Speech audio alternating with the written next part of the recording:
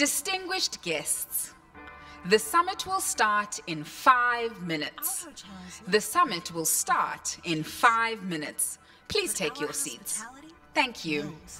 Distinguidos invitados, la cumbre comenzará en 5 minutos. La cumbre comenzará en 5 minutos. Por favor, tomen asiento. Gracias.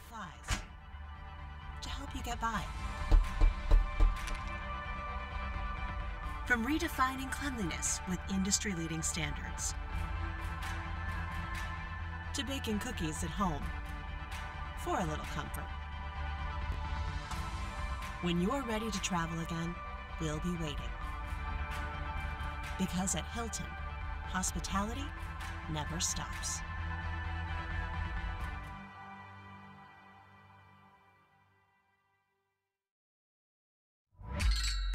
Está el mundo de quienes llevan años levantando el país y el de los que recién empiezan. El mundo que con las manos hace arte o milagros. El mundo de quienes dejan buenas propinas y el de quienes lo agradecen. El de los que pedalean por el planeta o por llevar de comer. Hay miles de mundos en México. Esa es nuestra fuerza. Y si los unimos todos, somos mucho más que un país. Somos un mundo llamado México.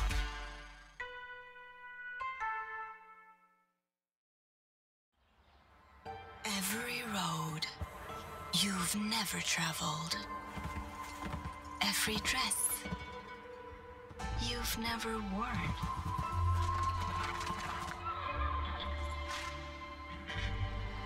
Every breath you've never taken.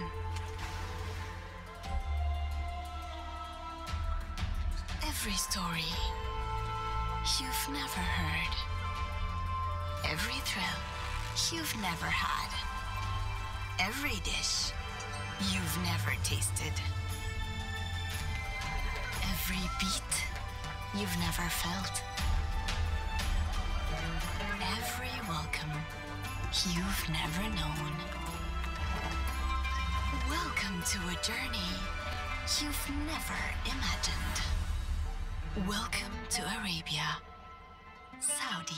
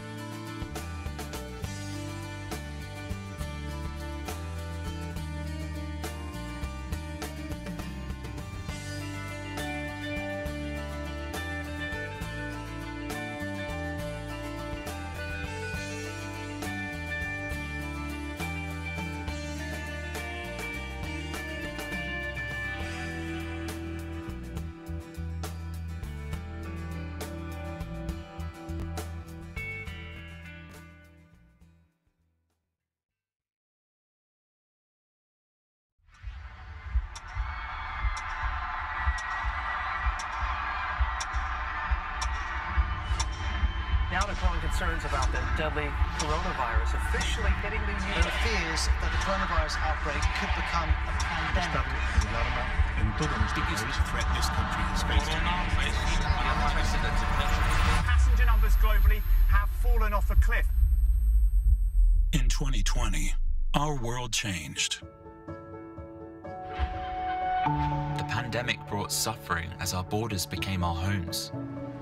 A pause in travel turned one world back into countries, grounding a lifeline that nurtures our youth and communities, hurting the prosperity of 330 million people and their families. But while a heartfelt notion started to never take travel for granted, and the world seemed still, there were movements.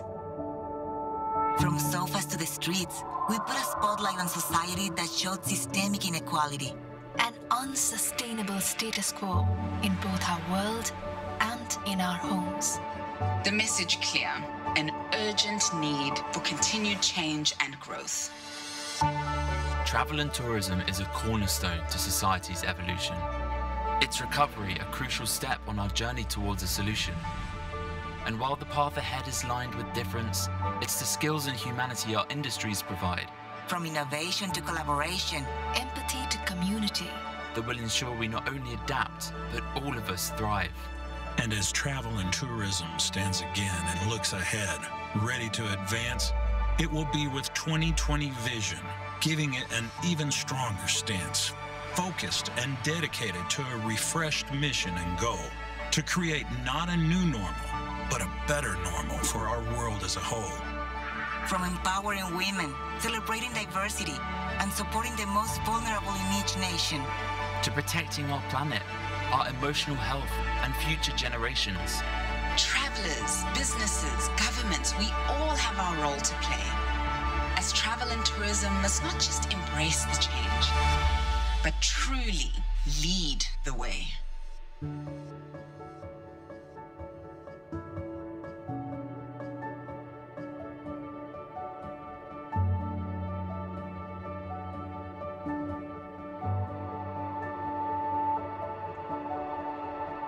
Distinguished guests, please welcome back the summit anchor, Kathleen Matthews.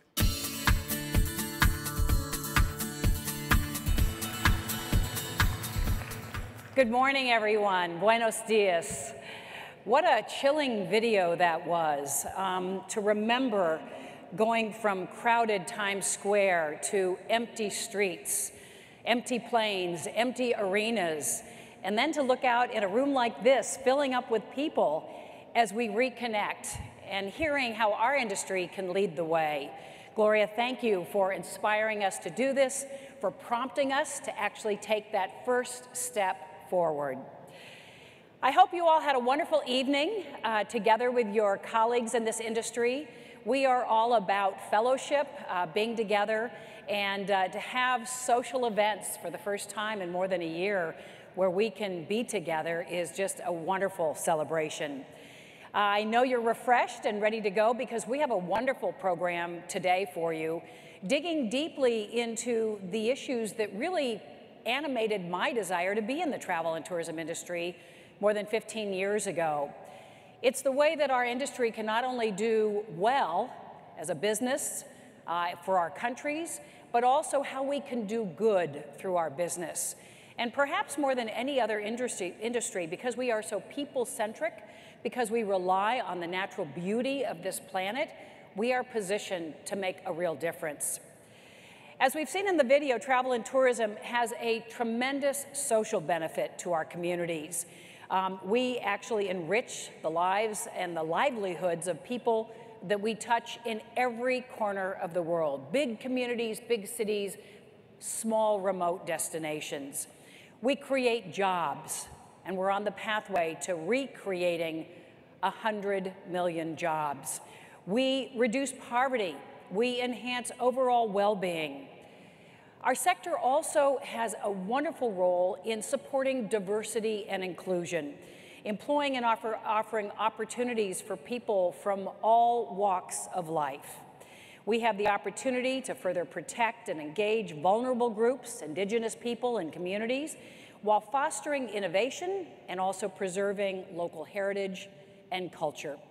And those are the topics we're going to be talking about this morning and into the early afternoon.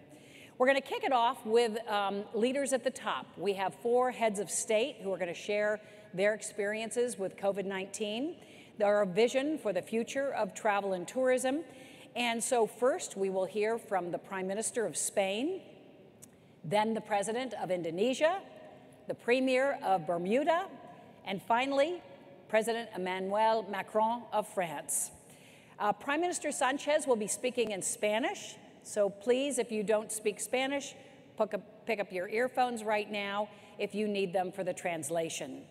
And so for our 4 heads of state and the instructions to using the translation device, let the day begin.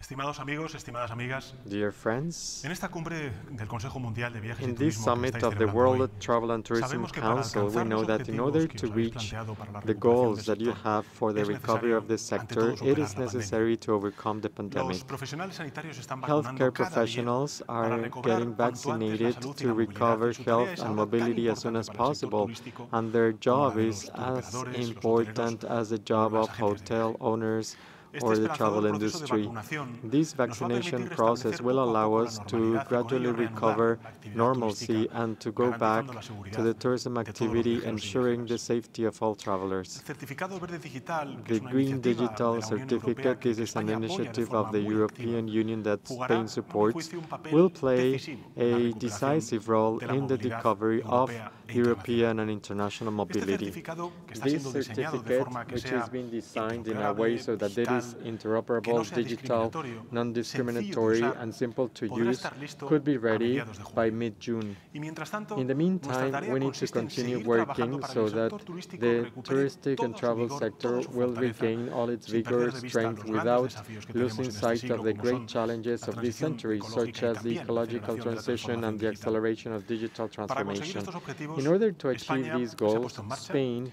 El has Gobierno put in ha place puesto en marcha el plan de the modernización modernization y and competitividad del sector turístico, un competitiveness plan plan of ambicioso, tourism sector. This con is una an dotación ambition plan presupuestaria sin with an precedentes en nuestro unprecedented país, budget in our que aborda country, la which triple approaches the triple transformación del sector transformation hacia un modelo of the sector sostenible, towards a también sustainable, digital y de digital, calidad, and quality sin model olvidar en este without momento leaving la behind seguridad sanitaria. the health safety. Su objetivo es The mantener el objective is to liderazgo de maintain España en Spain's competitividad leadership in turística en el tourism corto, en el medio y en el largo competitiveness in the plazo, short, mid, and long reactivando el term sector y by modernizando reactivating the toda la sector and cadena de valor modernizing industrial. all the value Este chain. plan This es una plan muestra is más del yet compromiso another del Gobierno de example of España the con el sector commitment of the turístico al que Spanish tanto government with the debemos como tourism país. sector to whom we owe Desde el inicio de as a esta crisis country. From the sanitaria, beginning of el this health Gobierno de crisis, España the desplegó un Spanish escudo government deployed social, a económico, social and para economic proteger a shield muchísimos to sectores, protect pero en many particular sectors, but in al tejido particular empresarial the business y también el fabric empleo and turístico. touristic employment. Y vamos a seguir haciendo And hasta we el will final de esta continue to crisis. do this until the En end of estos this tiempos crisis. In excepcionales these e unprecedented times, imprescindibles, it is continuar essential trabajando to juntos, continue working sumando together, esfuerzos de joining todas las efforts instituciones both from públicas y del public and sector private privado es sector, fundamental. and this is critical. España Spain estará en todo will momento al lado always del be Consejo side by Mundial side de of the Turismo y de Viajes, WTTC de la Organización and Mundial the del Turismo UN World y de cuantos foros Tourism Organization internacionales and contribuyan other a la recuperación international de la entities movilidad that de will los viajeros contribute to e impulsar resuming mobility hacia of adelante travelers al conjunto and del to sector. boost and push forward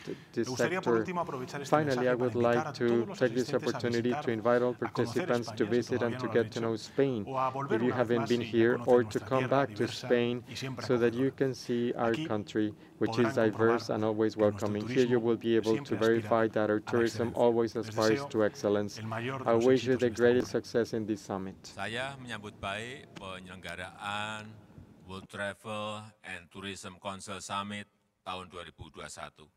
Jutaan pekerja pariwisata di dunia, di Asia, termasuk di Indonesia, kehilangan pekerjaan. Kami telah melakukan berbagai cara agar pariwisata dapat bergerak kembali, memberikan pekerjaan kepada jutaan pekerja pariwisata, melayani wisatawan dengan aman dan nyaman. Kami juga terus menyiapkan destinasi unggulan dan memastikan keamanan wisatawan. Vaksinasi kepada para pekerja pariwisata telah kami lakukan dan protokol kesehatan di berbagai destinasi pariwisata diterapkan dengan disiplin yang ketat, serta pengoperasian alat-alat pendeteksi COVID yang terjangkau. Diharapkan dapat meningkatkan kepercayaan dan rasa aman bagi wisatawan. Dengan berbagai upaya tersebut, satu persatu destinasi dan sektor penunjang pariwisata telah kami buka dengan penerapan protokol kesehatan yang ketat.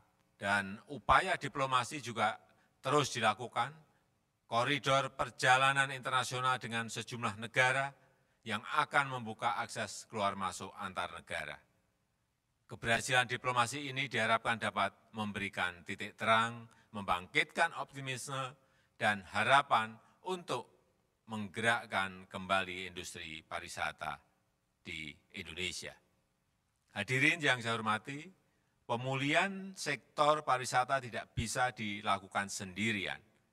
Saya mengajak semua negara untuk berkolaborasi, bersatu, bergandengan tangan, bergerak bersama, saling mendukung, menjadi bagian dari upaya pemulihan ekonomi global.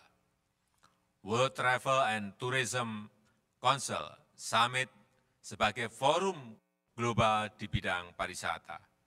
Saya harapkan akan menjadi lokomotif untuk menggerakkan kembali sektor pariwisata. Saya yakin tahun 2021 akan menjadi momentum kebangkitan. Kolaborasi akan saling menguatkan kita untuk melewati masa krisis dengan baik dan memastikan pariwisata dunia dapat pulih dan bangkit kembali. Wassalamualaikum warahmatullahi wabarakatuh. Hello. I'm pleased and honored to participate in the 2021 World Travel and Tourism Council Annual Summit. We have all had an incredibly challenging year that severely impacted the health of the world and the stability of our economies. And we've had to adapt to a crisis that has significantly altered our tourism industry. What have we learned? We have learned the importance of balancing the protection of public health with economic activity. The government of Bermuda's main priority has been to keep Bermudians safe. This includes protecting them economically by carefully managing the impact of the pandemic to allow for business to operate where possible with free and accessible testing available to residents. This also includes allowing tourism to continue safely with a strong and effective testing regime for visitors. Doing this has enabled us to keep our borders open and to support thousands of jobs in our tourism industry.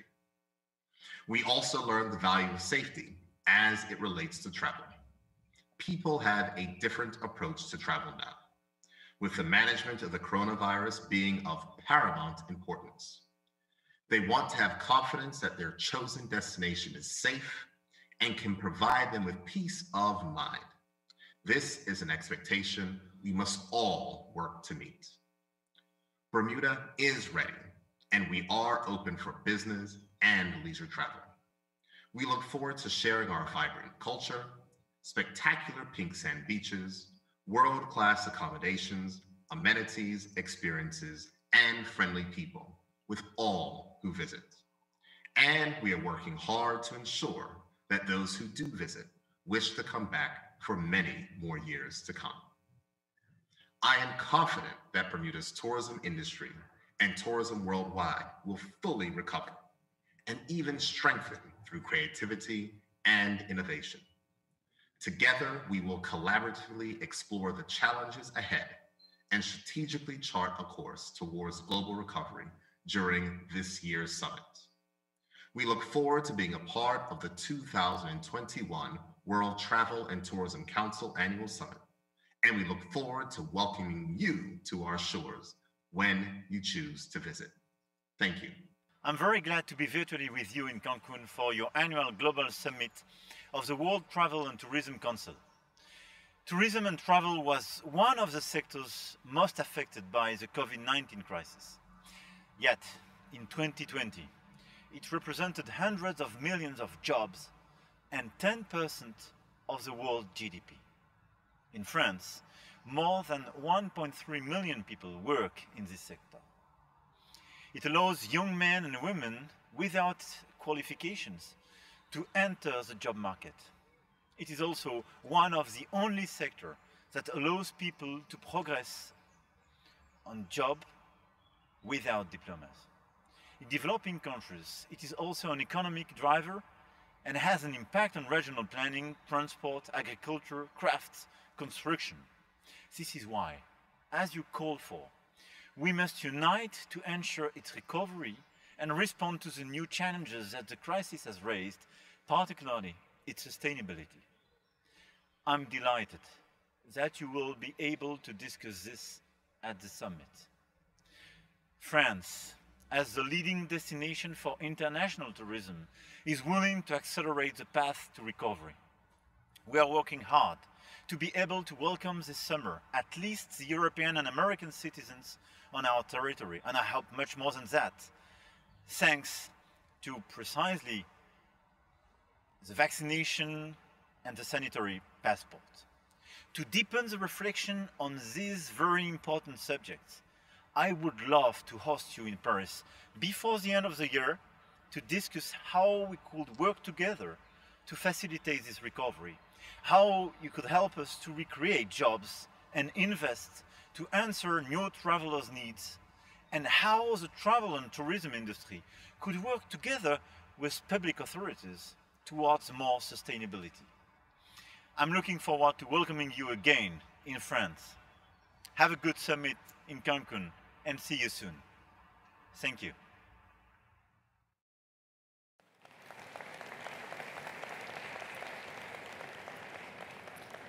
So the commitment of these world leaders, not only the four you heard from, but across the globe, is there. Certainly the commitment is here in the room among all of us, and so we will forge that pathway forward in 2021. We know that people's desire to travel has not subsided. You've heard on this stage, in fact, that desire has grown. People are ready to go and hit the road. Travelers, though, do remain wary of crowds, and they may look for new kinds of destinations. We certainly heard that from Brian Chesky of Airbnb, that people are rethinking their travel. Maybe smaller, more remote destinations, places that people would not have entertained traveling to before, will be higher up on their list. So this is going to require swift action for destination readiness. Places that have been dormant for a year, where people have been unemployed, where the doors have been shut, have to be ready to be able to welcome travelers with safe and open arms.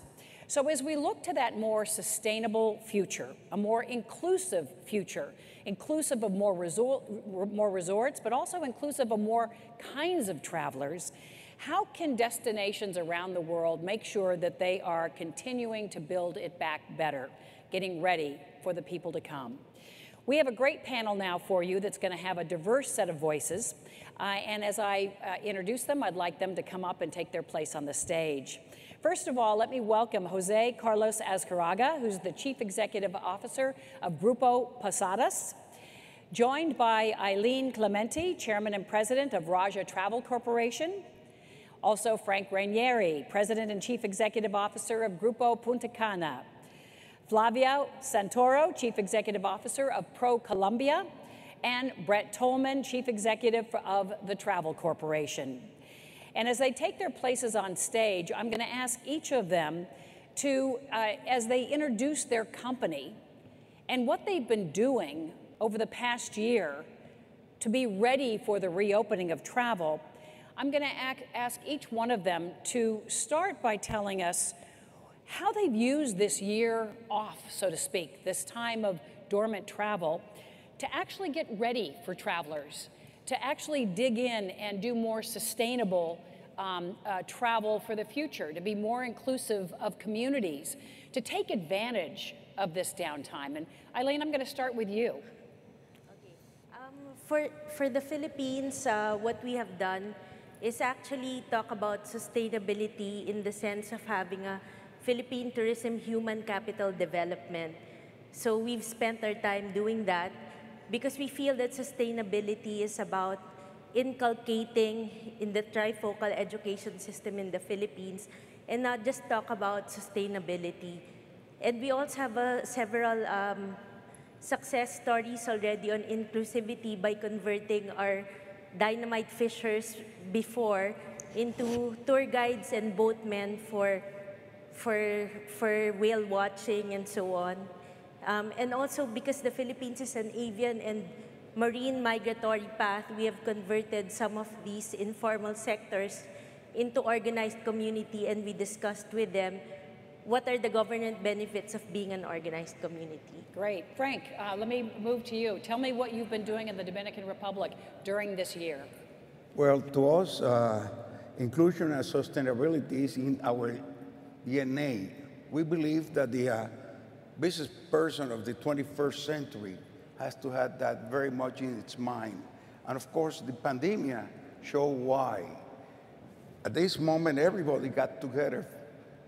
We forgot about if you were a big or small hotel, if you were in the tourist industry and you were the manager or just the employee. The whole community got together to work to enforce all the protocol that allow us to improve the situation that we were facing. And of course, now we realize that many of the things that were accepted by part of the society, when we talk about sustainability, that are becoming the most practical part. Now we want low density. We want to see a tourism more inclusive in the society, in the community, in the hotels. So there's a big change in the mentality and the approach we have to do if we want to really push ahead the development of the tourist industry. Flavia, we heard yesterday from your former president about some really innovative ideas of using former guerrillas now as tour guides in the mountains of Colombia. Tell us what you've been doing during this year when tourism has been down and really depressed. How have you been investing in sustainability, inclusion of communities in Colombia? Thank you, Kathleen. And I would like to start by saying hi to the panelists and to all the people that are here today with us this morning. I would like to start by letting you know what ProColombia is. ProColombia is that entity of the government that is in charge of promoting our country as that leading destination for investors, for tourism to get into our country, and also for international buyers to acquire our goods and services. So in that sense, just regarding tourism, what we did since the first moment was we started with not an aislamiento in Spanish, getting isolated, but more an alistamiento, getting ready. So we have been getting ready since the first moment of the pandemic. Regarding sustainability, the Colombian government did a very good job renewing the tourism law. So now it's a tourism sustainable law that it's promoting that all the communities we can have included in our tourism law, but also a politics of sustainable growth.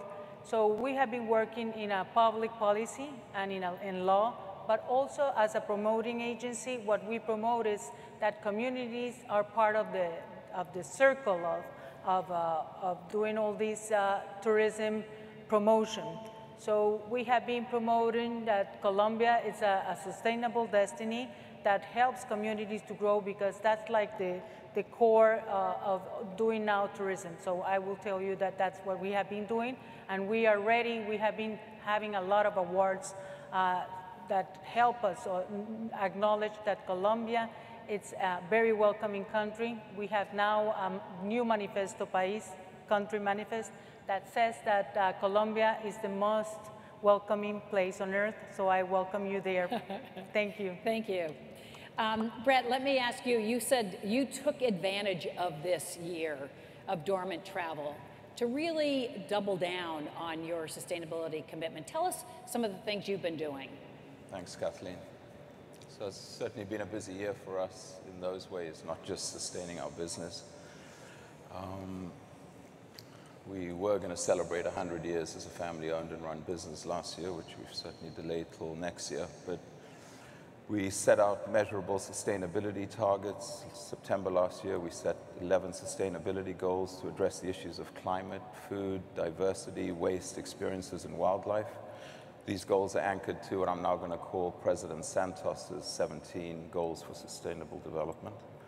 Understanding he launched them. This Earth Day, we launched our 5-point climate action plan and have committed to setting our carbon reduction goals by the middle of next year when we're fully operating again, and to sourcing 50% of our electricity from renewable sources by 25 across all of our hotels, our ships, our accommodation facilities, over 500 vehicles we have, and the more than 1,500 itineraries that we operate in a typical year.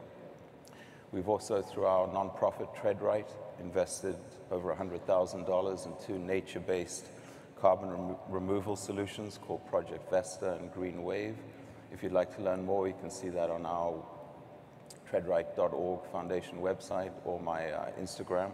Amazing. One's looking to take the natural process of weathering to permanently store carbon in rock called olivine, and the other, Green Wave, is studying how kelp can be added to soil to increase its carbon storage potential. So as we hear, I mean, there are real innovative ways that we can solve our existential climate crisis. So for us, it's very clear and simple. Set our targets, measure our progress, and be transparent. And then from an inclusivity standpoint, certainly want to give a shout out to Billy Colber, who's hopefully in the audience, and reiterates on this pin I'm wearing that everyone is welcome. We launched or extended our diversity and inclusion initiatives. We now have 145 business resource groups across our organization, promoting everything from addressing the SDGs to promoting women further within our organization. I did text Luis yesterday that over 58% of our executive and mid-management teams are female, and we have ensured that every one of them are compensated the same or better than the men in the organization. Being I know many here believe that the future is female. So very proud of what we're doing around what we call IDA, inclusivity, diversity, equality, but with action. Great. And at Grupos Posadas, tell us, Jose Carlos, how you've used this year to actually shift perhaps the focus and emphasis of your action plan as Brett described his. Yeah, definitely it has changed us. I think that we get a second chance to really do things better. I think that when you run into a crisis like the one that we have been in during the last years, you have to learn and to be humble, to be able to learn a lot of the things that are happening. Inside the company, I think that we've always been very inclusive, but things have gone accelerated a lot because of the crisis. Just to give you a few examples, no? I mean, we feel very proud that out of our 185 hotels that we have open, about 2/3 of the general managers have started in entering level positions. And that's great, not only because they know Posadas, it's because they are Posadas. And at the end of the day, they're sending a message to the rest of the company that that is feasible, that that's something that they should be able to achieve. So also, more than half of the general managers are women. And the great thing about that is that probably each time that we have an annual meeting, we introduce the new GMs, and about 80% of them are being women. And I think that that's something that it's really rates. Now, but probably from the outside, what we have learned from this crisis has a lot to do with the impact that tourism has in the local communities. And I think that something that Posadas, as any company, should be doing is, if we're creating a lot of value through tourism, the question here is, how can we transfer that value? How can we balance that value into the local communities? Having luxury resorts with poor local communities, that's something that is not a good formula. That's something that's not going to last in the future. Therefore, what we need to do is really, okay, throughout the government, obviously, but also as for the private sector, to be also very inclusive of helping the local communities to participate in this creation of value and obviously the benefits that it brings. That's great.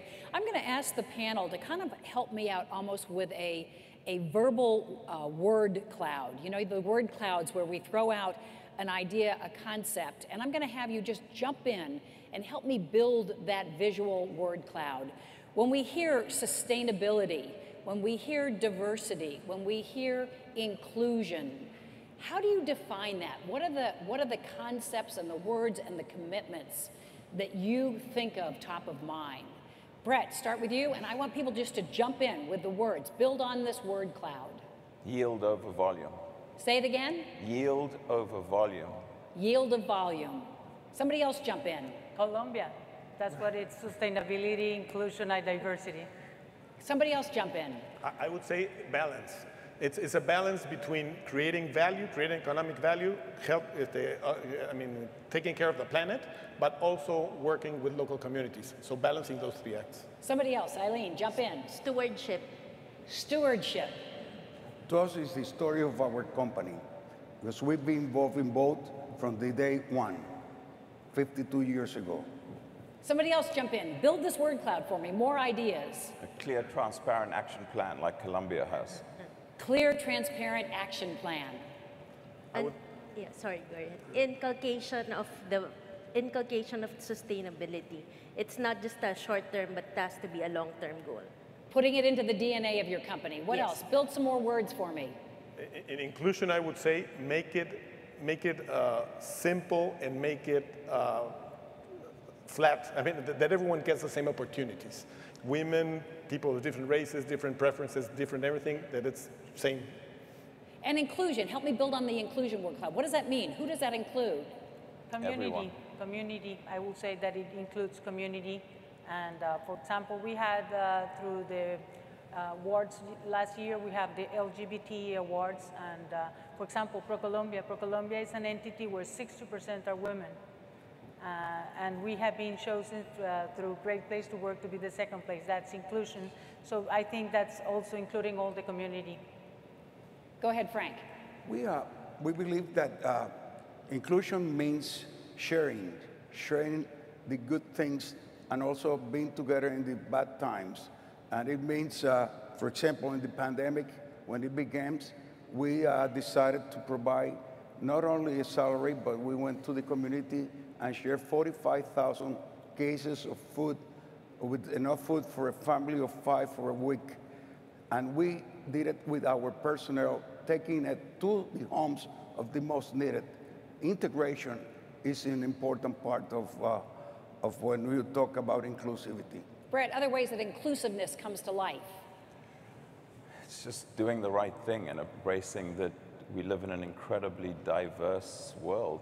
And from a customer standpoint, from a team player standpoint, if you're not being inclusive, then you're really challenging and limiting the opportunities for your business on recruitment, retention, and appealing to many customers. So it's inclusive of everything, and obviously being transparent and sincere about it.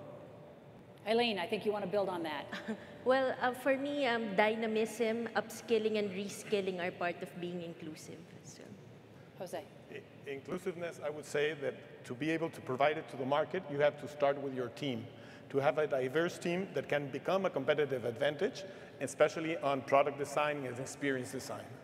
And how about accessibility of your country, your results? What does accessibility mean to you?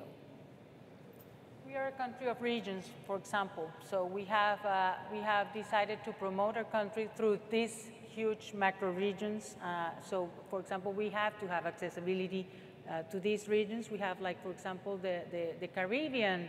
It's like where I am from. But we have there like a big jewel that is Cartagena. But then through accessibility, you can get to Santa Marta, where we are inviting Frank soon to be there with us. So you have to be accessible not only through infrastructure, but also through culture, through including communities. So I will say that. Anybody else want to build on accessibility? What about accessibility for the traveler? So as WTTC always espouses, it is about infrastructure, as President Santos was saying yesterday with how many airports he built, to what President Biden's talking about in the US with his new infrastructure plan, rebuilding our roads, building new airports. It is about what John in the room here from Accessible Travel is about, that everyone, whatever your disability is welcome and has the ability to move around your country in an accessible way. And making a lasting difference, which is what we're talking about here. How about for women? Because we're going to be building on that theme of an industry that disproportionately employs women, but also disproportionately employs women at the bottom of the pyramid. Jose Carlos, you talked a little bit about that with your employees. Yeah, I think that is changing, and I think that's great news, honestly. I think that in my experience, women are doing things much better than what we can do as men.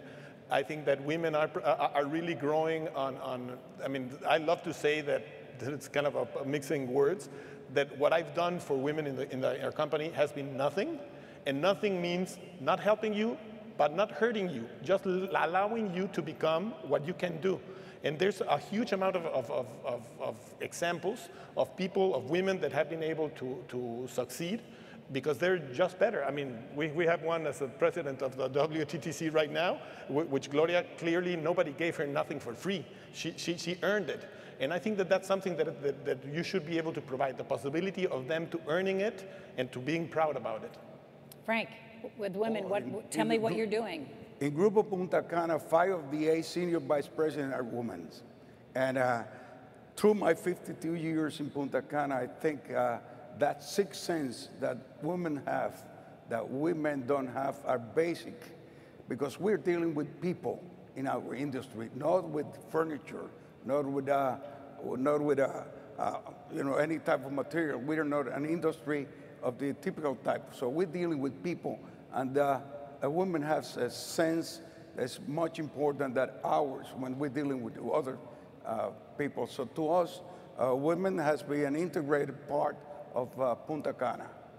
Brett, you notice I'm asking the men first. Brett, around women, what are you doing?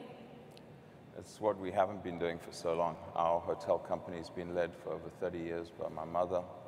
So we've never had an issue or thought about how to promote women. It's just come naturally. And as a result, we are where we are. But I do appreciate we in the industry have an example to set within our companies and outside. So any way we can share and message what we're doing in our Tread Right Foundation, all of our ambassadors and storytellers are women. Serene Fox, this amazing indigenous activist from Canada, Celine Cousteau, granddaughter of Jacques Cousteau, and Amy Vitale, who's a National Geographic photographer. So it's having the opportunity to provide opportunities for people, whether they're men or women, while appreciating that women always need a leg up based on some of the historical inappropriate behavior of some people in the past.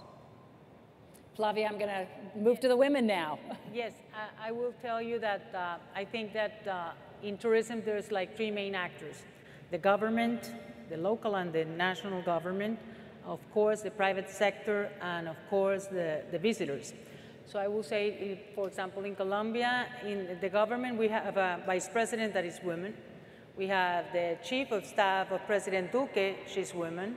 We have 5 of our ministries led by women. But as I was telling you, ProColombia, it's 60% women. We have been chosen 2nd place to work, from Great Place to Work. But in the private sector, we have a lot of women that are leading and that are working in the tourism sector. And visitors, I would like to check how much of our visitors are, which percentage are women, but I will tell you that it's a big percentage, and we have like experiences very special for women, but also for men, because I think everything is better when we have that good mix of women and men in experience in tourism. And Eileen, how about at Raja Corporation? Well, we don't have a problem even in the entire Philippines because it's a very matriarchal society, actually. So there are more women in the industry, about 80% are women. So there's not really an issue, but just to mention the fact that empowerment, not just women empowerment, is about providing the right opportunities for one to optimize what they are capable of doing. So whether they are male, female, or whatever gender they want to express or espouse, they should be allowed to be able to do what they can with their potentials. So I'm going to shift now to a concept that we're hearing more and more about as people have started to travel, visiting their national parks, doing driving trips to destinations that would normally not be on their radar, or to even participate in travel digitally, virtually. The concept of slow travel. We've all slowed down our lives. We've been working from home largely. We've been surrounded by our families bit by bit as people of different generations could actually welcome in their children or their grandchildren safely to be with them. And this idea of slowing down our lives and holding on post-pandemic to some of the benefits of slow living, slow cooking, slow travel. Slow travel is about, I think, savoring the experience. It's about looking at travel somewhat differently. How have all of you thought about the way people want to travel post-pandemic and how that might be a more inclusive, more sustainable experience for our industry to embrace? Jose Carlos. I think there are two major things affecting that. One of them is the pandemic, as you said, and I totally agree. We have learned to live our lives slowly, in the different way, let's say in the previous months. And I also think that that's also a thing that has been changing during generations. If you, the millennials, the Zs, I mean, they are looking more for experiences. And it's not only that, I mean, Cancun, you have the sun, you have the beach, and it's a great experience, and I'm sure that it's going to be a huge amount, but they're looking for also something different. In our experience in the hotel business, we're seeing places such as San Miguel de Allende, we're talking about Oaxaca, and some other places that leave some cultural experience, more than just relaxing, let me put it that way, of getting to know the local communities, how they live, how they work, how they perceive art. I mean, those type of things, and definitely that's going to be a shift, especially in Mexico, I see, but in many other countries, where they're going to start traveling because of different reasons. Now, a huge question mark is how can we make that sustainable? Because obviously we have to learn that when that happens, then again, you have to invest in infrastructure and in the local communities. I don't think that we have the answer yet, but at least we know the problem. Eileen, tell us how you think about that change in the traveler's mindset. Well, one thing I learned from Brett, because we have been partners for quite some time, we're the representative in the Philippines, is that different brands cater to different types of travelers. So you have to just keep on expanding what you can offer and just make sure that you have a different brand for the different types of travelers. Basically, that's it. And Frank, how about you? I mean, how are you thinking that the traveler might be looking for something slightly different than what you had in 2019, which was such a successful year? You know, people have there have been a lot of changes in the mentality of the people from before the pandemic and now. What we have found out in Punta Cana is people, first of all, they want to be in low density areas. They want to incorporate themselves to the local ambiance. They want to be more with nature than to the disco. They want to do more paddling and kayaking than go in a catamaran with 50 people. There has been a movement toward the low density and more inclusive with the local society. So we have, small or big, doesn't matter. We have to understand this change in the mentality. We also have found out a lot of people are moving out of their home, big cities, and spend more time buying homes in resort areas where they have the infrastructure necessary, and from there they can work for a long period of time. In Punta Cana Resort, we have hundreds of people from all over the world, Luxembourg, Spain, France, United States, living there permanently, practically, in homes that they have just bought or that they had before and they used for a vacation. The vacation time has changed. Now it's not 15 days or 30 days a month. Now people want to live, but being able also, as part of their daily life, be on an ambiance of a vacation. Flavia. Yes, I will like to show you this guide that it's like a manual It was designed for tourism guides in Colombia, but it has been so well received that now we think it's a great tool for any visitor to come into Colombia. Actually, our Vice Minister, Julian Guerrero, is here. He designed it with our team in ProColombia. And I think that these kind of tools that also help you understand sustainability, but also we, for example, designed very early a check-in certification that it's with the blessing of the WTTC, that it's called Certificado Bioseguro, and we have more than 500 companies. So to conclude, it's to make the tourism feel that sustainability, that they're going to have an experience that has a lot of different things like nature, but also to feel that they have confidence that this is a safe place to come. I would say that. Brett, when you wrestle with this idea of slow traveler, the travel, and how the traveler might be evolving, what are you thinking about, and what are the things that your communities need to be doing to actually adapt to this? Is it all positive, or is there a downside to this trend? I think it's all positive. We've been actually doing it for many years, from agritourism to people wanting to go off the beaten path that Brian Chesky was talking about yesterday.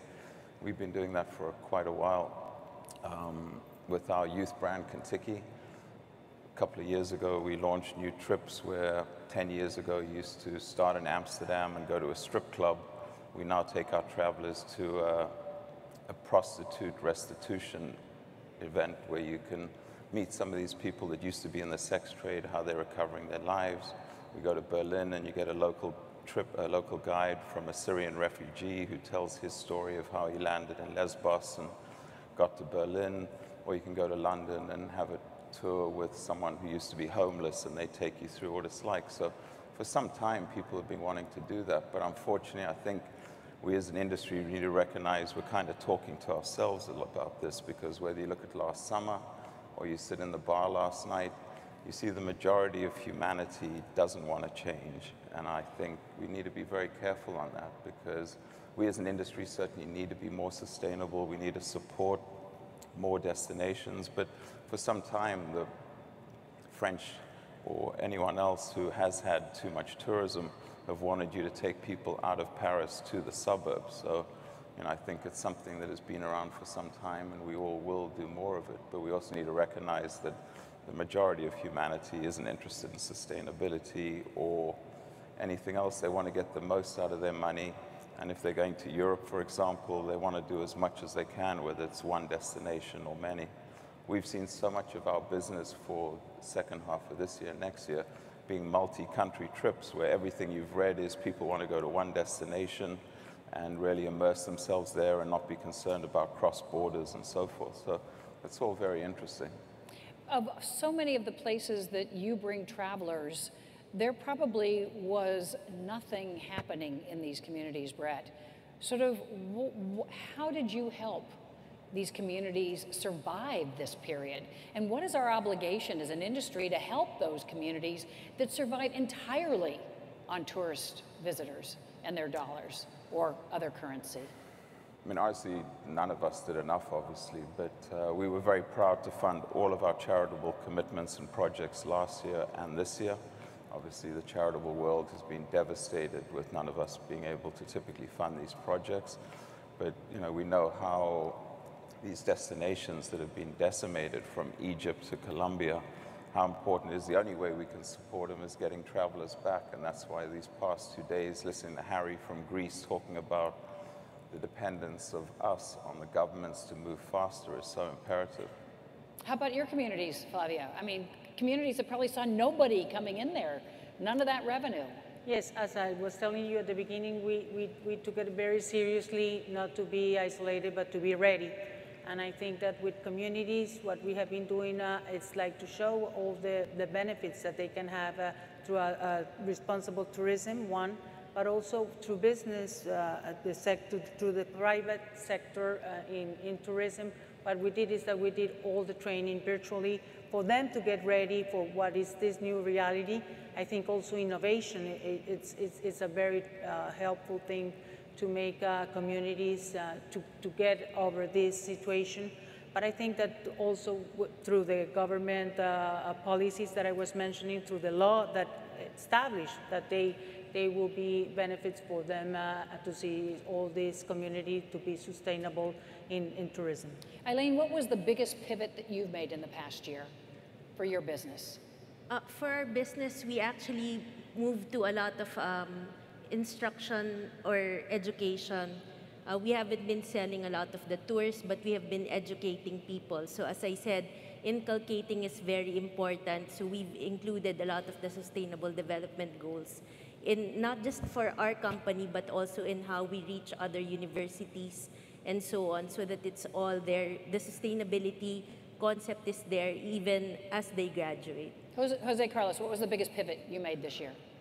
I think that the typical answer that you would get is, oh, we're providing jobs, opportunities to the local communities. But I think that that answer is not enough. I think that we should also be concerned about, I mean, the way that I see it from a hotel standpoint, you know the client, you have the traffic, you have the facilities, and they have products, they have things that they can share. So being creative, and for example, let me give you a quick one. In Oaxaca, I mean, when I went and visited how they made different artistic parts, I told them, you know what, why don't you go to the hotel and give let's say a class to my guests of how you work and how you're doing things. And then obviously you can sell to them. It's a great benefit for our customers, a great benefit for the hotel, and a great benefit for the communities. So I mean, it's a matter of being creative and understanding that there's a huge change that we can do. Just a final question for our panelists. I want them each to imagine it's 2030 and the decade that began with the pandemic is behind them.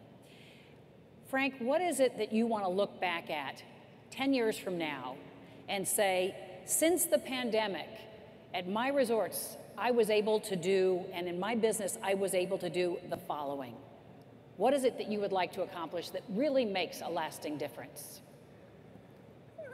I think the pandemic redid all our thinking. I think we have to start from scratch. It's like what happened when 9/11, that there was a change of mentality, a change of protocol in our life. So I think now we got to look at the new tourist industry much more integrated with the society, with the community. We have to take the leadership. We have to work more with alliances between the public and the private sector so we can improve our communities and let our visitors share and participate with the communities. We cannot keep our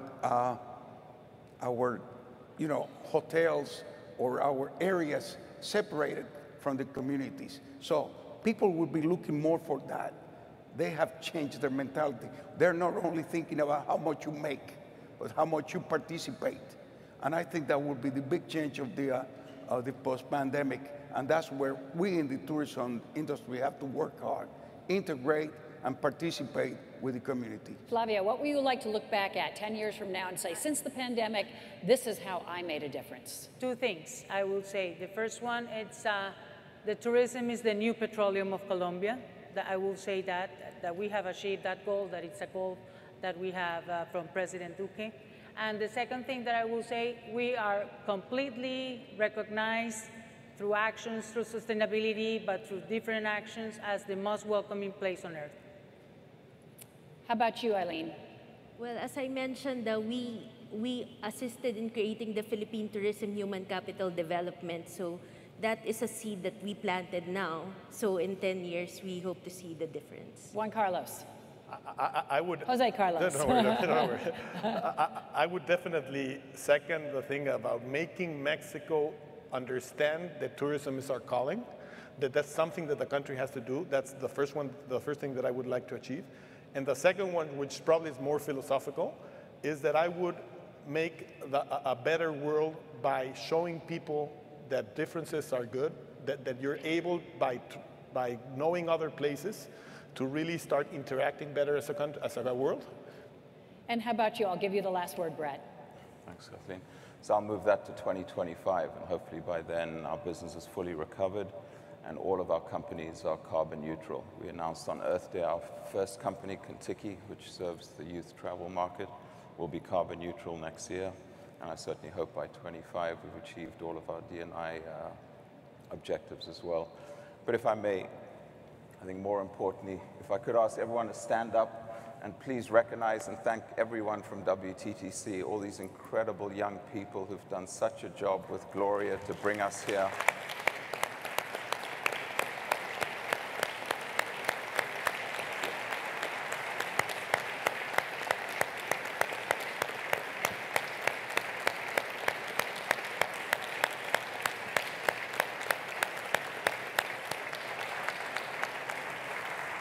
It is really chilling. As we say in the US, I have goosebumps being able to look out at the room and not see all your faces in a box as we look at the virtual screen. Please thank our panel for introducing these ideas of how we can make a lasting difference as we move forward out of this recovery. And as they exit the stage, we're going to go back to a flash learning, focusing on planet and people.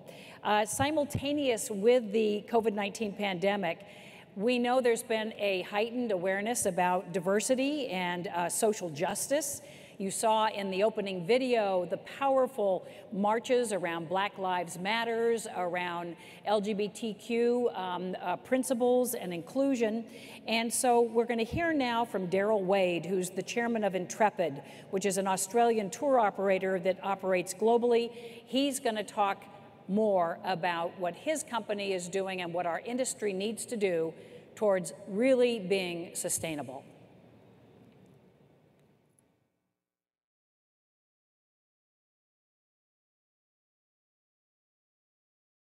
Hi everyone.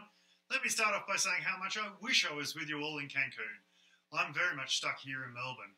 Some of you may know that Australia has been very successful in controlling coronavirus. In fact, we've hardly had any local transmissions for about 7 weeks now. But if there is a downside to our success, it is that we have a very restrictive policy on international travel.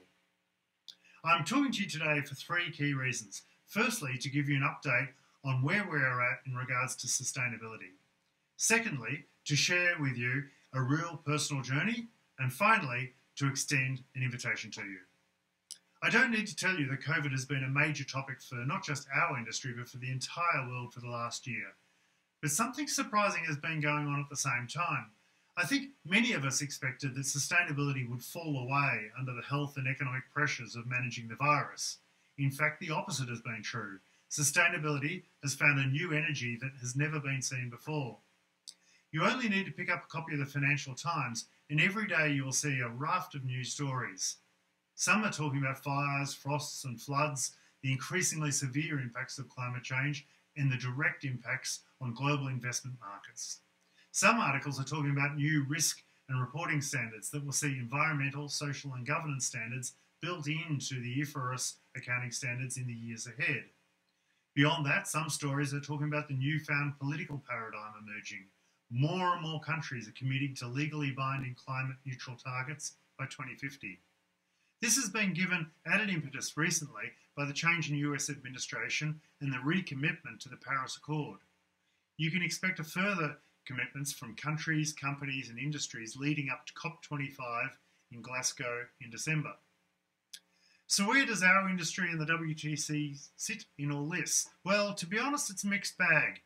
We all know that before the pandemic, the travel and tourism sector supported 1 in 10 of all jobs around the world and contributed to 10.4% of global GDP. However, we cannot ignore the fact that our sector is also responsible for very substantial greenhouse gas emissions. Our industry does not have a good history around action on climate change, and it is time for that to change. There is no doubt that WTDC members are increasingly engaged on sustainability issues. In fact, it was off the back of member surveys that the WTDC announced a series of goals and plans in September 2019, not least of which was to become climate neutral by 2050. But actions since then have not been what we would have liked. In Q3 last year, the WTDC, recognising this, asked me to take on a new vice chair position to specifically look at coordinating our sustainability efforts. We know that every firm and every subsector of our industry is different. So whilst we recognise the need for action, we also recognise that we are all at different stages and have different requirements. So to plan our progress, we did two things. Firstly, we established a CEO-level member committee that reports directly to the operating committee of the WTDC. This is the committee I chair. Secondly, we formed a task force to examine key sustainability issues and recommend pathways forward on each issue. Our strategy is founded on three pillars: climate, the environment, and people. We now have over 40 individuals from different member companies contributing to these plans, and I'd like to publicly thank those individuals for the work they've done to date. But the progress we're making has highlighted an inconvenient truth. Some companies are well advanced on sustainability. They understand the issues and the impacts, what to measure, and the actions and mitigations required to improve their performance. But many others do not. They might be too small or too early on their journey. That's understandable, and to be frank, we see as one of our roles at the WTTC is to create pathways and understanding and practical guides to assist you with the changes you need to start making. But there is a warning here. Claiming ignorance on climate change or other issues around sustainability is no defence in the future. We know that some members prefer to keep their head in the sand and pretend that there is no need to change their ways. Ultimately, that's a decision for each company to make on their own. But generally speaking, your customers, investors, regulators, and even your employees have already made the call. It is time for change, and you better get on board if you don't want to be looking like a dinosaur of the industry. I'd like perhaps to illustrate the journey that lay ahead of you with that of my own business, Intrepid Travel. I don't want to grandstand here, as we're a very long way from perfect, but ours is an interesting example how change can happen and the benefits of that change. In 2005, we started to become aware that the world had a problem with the issue of climate change. Worse, as a global travel business, Intrepid was a direct contributor to that problem. So we set out to understand the issue better. We talked to our supply chain, our staff, our customers, and we read a lot. We all agreed we needed to do something, but no one could quite agree on what, how, and in particular, who should pay. To cut us the long story short, we started measuring our emissions, started setting targets on those emissions, and then reducing them where we could. We then offset the balance of emissions that we couldn't reduce, and by 2010 we were audited and declared to be a carbon neutral company. The journey hasn't stopped there, and last year we adopted science-based targets to ensure that our carbon reduction plans and the business activity was in accordance with Paris-based global targets. We've also joined about 300 other companies in forming the NGO Tourism Declares a Climate Emergency. Maybe you should join up too. It hasn't been an easy journey for Intrepid, but we are proud of our progress.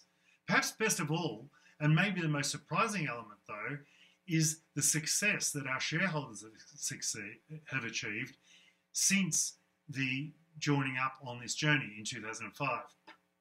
Intrepid's sales and profitability have continued to grow year on year since making these commitments.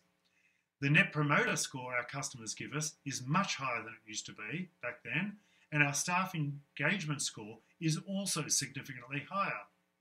The reality is we are a better company in every way than we used to be.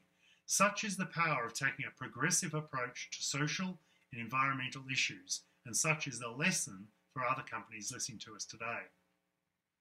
To be perfectly honest, it is much easier to do this work than it was 15 years ago, and so I leave you today with an invitation to join the journey.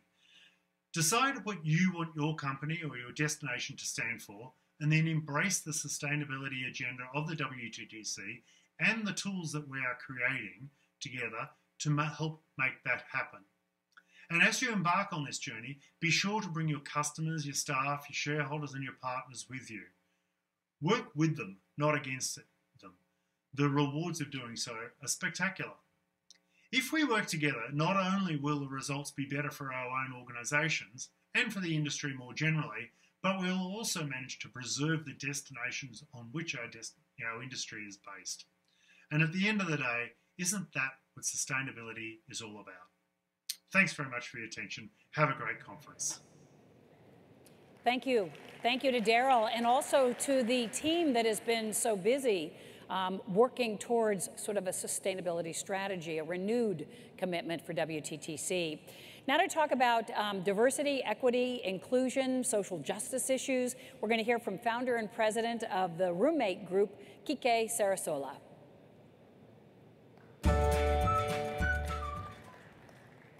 Thank you. Thank you. Thank you. Hello. Hello. Hello. Oh, I'm here. Fine. First of all, thank you all very much. Gloria, all the team. It's so important that we are all here today. The industry, that we show the world that we can do it. We can do something safe. We have one voice, and we have to use it strongly. And I think this voice of the WTTC is very important, that after these days, we send strong messages back to the public sector and to everybody in general. I think it is very important that they understand that we are the solution. We are not the problem. Many countries, in Europe especially, and many other places, we have been attacked, even here in Mexico. Our tourism is like something that is not good to be talked about. We are the fifis. We are like, no, no, no, don't be wrong. We are the ones who are going to create the new jobs. We are the ones who are going to take the economy up. So please, let's all unite and give WTTC the energy and the force that it needs to really put our messages through. When we were talking the other day with the public sector, and they were talking about, actually I loved very much the Greek minister. I thought he was very intelligent, great to propose ideas.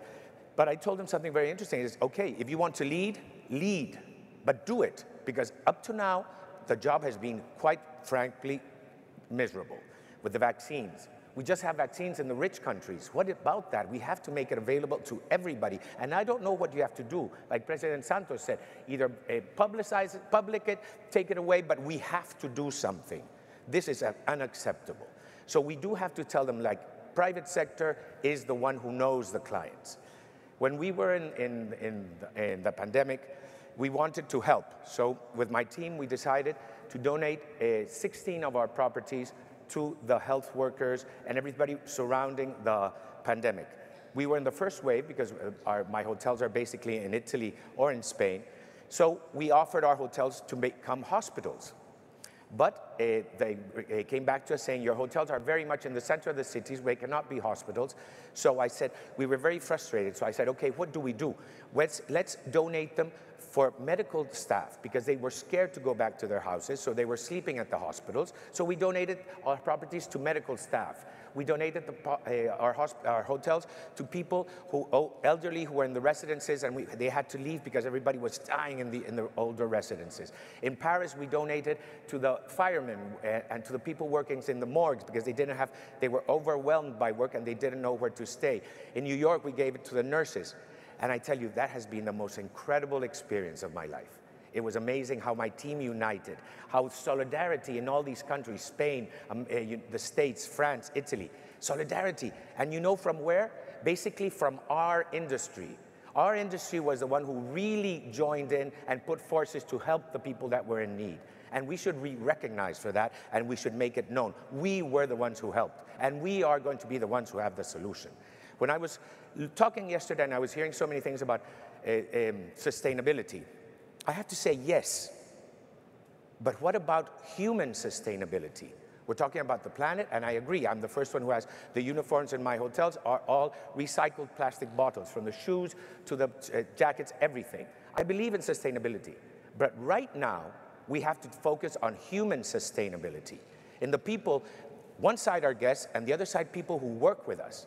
When I was flying one of my trips over the Atlantic, I didn't know what to do to help my staff, and I wanted really to help. And I invite the CEOs to do this test. I decided I was going to give 1 extra week vacation to all my staff. My financer came and said, my CFO, are you crazy? How are we going to do that? I said, study it. I am sure it's going to be much less cost than what you think. And of course, not hiring more people, but paying extra hours, we managed to implement 1 week more vacation to all my staff, and it was less than 1% of my payroll. What does that mean? I would love to take them up at 10% in their salaries. I can't afford it. But if I give them 1 extra week, which is equal to 33% average of their private time with their family, which is something that in the future, we heard Brian Chesky talk yesterday, very interesting. This is what's going to happen, quality time. We also gave my staff, there's always disruption between when somebody has a child, the women have more time and the men don't. We equaled it to the same amount, men and women. So these two little things made a big difference in my staff, and that is what I call human sustainability.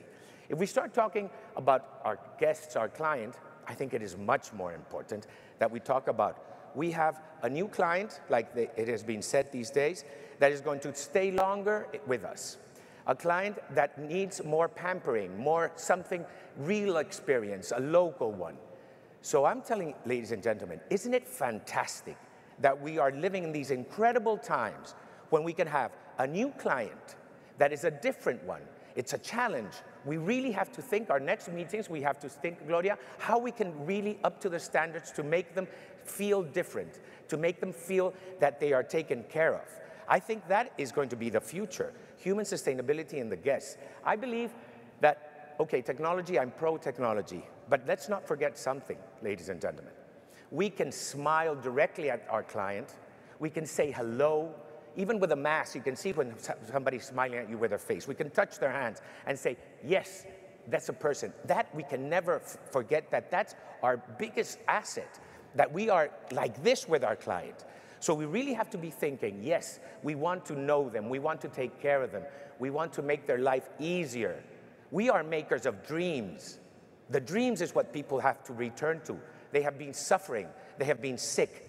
They have been unable to see their families. We can bring back that joy. Isn't it fantastic that our industry can give back to the world something that they need? They need to be able to go see their friends, their parents, have shorter trips. They said yesterday that the trips are going to be shorter and with friends, with family. Quality time, ladies and gentlemen. What we're going to have now is a quality client.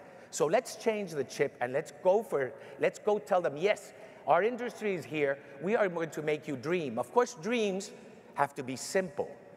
Because if a dream becomes with problems of queues, of paperwork, it becomes a nightmare. So we have to tell our public sector, yes, we know our clients and they want to dream.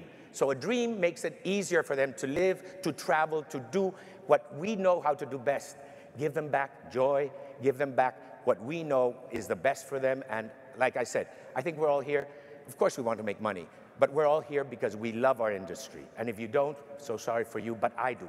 I love my industry, I love what we do, and I know you all do. So let's make it a difference. Let's change the world and give back to them what they really want. Dreams, and to come and visit their friends, their families, and stay with us. And we are the motor that can do that. Thank you.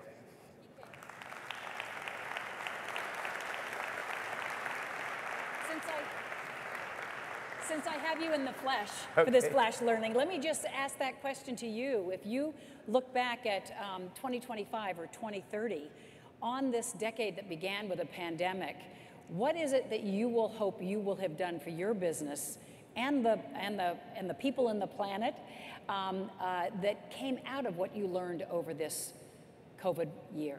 I think something that we all should learn, and for me, a smile. If I get a smile in return to what I do and see that somebody is happy and is dreaming with all our sector in the traveling, staying at a hotel, and giving back that people to enjoy back life right now, I will be very happy with that. Thank you very much for that. So it's time for a quick break. We're going to have refreshments served out in the foyer outside the room. You're also welcome to go outside and use the gardens, which are just lovely.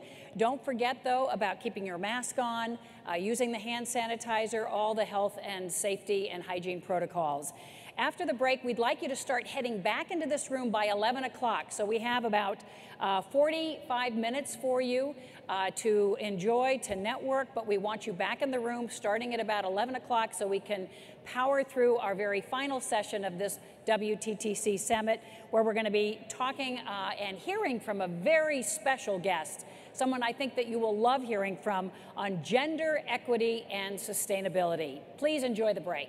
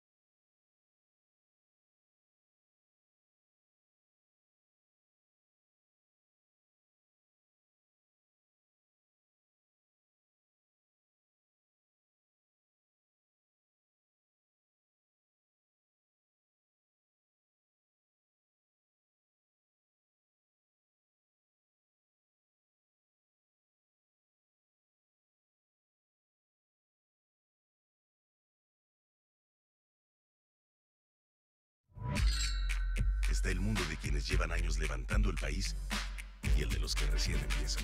El mundo que con las manos hace arte o milagros. El mundo de quienes dejan buenas propinas y el de quienes lo agradecen. El de los que pedalean por el planeta o por llevar de comer. Hay miles de mundos en México. Esa es nuestra fuerza. Y si los unimos todos, somos mucho más que un país. Somos un mundo llamado México.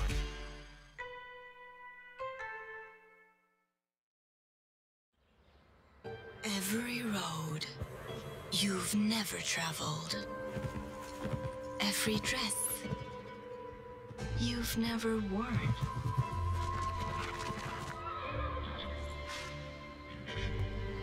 Every breath you've never taken.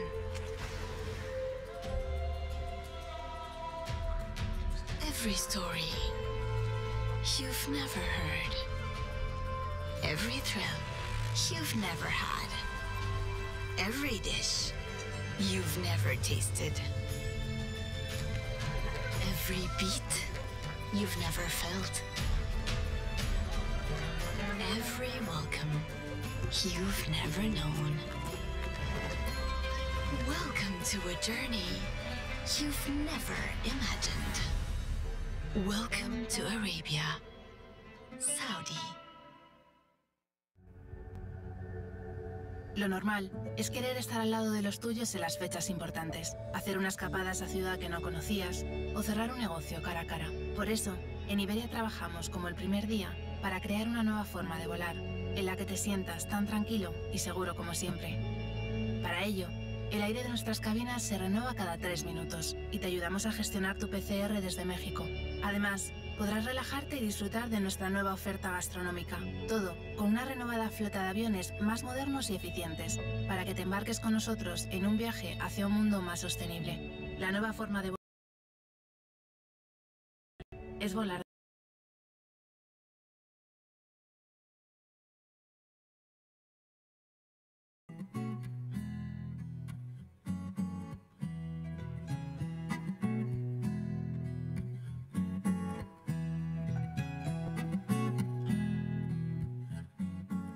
The summit is about to begin.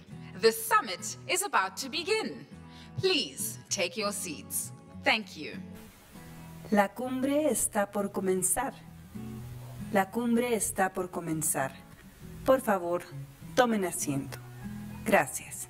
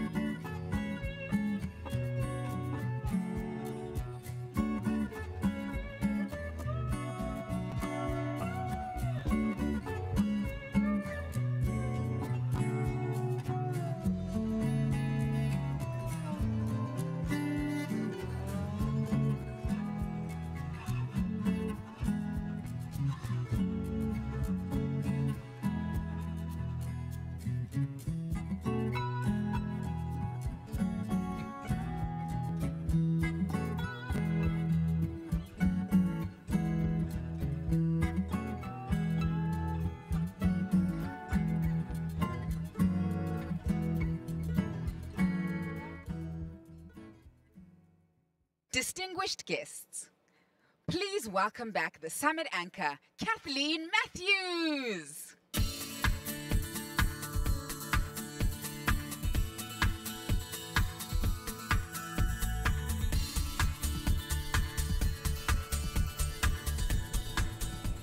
Well, as promised, especially for our virtual audience, we are starting right on time for this final session of the WTTC Summit here in Cancun at the Moon Palace Resort. And how fabulous has the whole team here, the WTTC team, the production team, but also the warm hospitality at this resort. Let's give them a round of applause for the great job they've done.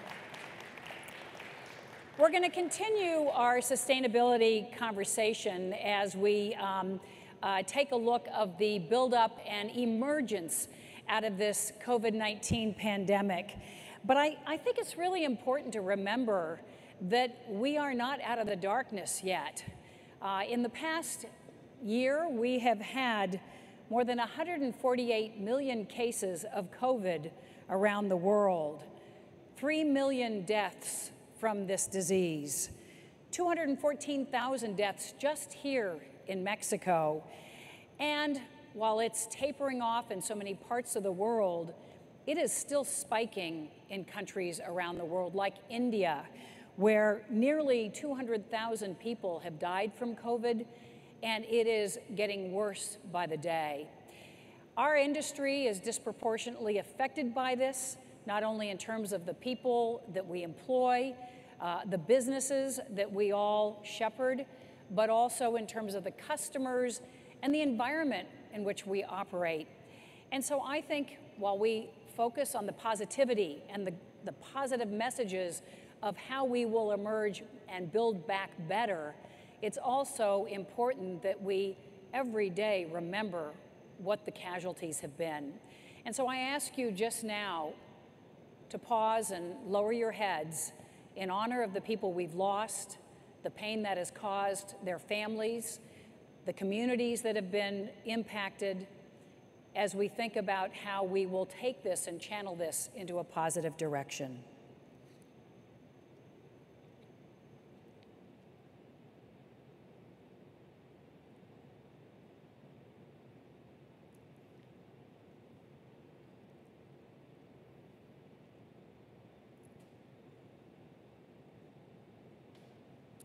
So now let's move to our next panel, which is going to have some wonderful vitality and youthful perspective as we talk about the travel and tourism sector and how we can shift our traveler behavior, take advantage of the learnings that people have had, the experiences that have really shaped their lives, shaped an entire new generation, and how we move that towards becoming increasingly sustainable, using the technology that we've really leaned into and needed so desperately to navigate through this crisis. So I'd like the panelists to come and join me on stage. I'm happy to be able to have a conversation with them as we welcome Ivan Eskildsen, the Minister of Tourism of Panama, Megan Morikawa, who's the Global Director of Sustainability for Iberostar, and Frank Marini, the President of Yankee Leisure Group. Thank you for joining me on stage as we talk about, in the hot seat, going green and taking advantage of the lessons of COVID. So for all of you, as a way to introduce your businesses and kind of what the past year has really represented for you, I'd like you to talk about your business and perspective about how you actually put a green, sustainable, diverse and inclusion strategy into the DNA of your company and how you've used this past year to be able to do that. And why don't I start with you, Frank, how you've taken advantage of this year to actually really double down and develop that sustainable ethos in your company. Sure, thanks, Kathleen.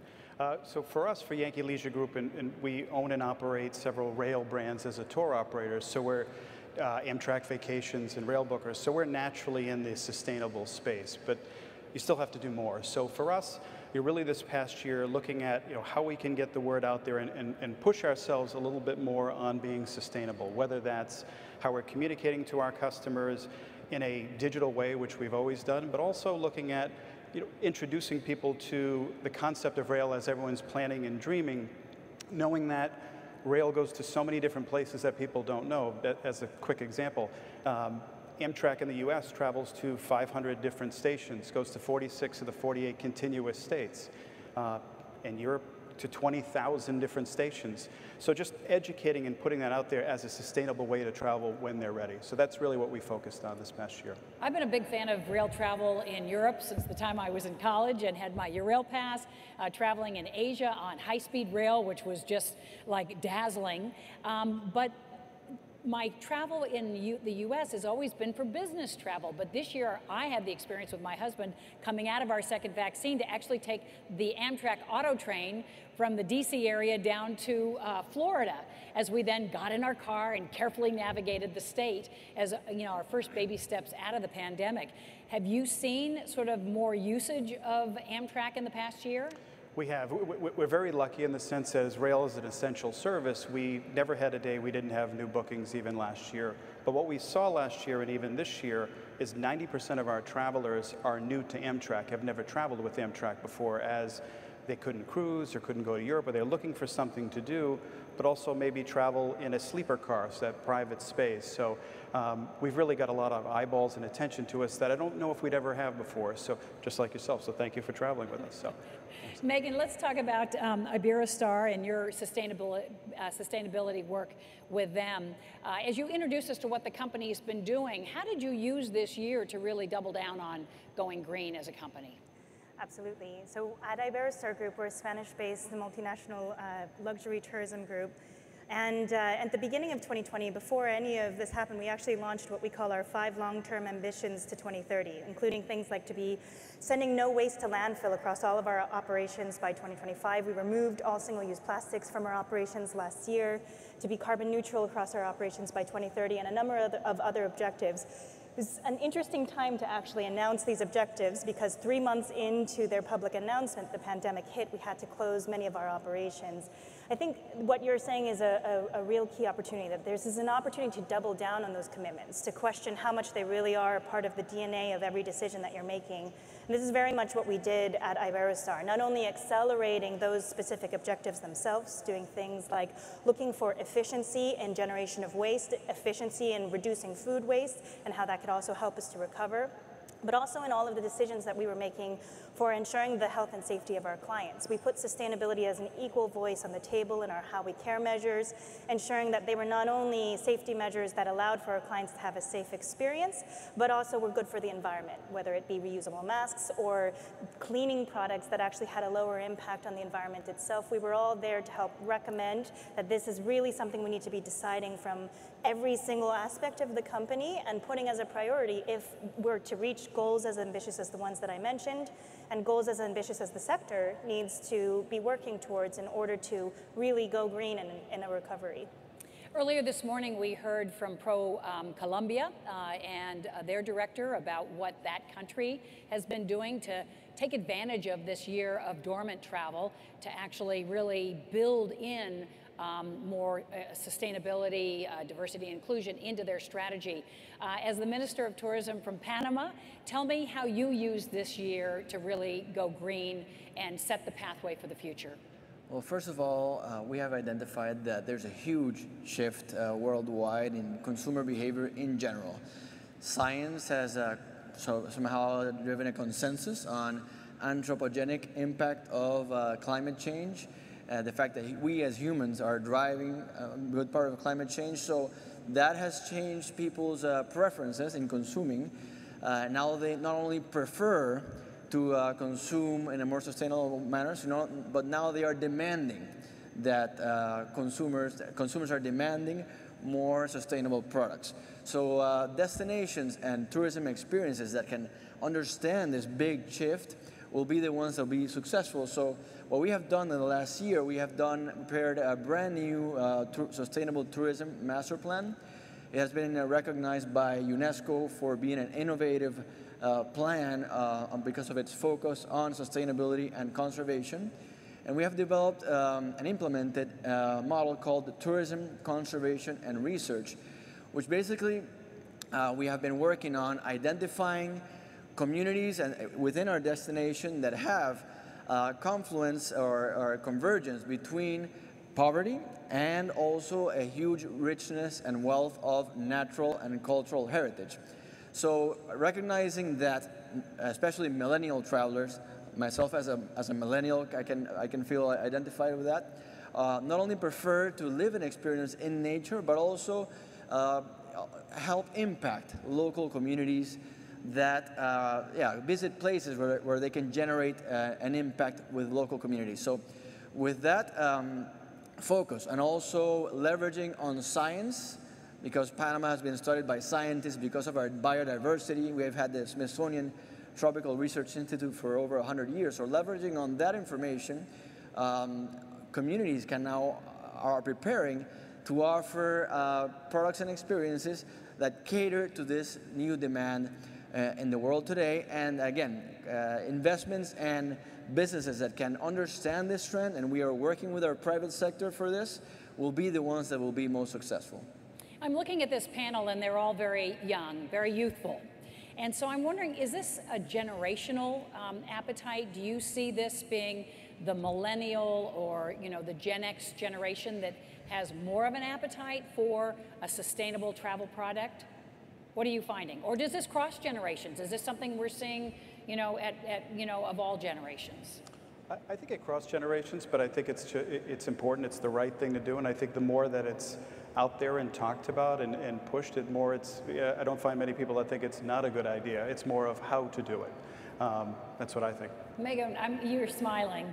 I think there's certainly much more appetite in younger generations, millennials, Generation Z, but I think ultimately, the story goes, my kids went to the beach, they picked up trash, and they convinced me to make changes in our household, in our operations. We have a lot of leadership in these roles now that can use their great business sense, their understanding of bringing purpose and responsibility to those businesses to help enact changes that we just need an information to close that gap between what does it mean to become carbon neutral, what does it mean to work on waste, and how do we do that in our operations. So while I think the appetite and push perhaps is coming from younger generations, all of our leadership needs to be involved in order to make the changes that are necessary. Ivan, are you seeing a generational demographic in terms of younger people being more interested proactively in seeking out a sustainable trip?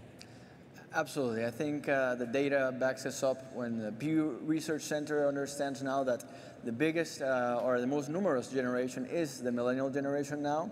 So it's no coincidence that this big shift has also coincides with the fact that the millennial generation is now the biggest generation. So as she mentioned also, that not only kids nagging on their parents to pick up the trash or to behave more responsibly, but now millennials are actually a generation that have the power, the economic power to drive demand and also to drive tendencies, because obviously a lot of the tendencies are moved by social media. And who moves the social media if not the millennial generation? How important are, is a roadmap or standards from a group like WTTC, which is really working towards kind of what the plan should look like and what companies should aspire to? How important is that in terms of empowering you in your business to actually take those next steps? Frank? I think it's critically important because sustainability in green is a big word. What does that mean? It's like saying I'm in the medical business. Well, you a doctor, nurse, supplies? What does that mean? So having that very specific layout of how to follow and what to stick with, I think is critical for all of us. Megan? I think it's one thing to have the good intent to just do better, right? But to know what that means, and most importantly, to know how to measure it, and to know when that needs to happen is really critical, which is one of the reasons why WTTC's ambition for carbon neutrality across the tourism sector by 2050, which is very much aligned with the scientific communities. We must reach this by 2050 in order to avoid catastrophic disaster that will also disproportionately affect our industry in many cases. You need to have how do you measure that? CO2 equivalent, net carbon, right? And what is the time scale that needs to happen? 2050 or earlier in order for that to happen. So absolutely these roadmaps are necessary to give us targets of what to measure and when to achieve them by. Ivan, are those targets important for countries in terms of setting the goals for where you want to go? Absolutely. I mean, they definitely should drive policy making for governments in general. And I think the global leaders, that is a conversation that is going on right now. How can we all help combat climate change? And from tourism, since we are a big element of the global economy. I think we can and should be leaders in this movement, and especially smaller countries such as Panama, it's easier for us to change and shift our direction, so we can now take on a bigger role in leading in the way where we can establish commitment towards more sustainable tourism experiences, and also helping from this identification of consumer demand, the so-called discerning traveler, sort of training local tourism providers that if we don't understand that this is not only the present but especially the future, you will probably subsist as a tourism business if you don't start catering more and more to these type of businesses. I'm going to ask you to help me, well, like we did with an earlier panel, to create a word cloud, an image cloud of stories that to you represent what going green means. Whether it's a program, it's an initiative, or it's just a great adjective. Ivan, you start, and I want everybody to just jump in and help me build that cloud. Well, if I had to think of a word or an adjective, I would say connection with nature.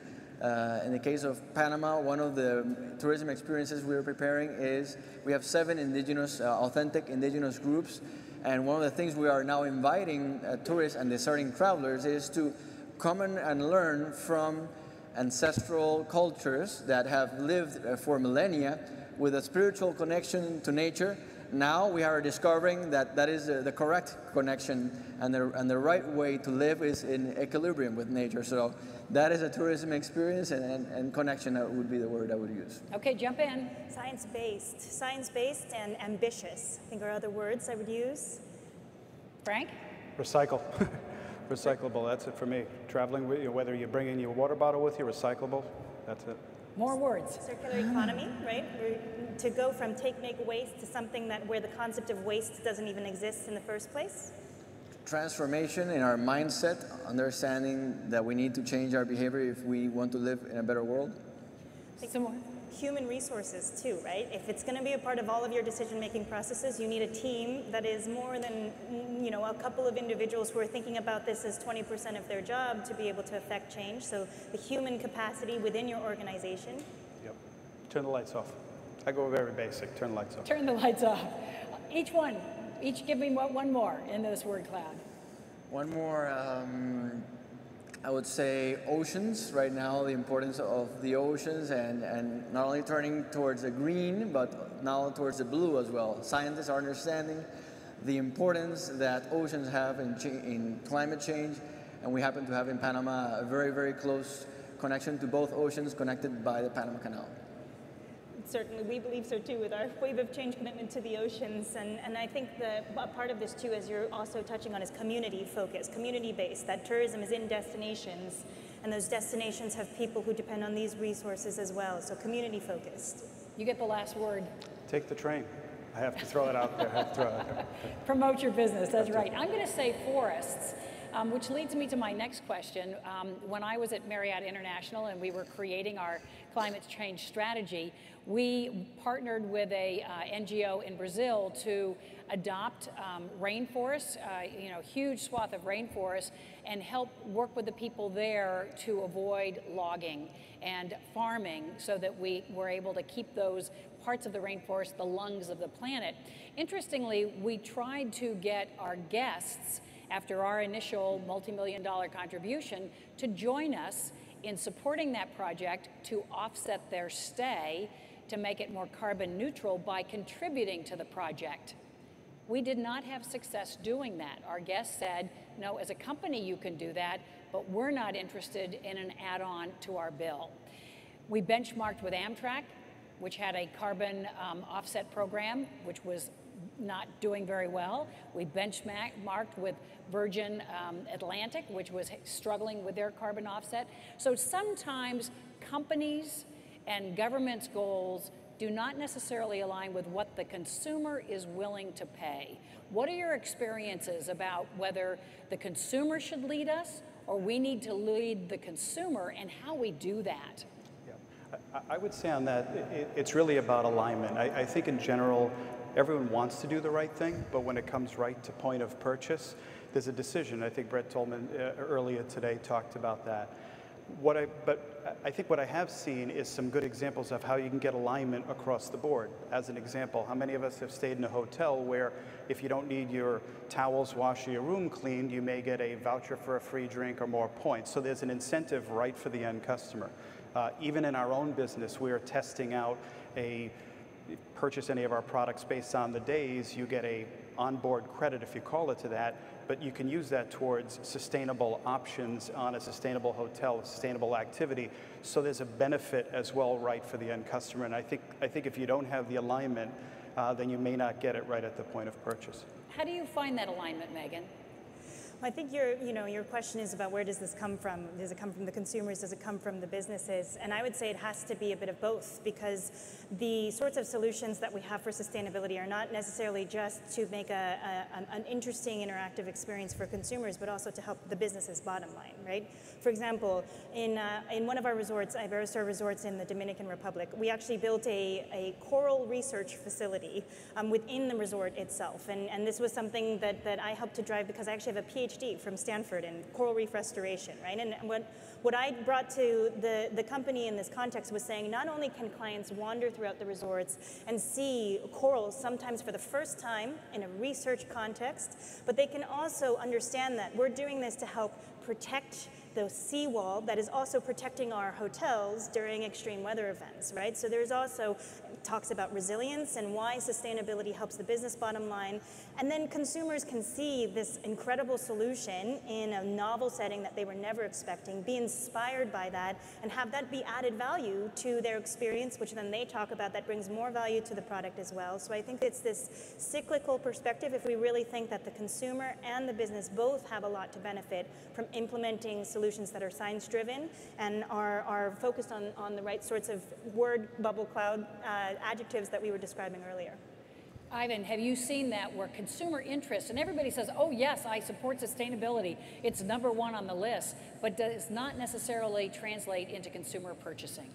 I think the key is in how can we make it attractive enough so the consumer is sort of convinced, because again, getting back to the millennial generation, it's been studied that millennials tend to spend less on a house, on a car, sort of personal belongings, but they do tend to spend more on experiences, especially on the idea of transformative experiences, things that, experiences that they can believe that maybe helps change their mindset and their lives a little bit. So I'll mention an example of experiences we're working with local communities and businesses. For example, we have the town of Portobello, is a World Heritage Site declared by UNESCO. The local population there has a high degree of poverty, and they happen to be the people that came from slaves that came 500 years ago from Spain, and they actually have also an intangible cultural heritage, World Heritage designation by UNESCO, but they don't have that much tourism now. But so what we're working on is that we are having companies adopt a donation for painting the houses in colorful schemes to sort of reinforce their Afro culture, the Congo culture, but from the community outwards. And on the other hand, we also have a coral restoration project, similar to what we were hearing a second ago.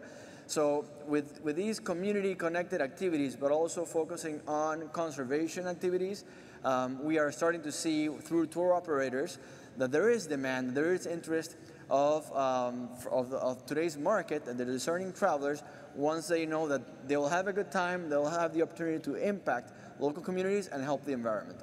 Just a last question for all of you. What is your vision 5 years from now? As you look back, what is it that you would like to see that showed that you made a difference on your companies and this industry going green? Is it to have a sustainability rating that consumers can access? Is it something else that you think spells success? Frank?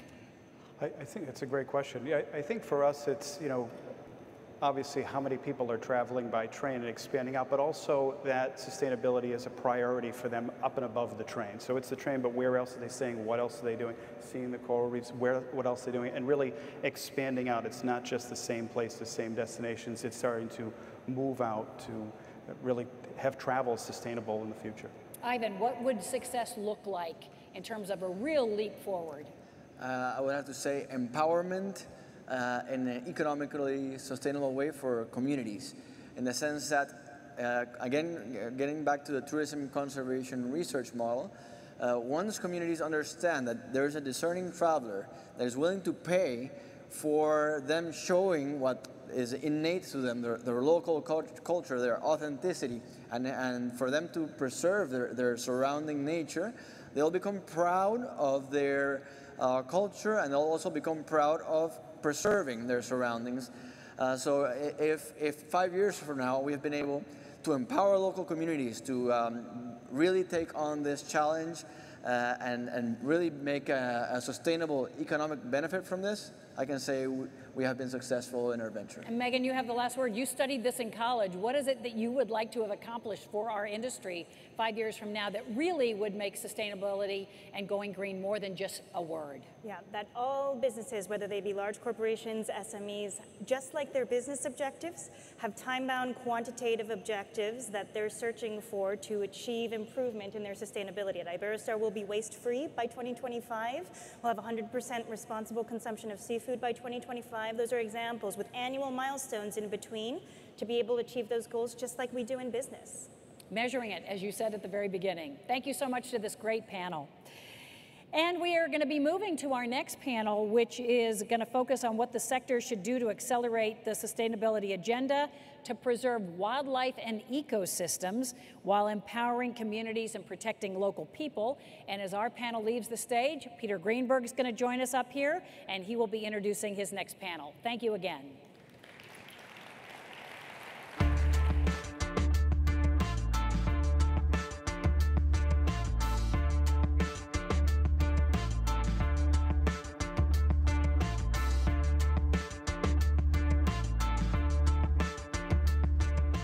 Mic's not on. There it is. Now the mic's on. Now you can hear me. Okay. I'd like to introduce our next panel on sustainability, but of course coming up with a new definition of it, one that actually applies not pre-pandemic, but pandemic and moving forward. So please welcome to the panel Fahd Hamed Addin. He's the chairman and chief executive officer of the Saudi Tourism Authority. Fahd. Jeffrey Kent, who needs no introduction, the founder and the chairman of Abercrombie & Kent. Norma Elena Negrete Aguayo, the chief executive officer of ECPAT in Mexico, and I will explain what that is if you don't know. Rocky, where are you? Rocky Phillips, the chief executive officer of Ras Al Khaimah Tourism Development Authority. And Luis Garcia Colon, the chief executive officer of Europa Mundo Vacations. So please, everybody, welcome. There are hopefully, I'll need a little translator here. Someone could give me one, that would be great. Let's start with unintended consequences. And for that one, I'm going to Fahd, because talk about timing. At the very time that the world was closing, you were opening. And so you weren't operating from an old playbook. You were writing the playbook as it happened. So what could you bake in to sustainability through social responsibility from day one? I think thank you WTTC for inviting us, and thank you, Peter, for this exciting panel. To answer you in short, I think the motto for Saudi was, as we are protecting lives, we needed to also protect liveliness of the sector. So we realized we couldn't open our borders for international tourists, but we could definitely put controls and measures for domestic tourism. And I think that made us learn a lot. Our great collaboration between government entities, particularly tourism ecosystem and Ministry of Health, helped a lot in doing so.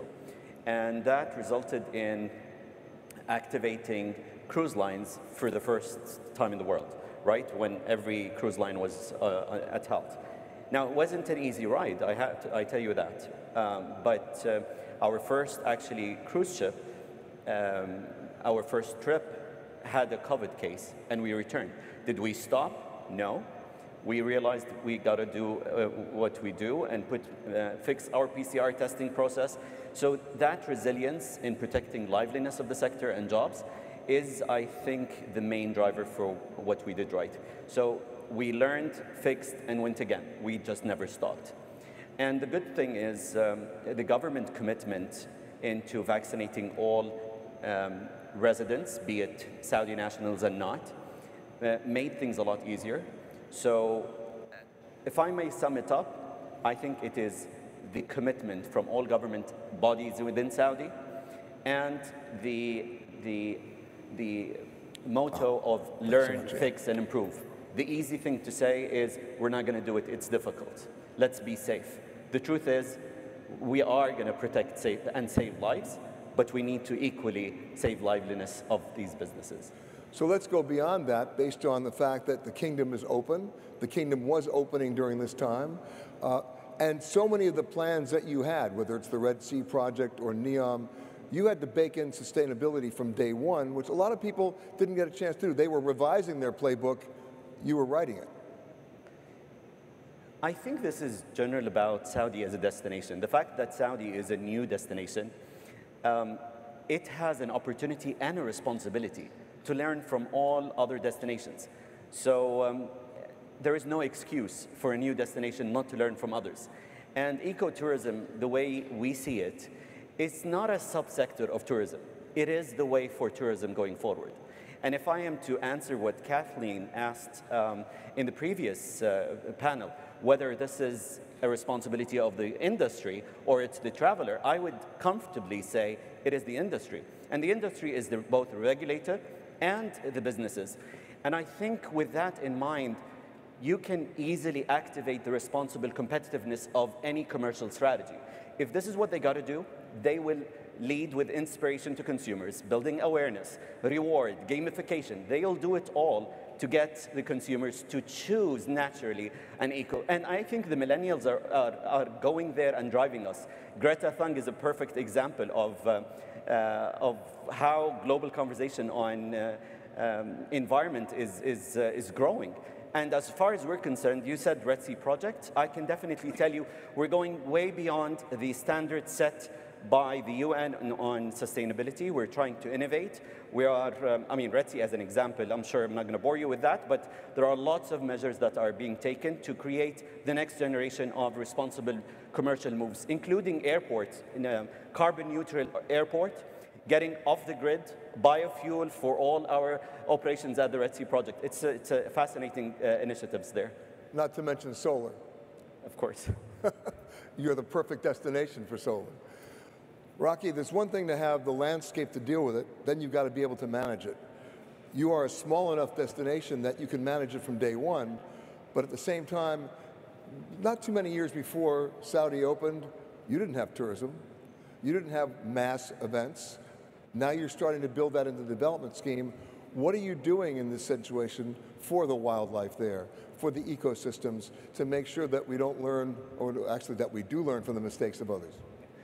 So good morning, Peter, and that's a very valid question. For those that don't know, Ras Al Khaimah is the northernmost emirate in the UAE. We're a 45-minute drive outside of Dubai International Airport. But what makes us very special is we've got the three phenomenal topographies from 64 kilometers of white sand beach, the deserts, and Jebel Jais, the highest mountain in the UAE. We're very focused on being a nature-driven destination and to offer guests and tourists and visitors alike everything that's very nature-driven. The pandemic has hit us tremendously. I mean, tourism's the worst hit industry. I'm on the weekly calls with WTTC. And when you look at the UAE being an oil-rich country, tourism contributes to about 12% of the GDP of the country, and over 750,000 employees work in that industry. So for us, tourism is an important factor, but what we're doing in Ras Al Khaimah is we're developing the destination to truly be a sustainable destination, not just from an environmental perspective, but also really looking at a cultural perspective. So that means protecting the 7,000 years of history that we have from our 4 temporary UNESCO heritage sites, and also getting the communities involved. The beauty of the Middle East, and especially in the GCC, places like Saudi Arabia and the UAE, they're very tribal. So it's so important to be able to work with the local tribes, to work with the local families, to make them part of the vision that you want to do as you grow the destination. Modernization is something that the UAE has done phenomenally well, but in Ras Al Khaimah we're taking it a step back and doing it in a very sustainable way and in a very, very natural way. We work very closely with our EPG, our Environmental Protection Group, in order to make sure that the wildlife that we have, I don't know if you know, Peter, but a couple of months ago on Instagram, it blew up. There was a pink lake in Ras Al Khaimah that some blogger found and started taking pictures, and people were going, and it was great. And a lot of people that want to have that Instagram moment were going to visit the pink lake. But we stopped them because we wanted to really understand the formation of the pink lakes, the algae that's in it, and how to protect it if it needed to be protection. So we really take it on a case-by-case basis, but it is ingrained into our plans. You know, you talk about sustaining history, right? That goes back to FOD, because part of your entire campaign right now is history of a rape, correct, right? That is also part of a sustainable approach. Absolutely. So I missed the question. Rocky was talking about sustaining the history. That is part of your entire marketing approach now. Absolutely. About Arabia. Yes, so, you know, for 7,000 years, the land of Saudi has been the land of Arabia. So it's from ancient Arabia all to today's modern Arabia. And I think the preservation of historical sites is one thing that everybody is doing. What we're keen on doing is also protecting and growing sustainable tourism into villages and rural areas. And I think these offer equally important, authentic experiences that are very inspiring for travelers. But more interestingly, they disseminate wealth. They create opportunities. And if you look at the trends today, Peter, millennials are looking for not just bragging rights, but they are actually asking for responsible measures being taken. Yes, they come with sense of entitlement, but that actually is a good thing for tourism. And if you look at all sectors around the world, technology is stealing away jobs. Except for tourism, tourism can still offer these authentic experiences for future travelers and the millennials. And you cannot take the human interaction from any authentic experience.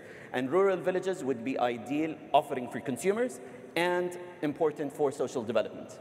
As long as you can continue the conversation with good storytellers.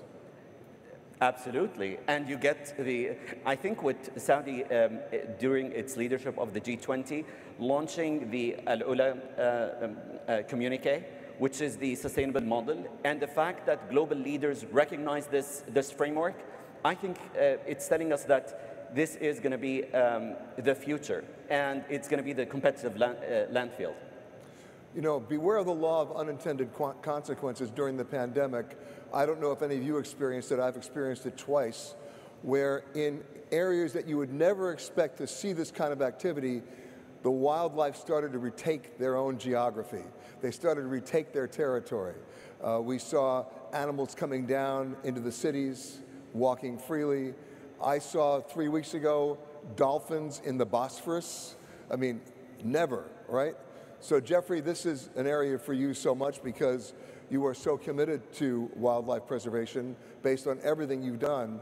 The other aspect of this is that during the pandemic, being able to preserve endangered species became even more of a challenge because with no money coming into the system, no money to support the rangers, the poachers were starting to come back in. Give us a report, if you can, about what's happening in sustainable travel when it comes to preserving those species. Thank you, Peter. Obviously, I've been heavily involved in preserving wildlife for years, and in fact started Friends of Conservation in 1982, which was when I first got my enlightening, you know, and I've been working it ever since. And I knew from the very beginning that you had to protect the local communities. Because the local communities didn't protect their animals, nobody would. So we had to start with that. And how did we do that? Actually, we did it with cash, you know, because that's what people want. And so we created from our first camp ever that the local community would receive money for every client coming. My first camp, or one of them, was in the Masai Mara in Kenya. And it worked brilliantly. I mean, within a year, they'd moved out their manatas. They were taking all this money. They said, could they build a school? Yes. Could they build a hospital? Yes. So we built a school and a hospital. So we started to evolve onto education and health. I'll answer your question in a minute. So that's just the background to it all. And really, we did a good job. And then of course, comes this dreadful pandemic. And it hit everyone very badly. On the actual poaching side, ironically what happened, in the early stages, I mean, just sort of stopping like, say, 1 or 2 months ago, actually, poaching went down. There was limited poaching. Why? Because the airlines weren't flying. So they had nobody to ship the goods out on, you know? So it all gets down to airlift, doesn't it? That's right. So they just stopped poaching for a bit, right? But in the last 3 months, it's picked up badly again. We've had like 46 rhino killed in Botswana. We do something with the Botswana Defense Forces on saving rhino. If you think of elephants, you remember 100 years ago we had like 12 million elephants in the world, and we're now down to about 486,000. I mean, this just shows the enormity of where we've become. It hasn't poached here, but what's really happening is this bushmeat poaching is starting, and they're cutting all the forests down. So we get tremendous cutting down of primeval forests, which is really, really important. There's more carbon in our primeval forests than almost anywhere else around. So we're working on that too. My gorilla project in Bwindi in Uganda, which I started with President Museveni, like, I don't know, a long time ago, 25 years ago, where we literally came in, we got like 330 gorillas, which we habituated, and we took those gorillas, and then we we're the first to bring in tourism, and we brought in millions of dollars to the Fatwa tribe there. We found they were sick with AIDS, so we built a hospital. We used to be a fig tree with one doctor would come once a week. That became into the full Bwindi hospital. It handles 60,000 outpatients all the time. It has nurses training, surgeries and everything, all from an idea about saving the gorillas. And now that one idea, representing 489 mountain gorillas today, represents half of the world's mountain gorillas left in the world. So it just shows one idea can produce great things. Poaching. Yeah, a lot of rangers have lost their jobs.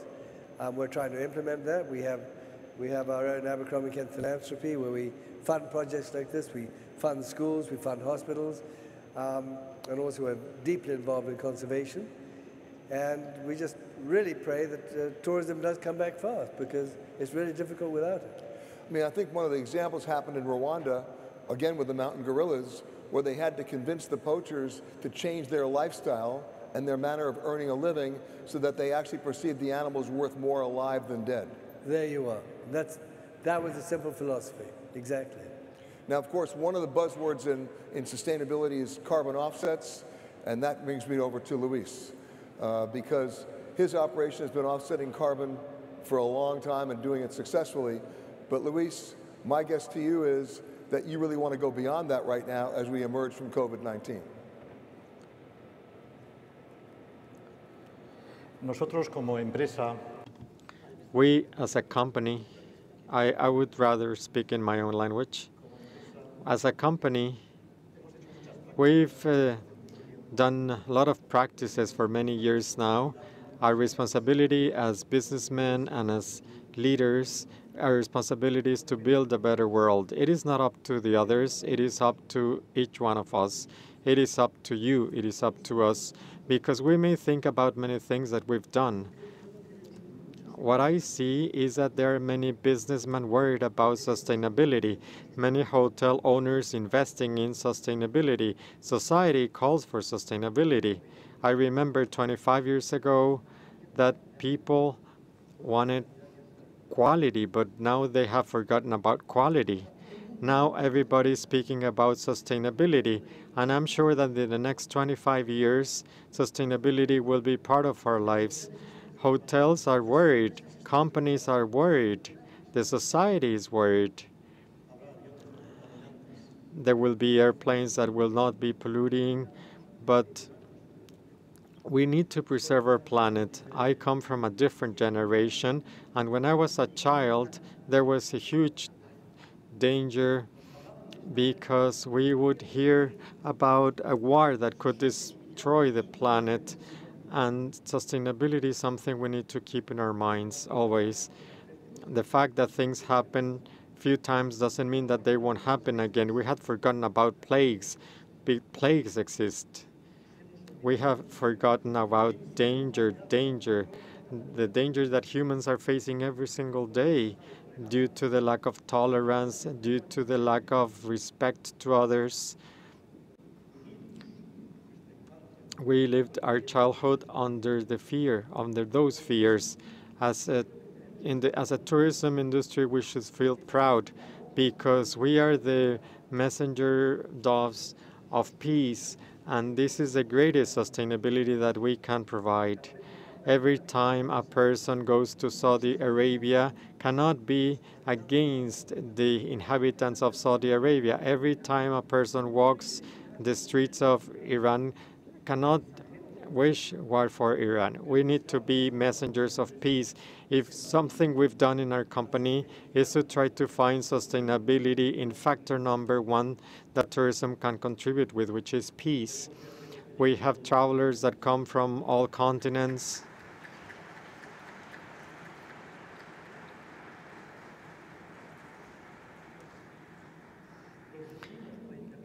We need to come together to share experiences. We hold ceremonies for peace. We want people from different countries to interact. Gentlemen, we speak about sustainability, but without peace, there's no sustainability. And please be assured that tourism has been the best way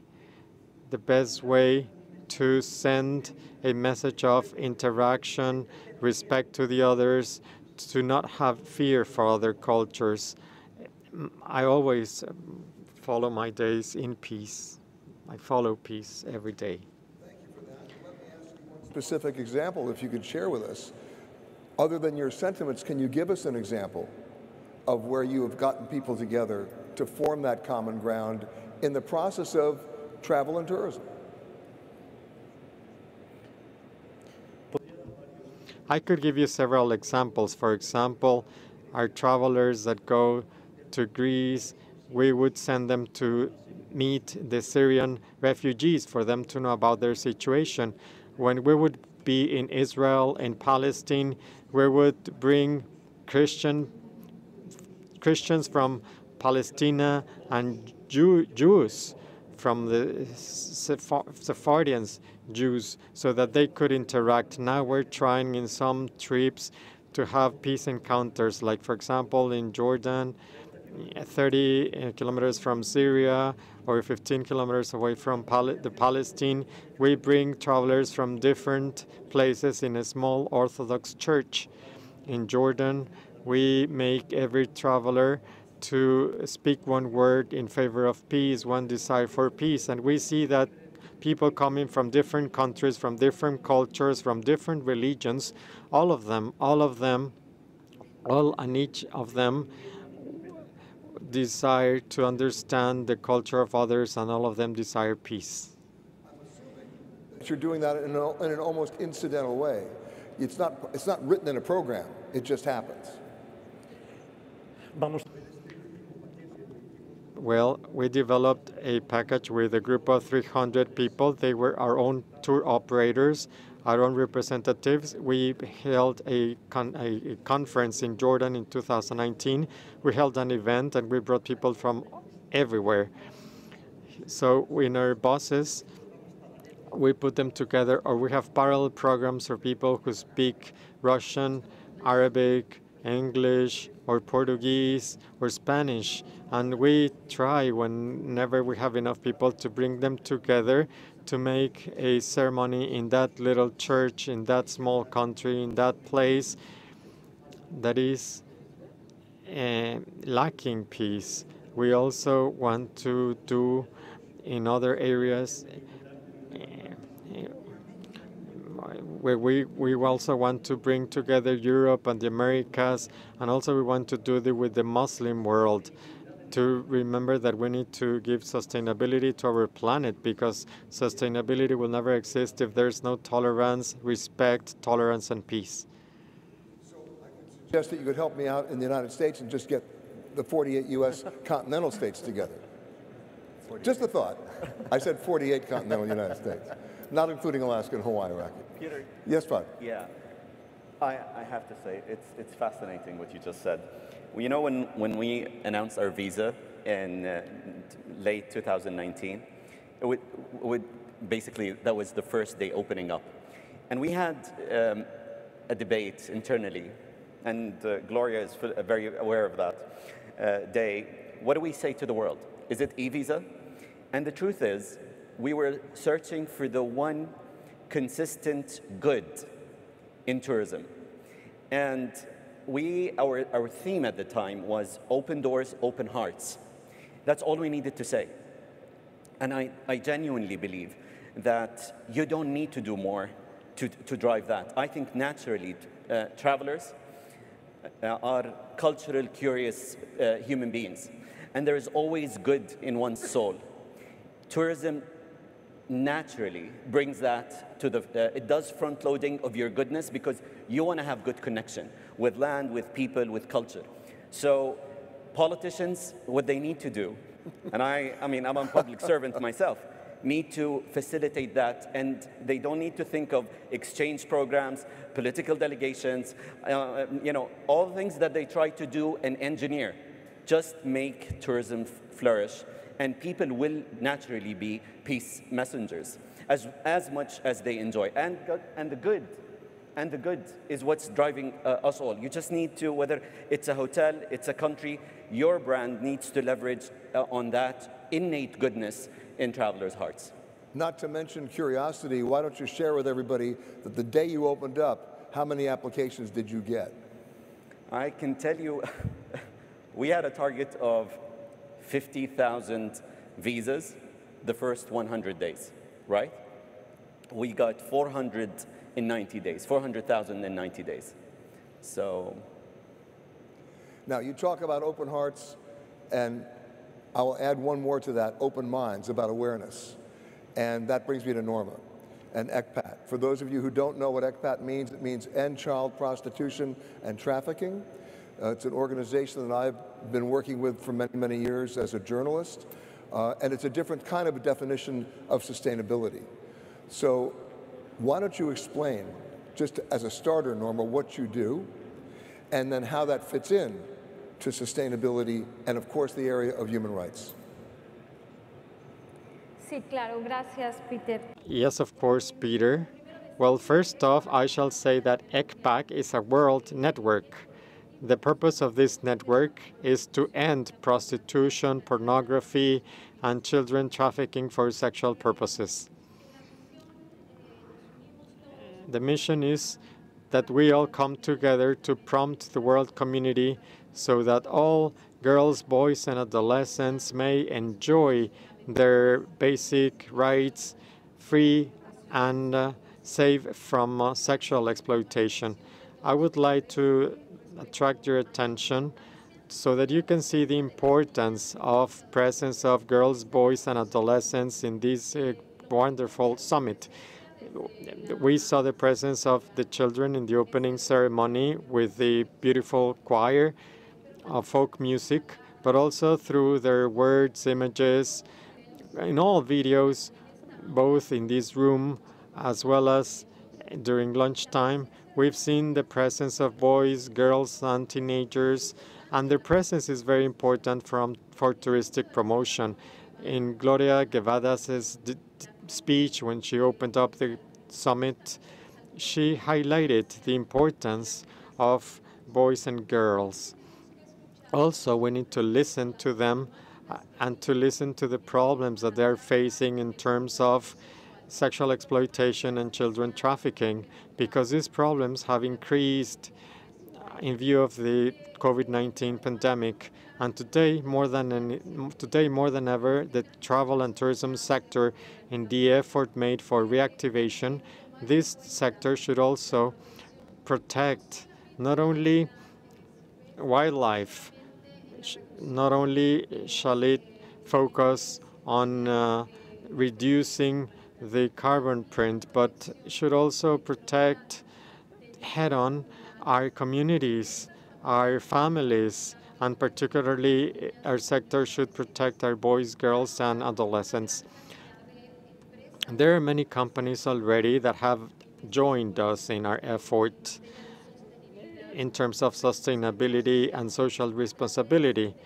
And they have done so through several tools by acquiring several codes and procedures in order to detect on a timely manner these type of issues in their facilities and to act accordingly in order to protect boys, girls, and adolescents. However, there's still a big challenge out there because there's still a huge amount of companies that do not have those protocols, and their protocols are outdated.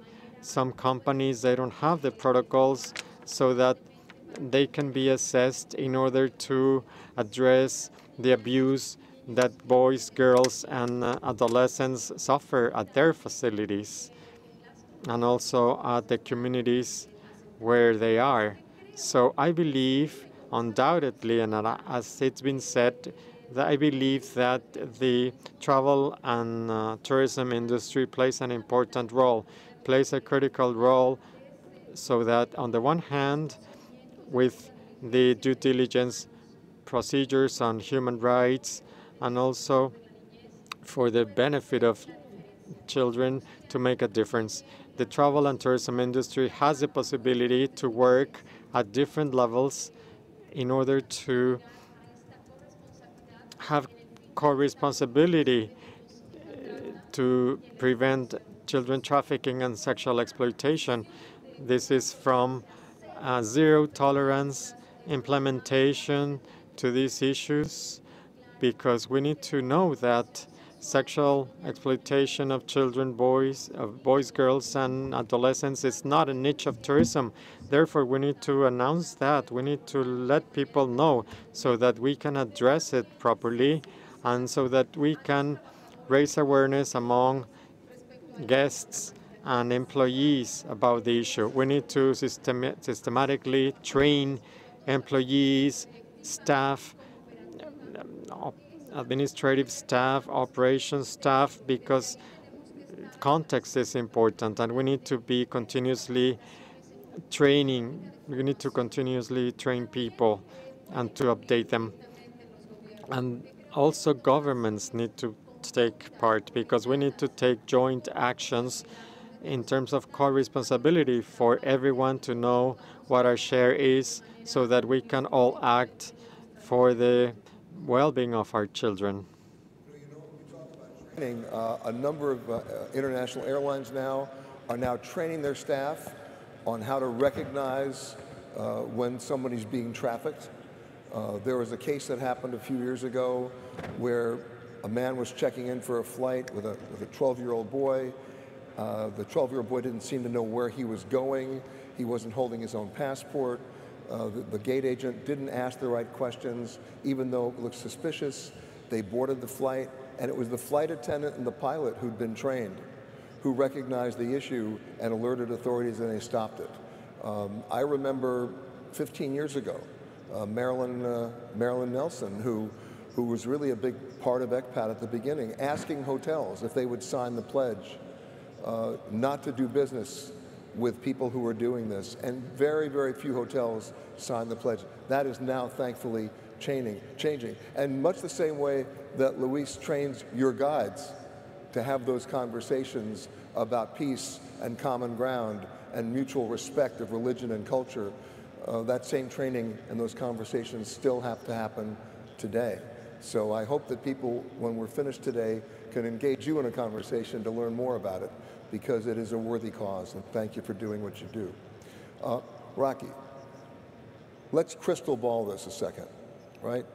We've had a reset in the travel industry, an opportunity for many locations and destinations to do a do-over, but also to do a rethinking of not only the product that they're giving, but also the expectations of the travelers who will now be arriving, hopefully now that some of the borders are being opened. So I'm going to start with you and go right down the list here of where do you think the traveler expectations are changing, and how are you preparing for that as the doors are beginning to open? As it relates to sustainability, of course. Okay. We're not going back to 2019, and I think that's been pretty obvious throughout the conference, that the conversations, if you're going to go back to doing business the way you were doing it pre-pandemic, you're going to fail. We have to look at doing business quite differently. The number one thing is going to be safety and security, and by safety, that in the old days, that might have covered human trafficking and things of that nature. But right now, it's the safety from a health perspective, the sanitization, the social distancing, the elements.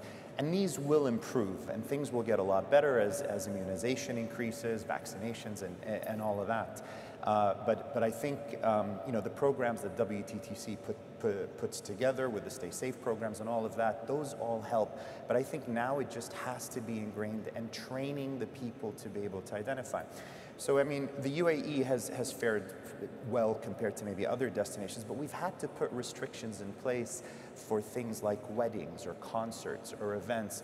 But we had to be smart about it in the sense that if you were going to host a wedding and you had a DJ on a platform that's 12 meters away, what's wrong with that? If you've got the right PCR testing. I mean, what we did here at the and the right playlist. And the right playlist, yeah. Absolutely. If there isn't a little bit of hip hop, I don't know if that's a wedding.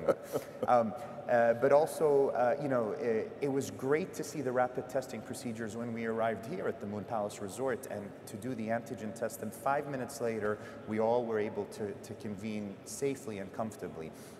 The other thing, we have to be passionate cooks about making sure that sustainability is ingrained into us. It's no longer saying we're not going to use plastic bottles or single-use plastic. It really has to be part of everything from the ownership down. Us as a government authority in Ras Al Khaimah, we've put metrics in order to reward hotel owners for eliminating food waste or minimizing food waste, for putting procedures together. And from a government perspective, from building, from operations, we've put all of those together. So I think the private sector and the public sector need to work together and pivot to make sure it's successful. And as Jeffrey said, cash incentives don't hurt. 100%. I mean, honestly, that idea with the poachers that you put together is a brilliant idea. And in Ras Al Khaimah, we're doing that from a sustainability perspective. Jeffrey, where do you move forward now in terms of the tours that you're operating, that your company's operating on a global scale, educating your guides to be able to have the conversation with your customers with all of these new expectations? Yes, I mean, I think so. All of our trips rely on the guides at the end of the day, and all the guides actually work for us because we own the operating companies. And yes, they do follow what our guides tell them on everything, from sustainability to every part of wildlife law and everything, yes. But are they actually investing in immersing your guests in the process of sustainability to show them basically how it all gets together? Meaning, it's one thing to have a mission statement, and it's one thing to talk about it, but you're laughing at me now. Go ahead, Fahd. No, I'm still waiting for my line. But it's one thing to say things, but can you immerse them in the process so they learn from it? Oh, no, of course we do that. Yeah. As part of every trip, we take them to one of our Abercrombie & philanthropy schools, hospitals, whatever, with our guides, and we also have the A&K philanthropy executive there, who then takes them around exactly the school that we've built, the children we've helped, the bicycle. We bring in thousands of bicycles to Africa every year, bicycles that are thrown away. We teach the people how to mend them. We have a bicycle mechanics training school. And we only give it to ladies to run, because the ladies are much smarter than the men, and they take care of the money much better. So the ladies run the bicycle schools. So all of that just shows how intrinsically we've built up this community. Again, going back to the community, maintains sustainability. And so you've got to do it that way around, to our effect. Actually, I was just thinking about what Raki said. I think the time is allowing us to reset and rethink everything. Going back to what we were is definitely not the way. It's easier said than done. If you look at the growth, so since 2010, approximately to 2020, in 1 decade, the middle income class has nearly doubled from 1.8 to 3.4.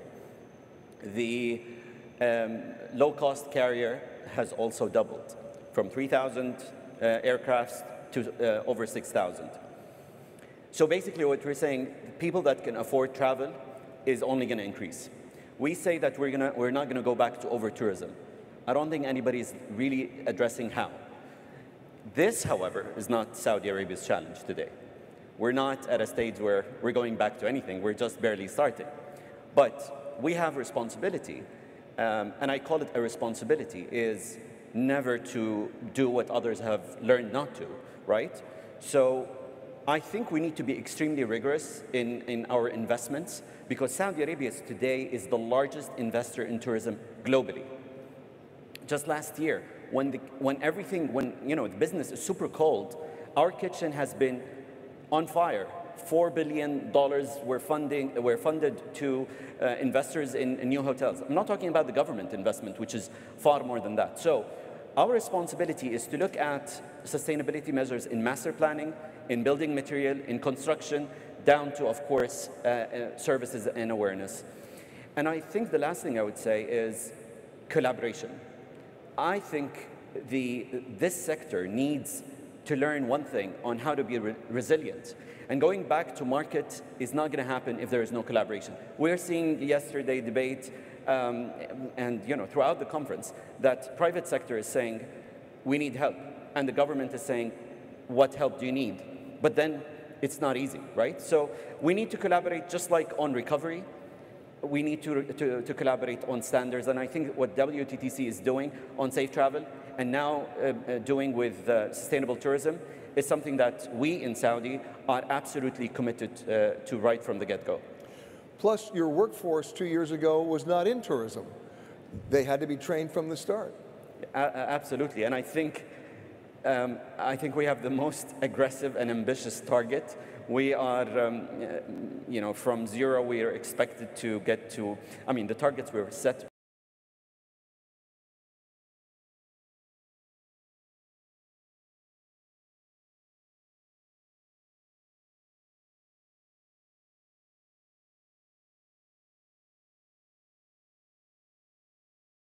And this is a people-led business. So if we don't have equally aggressive programs for employment and training, this won't happen. So we're committed to people development, and not just in the main cities, but also in the rural areas. And that's where Saudi has put $100 million in seed fund with the World Bank just to look at sustainable tourism through villages activations. So that they're really driving it. Absolutely. Because at the end of the day, no matter what country you're in, I think it's all tribal. And you know what, Peter, if you look, since 2015 to 2018, it has grown 5% annually. However, if you look at the single sector that was growing most in the last decade, it's adventure. And it has been growing by an average of 65%. So if you can just bring in your sustainable strategies and policies into where the growth is on double digits, and far from just double digits, but 65%, I think that's where the greatest impact could happen.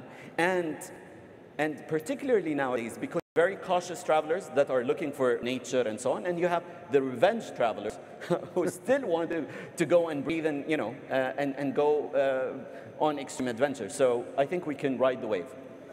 Yes, good, Raghu. I think, Peter, to your point about it's tribal, whether you're in Claremont, California, or Osaka, Japan, or Riyadh, or Ras Al Khaimah, the common goal is the same, is we have to take care of this planet, we have to take care of sustainability, and at the end of the day, we have to take care of each other, and the way to do it is to work collaboratively, whether it's through organizations like WTTC or conferences like this, where you have 1,000 in person and other people connected online, but we have to get those metrics in place in order to be successful long-term and have proper tourism.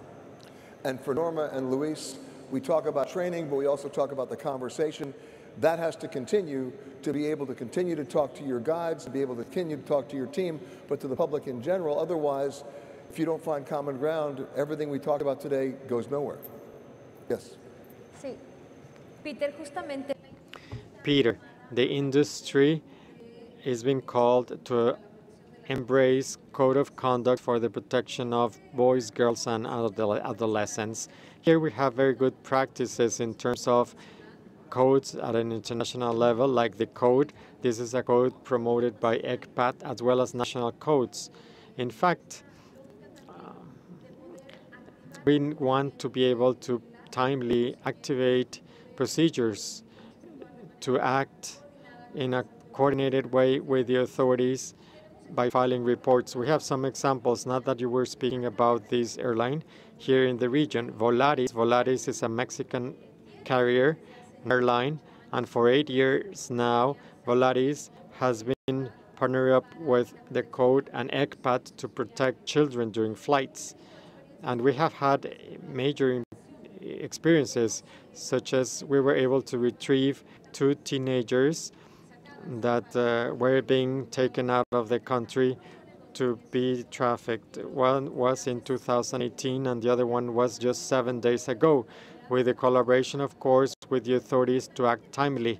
But we also have other good practices in the region that involve joining efforts, like the case of an experience in a city. The barrier is me, or the wall is me.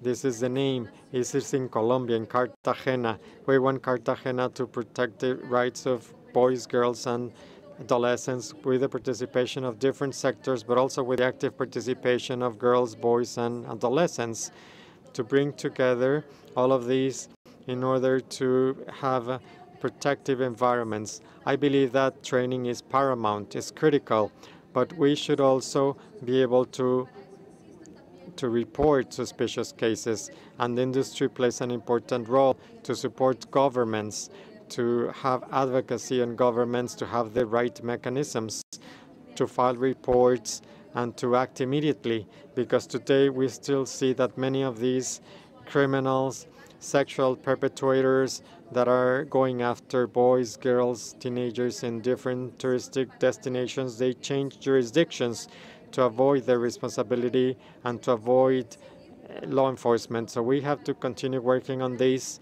to be able together to make boys, girls, and adolescents to reach their potential so that they can exercise their rights in a protective manner. With the last word on what you're expecting as we are emerging from COVID-19 and what your own travelers are going to be expecting moving forward. Hablamos demasiado de que tenemos. We have said that we have to change. Why? Well, we might feel proud of what tourism has given us. We are so successful that we have to change many things, but it is thanks to success. We are proud as professionals. Thanks to tourism, the world is more sustainable. Nobody else pays more attention to sustainability than tourism. Thanks to tourism, we have recovered the pride of people's handcrafts. Thanks to tourism, we have a more tolerant world. Thanks to tourism, natural heritage has been protected. Of course, we need a change, but let us not feel guilt in our sector. In my country, in some countries, tourism is highly criticized. Proudly, I feel proud to work in a sector that provides peace, that gives the possibility for interaction, that provides a recovery of traditions, that recovers the retrieval of respect to nature. So let us all feel proud of our profession, and let us defend our profession, because there is a brilliant future in tourism. There's a brilliant future. The future is coming closer, although some things need to change, because living things change. We need to change alongside with that. And on that note, please thank our panel, Luis, Todd, Jeffrey, Norma, and Rocky. And I now throw it back to Kathleen. Thanks, Peter. Good job. Thanks, Rick. Peter, thanks again for another great panel. Lots of energy and dynamic ideas there. And as we heard, it's really about the cooperation and collaboration.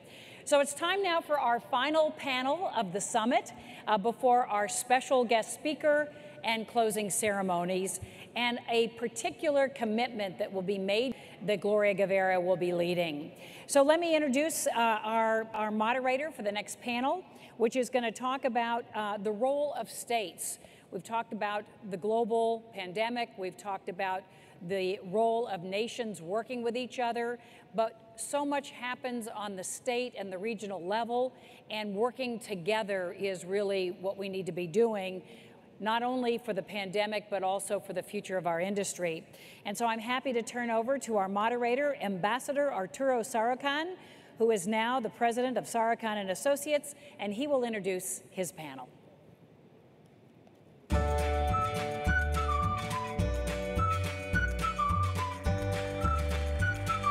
Good afternoon. Is this on? Now it's on. Good afternoon to everyone. Buenas tardes. I know that we're probably the last thing between the lunch in a bit, but and getting some free time, so we'll try and be snappy and quick. A very good friend of mine, a current senator from a southern state in the US, once told me that speaking in public or conducting a panel like this was akin to a Texas Longhorn. 1 point here, 1 point here, and a lot of bull in the middle. So I'm going to try and avoid that pitfall by trying to conduct a snappy conversation with our panelists today. This is a fascinating panel. If you look at how the international, how the world has changed and how international relations have changed, we're in certain ways going back to what was prevalent in the late Middle Ages and early Renaissance, where the cities, the city-states, played an incredibly important role in human connections. Back then it was Florence and Venice and Genoa and Hamburg. Today it's London, Shanghai, LA, New York, you name them. And so the discussion that I hope we can trigger today is how in the midst of the pandemic, heading into the recovery mitigation, the federal governments engage and create synergies with mayors, with governors, in not only learning the lessons of what didn't work, what needs to change, but also how to prevent what we all know is around the corner. You all have heard about black swans. The pandemic was not a black swan. It's what we call a gray rhino. The difference between gray rhinos and black swans is a black swan comes out of nowhere. A gray rhino is something that we know is there, we see the signs, and we choose to ignore them, like climate change. And we know that at some point we will see new challenges related to new pandemics. So what we hope to achieve in this panel is not only what have governors and mayors been doing in their engagement with federal national governments, but some of the lessons going forward. To join me in this discussion, I'd like to invite the governor of Yucatan, the Honorable Mauricio Vila, to join us, the Honorable Claudia Cornejo,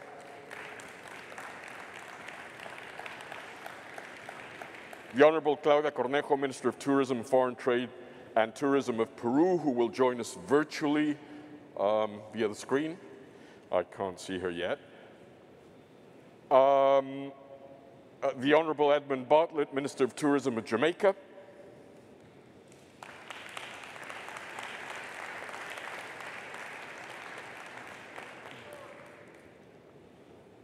Jacqueline Mora, Vice Minister of Tourism of the Dominican Republic.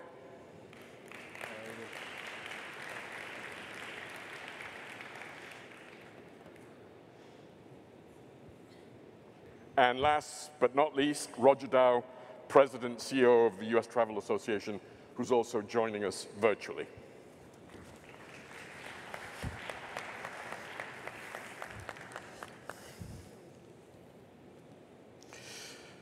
Let me start with you, Governor. If you look at what's been happening around the world, I'm convinced that one of the fundamental cleavages that the pandemic has exposed isn't between governments on the left or governments on the right, or authoritarian regimes and liberal democracies. It's between efficient and non-efficient governments, nations.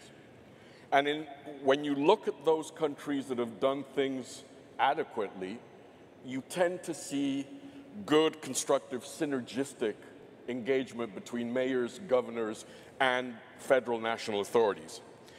In certain nations, we've seen sort of if it's the US, a 50 states, 50 solutions approach. In Mexico, it'd be a 32 solutions and approach paradigm. And while it's clear that there isn't one size fits all and that there isn't one recipe that can be applied and replicated elsewhere, what state-level strategies do you think have been most successful from where you stand? Why, and as a governor who has done, I think, a very important and successful job in Yucatan, how have you balanced federal policy with the state's needs, not only in terms of mitigation and control of the pandemic, boosting tourism, but of setting the stage and the stepping stones for the recovery going forward?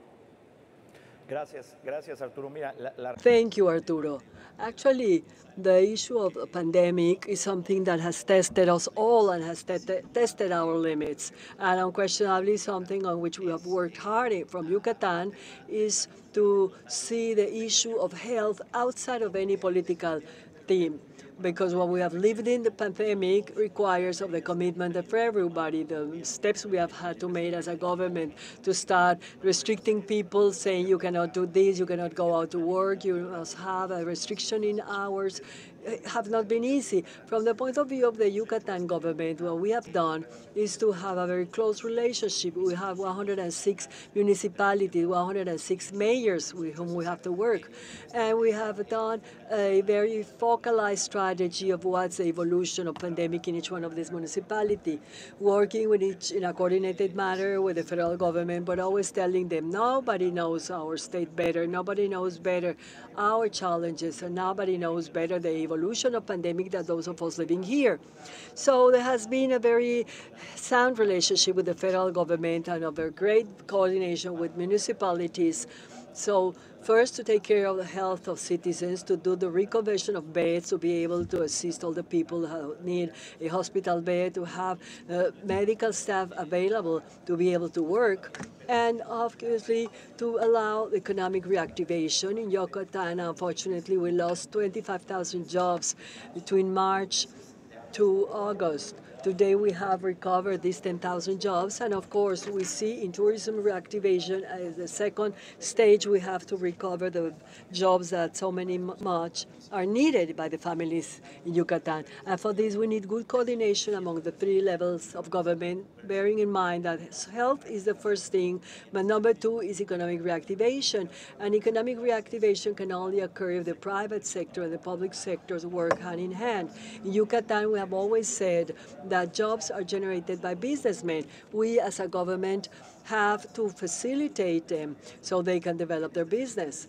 And in this regard, the dialogue we have always had with the private sector is how can we help you meet the protocols? If you don't have the protocols, how can we help you to give you people that will create them? Or if your industry, if you already have protocols that have been internationally approved and have worked, bring them down so we can check them and see together to see how to give you the opportunity of going out to work and activating economy. Which is, it's the federal government that really has, calls the shots on, whether you open up to international tourism and what protocols are in place. But how do you engage in messaging and a narrative of Yucatan and Yucatan's tourism potential going into the world when it may run counter to some of the policies of the government? I still remember I was a diplomatic tadpole in Washington when we were negotiating NAFTA in the early 90s, and Yucatan had a spectacular campaign. Some of you may remember it, Yes You Can in Yucatan, trying to send a message that beyond what the federal government was doing, Yucatan was forging its own paradigm for investment and tourism. So how do you balance your local needs while maintaining a certain degree of synergy and collaboration with the federal government? What we have done is creating our own health protocols aligned with the provisions defined by the federal government. For example, in Yucatan, we have good health practices that were supported by the WTTC, and we have also harmonized with the state of Quintana Roo. We must mention that the Yucatan Peninsula is made by 3 states: the state of Quintana Roo, where we are right now, Cancun, Maya, Riviera; Yucatan, where we have Mérida, Chichen Itza, and the large archaeological sites; and the state of Campeche. To us, it was really important to work regionally, specifically with Quintana Roo, because since this is the largest airport with higher connectivity, the one in Cancun, many of the tourists that arrive to Yucatan arrive first to Quintana Roo. So this harmonization, which was also endorsed by WTTC, has sent a message that regardless of how other states in the Republic are, in Mexico here, Yucatan and Quintana Roo, we have good health practices, protocols that are endorsed by international organizations. Ahora cambio la palabra. Representatives of national governments, how they are engaging with local officials and governors and provincial leaders, depending on the organization of the countries, and sort of how do you work with mayors, governors, provincial leaders in developing these holistic approaches? Minister Bartlett, let me start with you. Well, firstly, I represent a small island state with less of the configuration of my bigger partners. And so perhaps the management is a little easier in that communication is much easier with fewer states or parishes, as we call them, to contend with. Firstly, we have to look at what are the legal arrangements within which you can operate. And when a pandemic approaches or is evident, we begin by invoking certain emergency regulations. And so we have the emergency regulations that we brought into being to enable the compliance to be had from all member states, indeed all parishes and all municipalities. So we began with that. And then we developed, of course, a whole series of very robust protocols. The Ministry of Health became the leader, and for the first time, health was in charge. And health literally directed the traffic in terms of what were the accepted norms, how do we structure arrangements. And then, of course, we had the private sector. So health in terms of the public sector driver, and the private sector in terms of the economy, because for us it was a matter of now balancing well-being, livelihood and lives. And so that became the sort of format of management. What are the protocols? Protocols as accepted by the WHO, and indeed the Ministry of Tourism that I represent played a critical role in literally front-loading the discussions on protocols. And we benefited from the WTTC in terms of their own standards that were set. And Jamaica became the 3rd country in the world to have the Safe Travel seal from the WTTC because of the protocols that we had. We brought in help from one international agency, and the Pricewaterhouse Group, for example, worked with us in working through those protocols, pulling best practices from elsewhere, and also drawing on what had happened in previous pandemics, although this one was different. So essentially what you had was a coalescing of partnerships, resources, and eventually the culmination of a common set of protocols. Everybody understood. And the second thing was to communicate that protocol across to everyone. Training of all the key players and workers, the frontline workers, your health workers, the tourism workers in particular. We spent some time in training. We utilized technology in the process through virtual platforms. We were able to train 20,000 workers in the tourism sector with 7 to 8 critical touch points of managing COVID. And then we established geographical areas that we regarded as what has become well accepted in the world today as the resilient corridor. And the resilient corridor for us was that specialized area that was designed within the touristic areas in particular, but was characterized by full COVID compliance. Every touch point for tourism, COVID management, social distancing, mask wearing, sanitation, full sanitation, utilizing technology to ensure that there was touchless arrangements as well. So, and then critical to all of it was testing. So a full testing regime that requires negative tests from whatever the requirements were. You know, in our case, PCR. PCR was the standard. And so we really stayed with PCR for a long time until antigen tests and so on became more popular, and we embraced them as well. And critical to all of it was then certification. So every entity that operated in the public space in Jamaica had to be certified to be COVID compliant. And we also had teams that would ensure compliance. So we developed a whole regime of compliant participants. And they included the security forces, the health, public health workers, the full epidemiological group that were responsible for public health.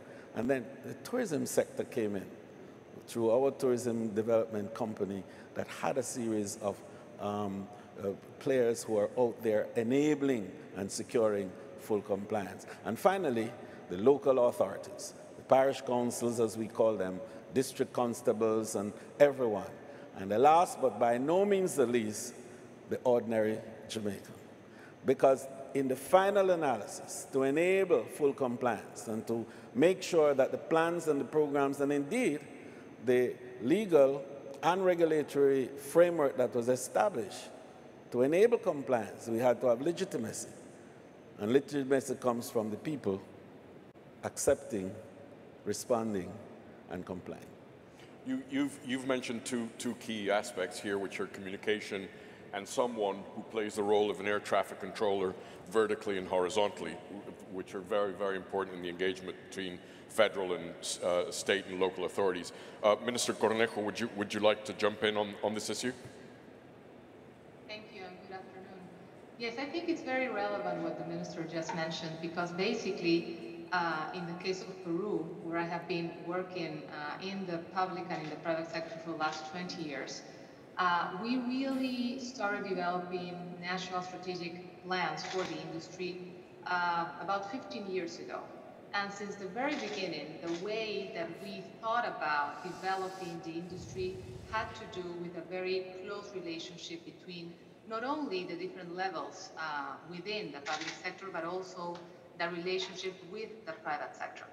And so in the case of the pandemic, what happened last year that we really had to go back and sit down and work together with the local authorities, with the different regions of Peru, and of course the private sector, in order to come together with the protocols and work with the health authority from our country in order to, look for a way forward to continue to develop our industry. So I'm happy to say that right now we really have come down with different regional plans in order to restart tourism and its recovery, and that at every step we have been working together with the private sector. And that is very relevant and that is very important. And it's part of the vision that we have, that if we want to really continue the growth and the sustainable growth of our industry, we have to do this together, and every actor has to play its part. Thank you, Vice Minister Mora. Yes. I think in our case, I will speak in Spanish just to do it just faster. En nuestro caso, yo creo que I was speaking Spanish just to do it faster. In our case, 3 basic elements came together. 1, leadership. 2, participation. And 3, vision. what is what we did? In the Dominican Republic, in the middle of the pandemic, we changed the government, the party. There was a full change in federal and local governments. So the Minister of Tourism came and arrived with a vision. And this very detailed vision, which brought it to a form led by the President of the Republic that is called Tourism Cabinet. So a special tourism cabinet was created, led by the President of the Republic, led by the Minister of Tourism, but with the participation of the local governments, private sector, and all the public entities, including the Treasury, tax, customs, including the private entities from the biggest to the smallest representatives of tour operators and tourism guides. They got together every 15 days, they learned the plan, they validated, and they started a very well-coordinated plan, which started from, it's like holding a mast and part of the health security, which started with new protocols that have the certification from WTTC, but most especially a protocol that is divided by sectors, validated and supported with a stamp of Euro Veritas, where most of our investments come. Then we had a technology platform which made accessible to everybody. People were able to download the protocols, and there was a national seal of implementation of protocols. And with this, public health and the Ministry of Tourism went out in a constant inspection of all the institutions to give this seal. And why is this seal is important? The seal says this institution has complied at least 95% of the application of the new protocols. Together with this, simultaneously, work tables were developed per sectors levels, with tour operators, travel agencies, with hotels, with travel agencies, with each one of the sector members, trying to validate, not short-term, which are the initiatives that can better work hand in hand with each one of them. The term of participation of collaboration has been critical in this setting, and it has been critical leadership that has come from the top. And together with this, and I believe that this is something that was really important, together with implementation of health protocols, we started validating with our partners outside the Dominican Republic what things were working in other countries, and then we started implementing in the Dominican Republic together with an intelligence platform that enabled us to measure every day the impact we were having in health, in tourism, in hotel occupancy, in jobs, every week, to be able to see if it was having good results or not. And this provided great flexibility to change strategies. And in this same forum, the tourism cabinet that was organized in the different destinations with the different mayors and also sometimes centralized, we were able to see the results of our strategy and change the results at the same time. The cabinet was crucial and basic because all the public and private entities became aligned, so all of us were able to push in the same direction. All the actions resulting from there lasted 3-4 days in implementing them. Everybody made the greatest effort. And there was also a work with our international partners. The issue of airspace, we work with this, we work with the ports, airports, with all the authorities. And we have heard this often. And I will not be tired of repeating that public-private partnership has been essential, but especially cohesion in the government. A private sector will never respect a government that is divided, and I believe the great success of the Dominican Republic has been having this government, a private sector that sees that it's a coherent government, but mostly and very importantly, and I believe we will speak about this later on, participation from the people. When you create hope, it is very positive, but the private sector must believe that this change is permanent. And let me tell you a very brief story that something that happened to me after having actions and having a huge growth of tourism since December and doing everything what was positive. We had to make a harsh decision which affected a specific group, tour operators, and they called us, hey, we're going to go to the press. A relationship that was moving perfectly well, but they reacted immediately. And the following day, I called them, hey, I forgot to tell you yesterday that we started vaccinating all the tourism sector, and they were very happy. And I asked, why don't you go to the press now? So the private sector must also believe that this change is taking place. It takes time, but I believe this has been the key for success. Sector in this very ambitious and holistic approach followed by the Dominican Republic. And this obviously leads me to ask Roger, how has the private sector been working with local and state officials in the US, for example, to enhance destination readiness for the next new normal? And what more can be done, and how can the private sector better support state and local efforts for sustainable and inclusive growth? Roger? Well, as largest travel economy, the U.S. does not even have a government travel office, and which seems like a challenge, but I think it's actually a positive. It forces the private sector to come together and work very closely on all these issues. As soon as the pandemic came, quickly all the airlines, cruise lines, hotels, lodging, destinations, theme parks all got together and built their own protocols and then put them out to the government, where the government began accepting them. Hey, yes, that's the protocol. Right now, in moving forward and where we're going to go, I'm very comfortable with a patchwork of solutions, because I think that's where you get, the best practices, and you can move faster. So I think the benefit we have is we can move much more faster, and this has caused us to have to operate as an entity. And this one silver lining of the pandemic is it showed the U.S. economy, its states and local, how critical travel is and how we must work together. And I think the hospitality, health and safety is going to be new hospitality going forward, and we can no longer rest on our laurels. And this has taught us a lesson, and we've got to be prepared for the next one, because it will be coming. Let me go backwards. Let me start with you, Roger. When you look forward, what does sustainable and inclusive growth look for each one of you? And I'll start with Roger, sort of how to engage in this, particularly, again, with local and state stakeholders. It's become much more of a priority from a destination standpoint.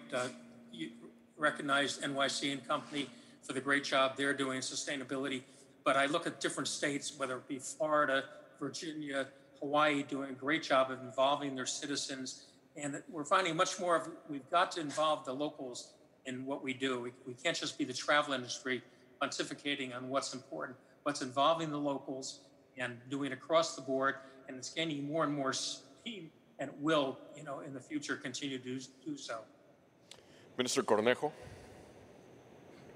Bueno, yo creo que en realidad la inclusividad está... I believe that inclusiveness lies in the heart of the industry, and this has to do with the way in which we look at the development in the future. In the specific case of Peru, I believe that we are convinced that the only way in which we can move forward successfully with the development of the industry, it has to do with sustainability and inclusiveness. And this is not only to include local population, but that they are actually immersed in the industry so they can benefit from what it offers. And actually, this has been the strategy that we have implemented in the last several years, and the thing is that we need to go deeper in it. Tourism has to do with showing ourselves, being authentic, and I believe this is the idiosyncrasy we have as a country, and this is what we are trying to include in all the work strategies. And I also believe that it is better being accepted by more social groups in the country, and it's part of the work strategies with the private sector. So inclusiveness and sustainability are the two big pillars for us in the industry for the following years. Viceministra. Esta estrategia con 5 pilares, ¿verdad? 5 pilares que están interconectados y que son todos muy importantes. El primero, obviamente, para poder tratar el tema de sostenibilidad e inclusión, que van de la mano. Si tú no generas la inclusión, no es sostenible a largo plazo. Iniciamos con una campaña muy fuerte que se llamaba Más de lo que crees. Tenemos que enseñarle a la gente exactamente qué es el turismo. No son turistas que vienen a lavarse a las playas, son agricultores que están haciendo el tomate que el turista finalmente exporta. Pero aquí hay 5 elementos. El primer elemento es el empleo, donde tú tienes que generar la capacitación necesaria, acorde con las necesidades del mercado, para que este empleado pueda tener un nivel de productividad adecuado y nivel de remuneración. El segundo eslabón es entrepreneur, es emprendimiento. Tú tienes, el turismo es microempresa. Está lleno de microempresas, todas las playas, todos los lugares. ¿Cómo tú haces sostenible un desarrollo con una microempresa que no está alineada? Y entonces ahí viene el eslabón microempresa y sostenibilidad. Tú tienes que escuchar a esas microempresas, generar soluciones que sean consistentes con sus realidades, hacerlas partícipes, hacerlas centinelas del proceso. Y obviamente esto se da con incentivos, con comunicación y alineando todo lo que es el entorno social a las necesidades de esta microempresa. El tercer elemento que viene la sostenibilidad y un tema regulatorio. Pero este tema regulatorio no puede ir tan rápido que no se pueda adaptar la realidad del sector turismo a este tema regulatorio y por ende esa regulación se va adaptando y se va consensuando con esas microempresas, las empresas mayores. Y los dos últimos elementos que son los más importantes de la cadena viene a ser, por un lado, el tema de la educación y la familia. ¿Y qué pasa ahí con el tema de educación y familia? Hoy en día sabemos, y por ejemplo en República Dominicana, el sector turismo fue privado y por ende se generó de una manera desorganizada y las empresas hacían temas individuales. Lo primero que tenemos que tratar es de hacer que la familia esté junta. Hoy en día el trabajador se aleja de la familia y rompe ese núcleo familiar. ¿Cómo lo logramos hacer? ¿Cómo hacemos infraestructura de vivienda, de educación en las zonas turísticas para que esta familia permanezca unida? Y dentro de ese sistema educativo donde tenemos que entrar a la mujer, donde tenemos que entrar a las estancias familiares, entrar el tema de... We have to go into sustainability and making the kids and the children to have a special education program to support sustainability, and these 5 elements must be worked with the family as a main nucleus. To look at this in 3 ways, beginning with the people. I think sustainability has to be first the capacity building among people to understand, to appreciate, and to respond.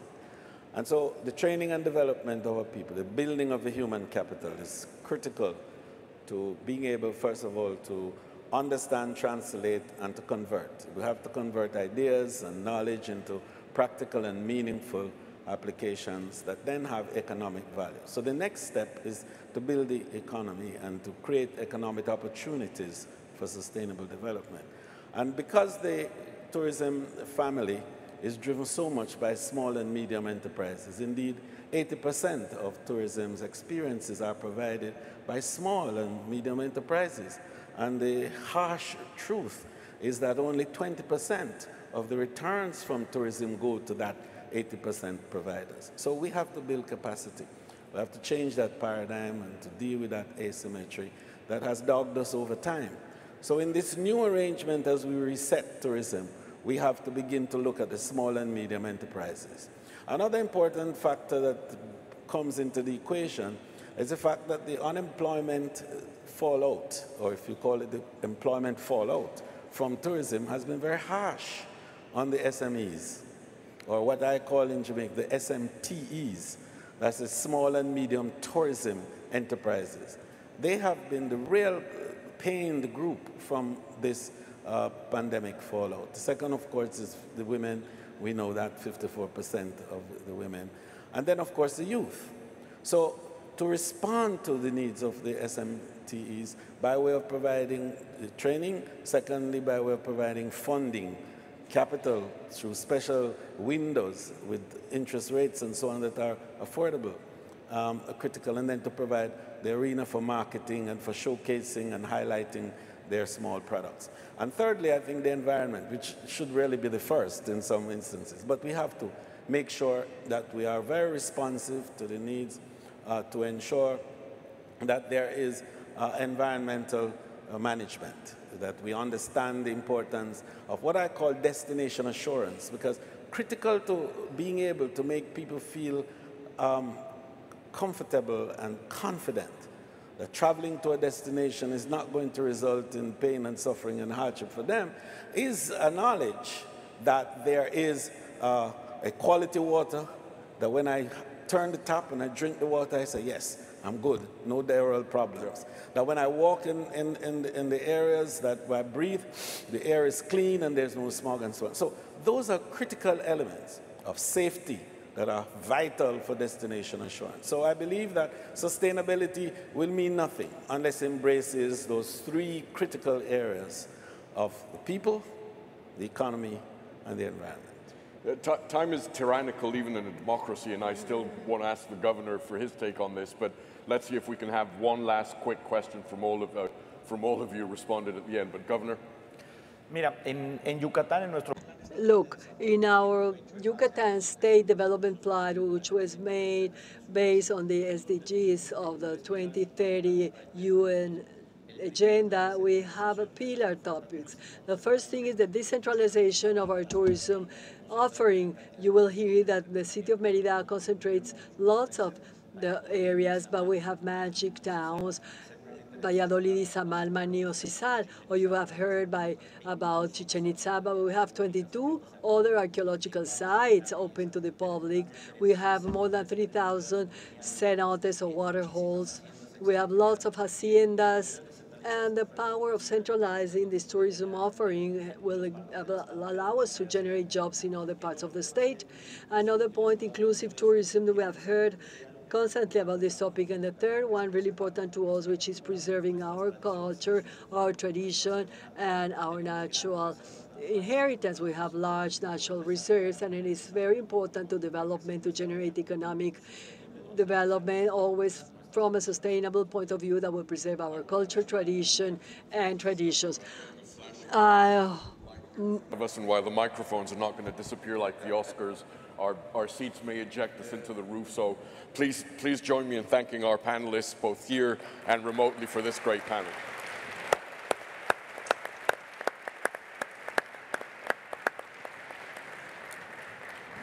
Thank you so much, Mr. Ambassador. Great to see you again. And as they leave the stage, we move into sort of the final component of this conference, which is doubling down on WTTC's commitment to women and focusing on issues of gender. You've heard it before that women account for more than half of the workforce globally in travel and tourism. And yet we also know, and you just have to tour a property like this one, or go onto an airplane, or travel into a community that is a destination, to see that women are disproportionately represented in the lower level service jobs. And they have also been disproportionately affected by COVID-19 over the last year. Women, especially women of color, are more likely to have been laid off or furloughed during this pandemic, according to McKinsey, which did a study of women in the workforce 2020. They have seen their careers stalled. This has jeopardized their financial security, which is critical to supporting their families. And they've also disproportionately had to handle families in which COVID has hit, in terms of sickness and even death. So the pandemic has intensified the challenges that women have already faced. And coming out of this crisis, it's really important to double down and empower and engage women as part of our strategy for coming out of the crisis. We're going to bring you a wonderful speaker to address this issue, and I'm happy to bring Arnold Donald back onto the stage, who will be interviewing her. She is an inspiring leader, a world-class athlete, and a global icon. She has played and continues to play a very important role in advocating for women, lesbian and gay rights, as well as advocating for underprivileged children. It's my immense pleasure to be able to have Arnold on stage with our special guests, the former professional tennis player and world #1, Martina Navratilova.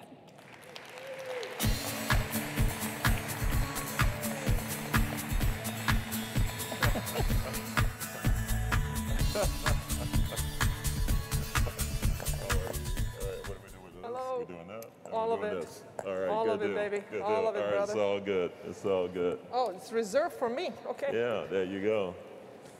Well, if you're okay, I'm going to take mine off. Oh, we can take it off now? Yeah, I think we're far enough apart. All righty. So welcome. Thank you.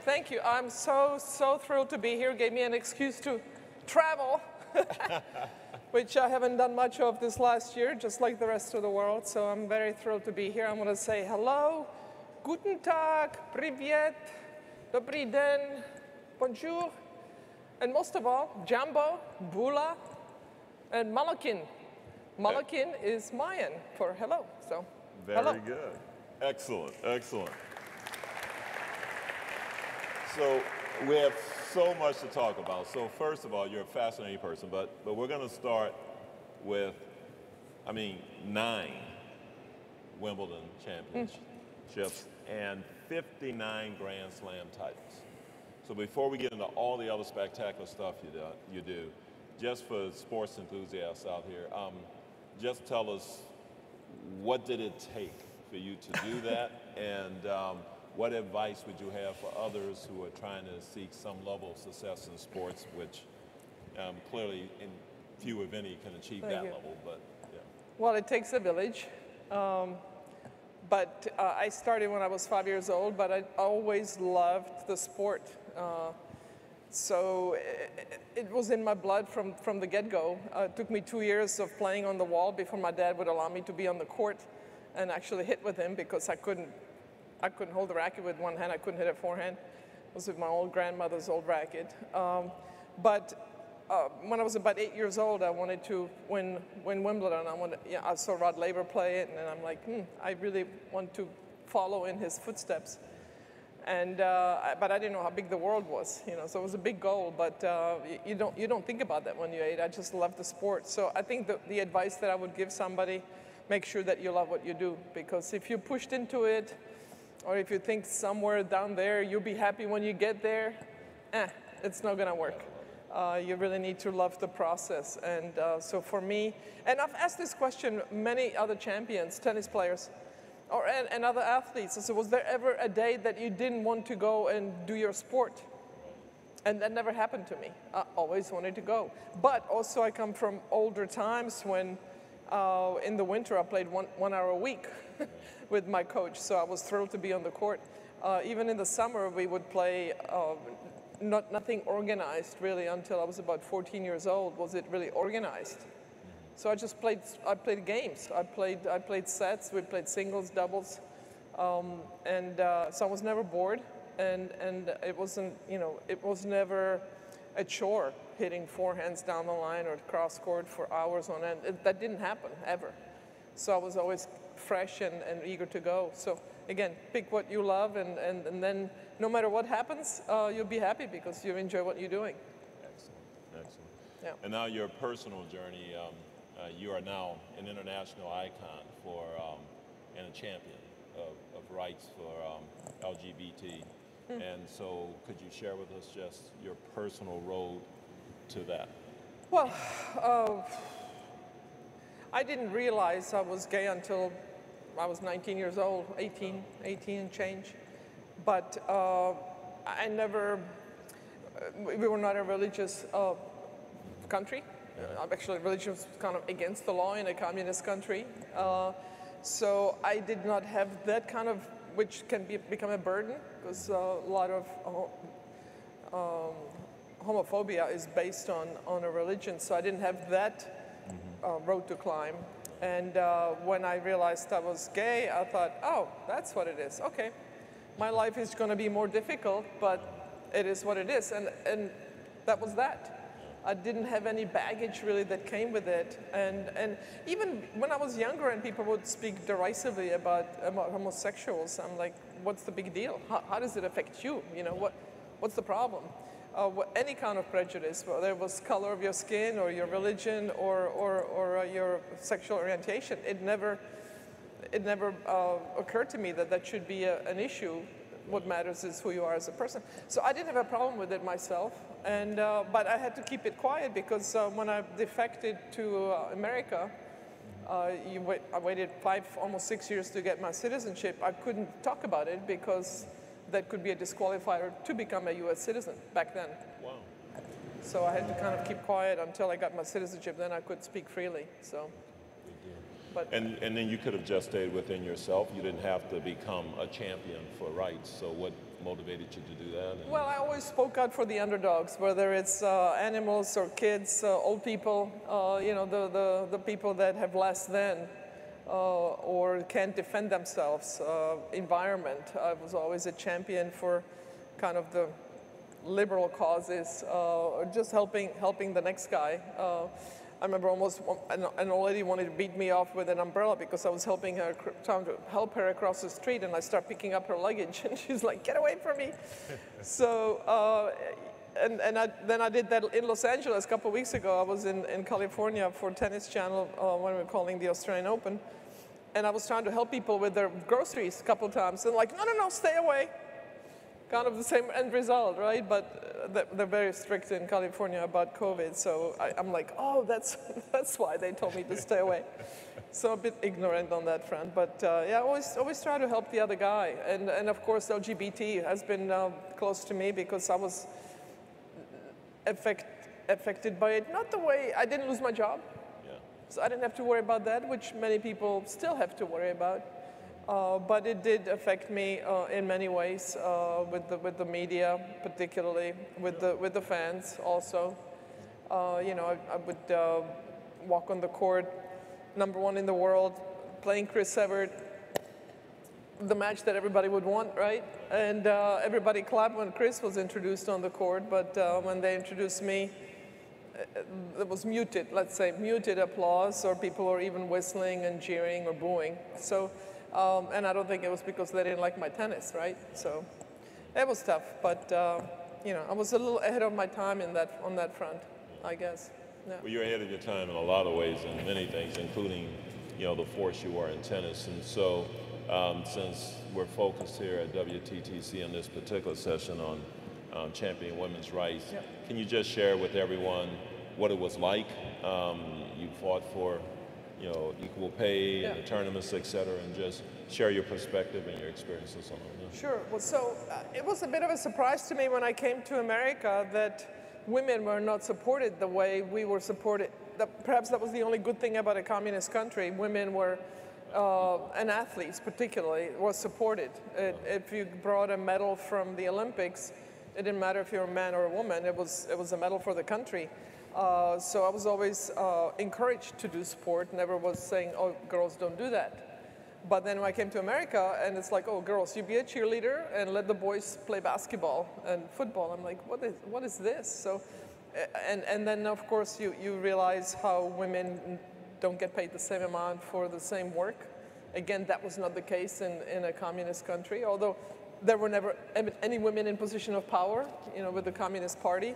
That was always men, but within doctors, professors, that was very common, where women were represented as much as men and get paid the same salary. Salary sucked, but you got paid the same.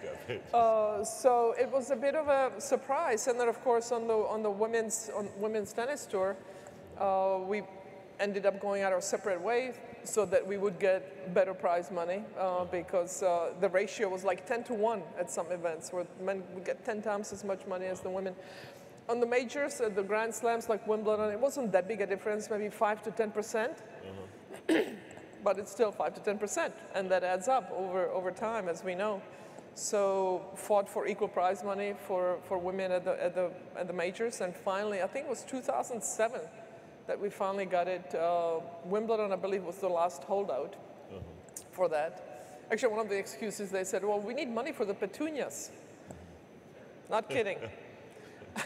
We need money in the budget for the flowers, and that should come out of our own prize money, apparently not the men's prize money, whatever. Wow. So it was just an excuse, but, you know, they were kind of poking fun, but anyway, we finally got equal prize money, but it still is a fight in the rest of the world, of course. The majors, okay, we get equal prize money, but when it comes to total prize money for men and women, men still make more because corporations run by men. They're much more likely to sponsor men's sport than women's sport. And if we, God forbid, fail, nobody will touch us, so you have to really, because, oh, it's women's sport. Meantime, the NFL, I think they got started like 5 or 6 times before it finally stuck. But nobody said, oh, men's sport, you know, no, we don't want to support it. So women always have to outperform. As we say, what is it, under promise and over deliver, right? So we did, but it still is a battle around the world because yeah. Well, it wasn't always easy, even though you were a champion and everybody, you know, knew you and so many people respected your talent. But at the same time, you know, you were getting pushed back, you were getting jeers, you know, things were happening across the board. So for those who may not have quite the platform you have, and maybe not even the intestinal fortitude you have, what would you suggest to them as ways that they can continue to make a difference as women and people of colors and other, you know, struggle for social justice and social You're equity? not talking corporations, you're talking people. Individual people. Individuals. Well, just speak up, you know. Everybody can make a difference. It's even when you recycle your bottles, you say, oh, it's just one bottle, but over a period of time, over a year, you know, you probably fill up a truck.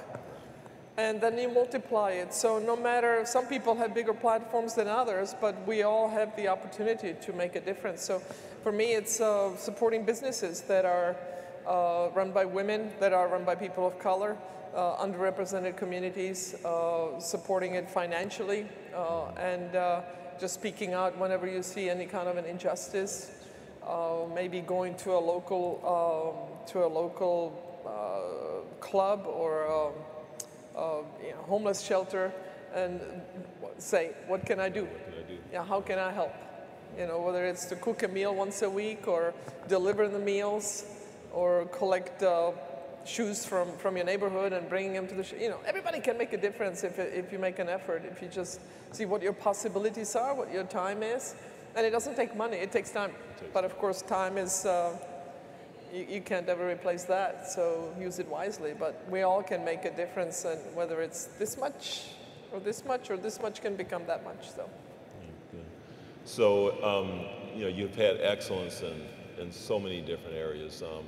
So what caused you, or how did you decide to pivot from tennis to, I mean, you've done a lot of stuff. You've written mystery novels, you've been engaged with so many charitable organizations. So as people look at career changes and just life changes, what stories could you share or experiences could you share to give perspective on? just that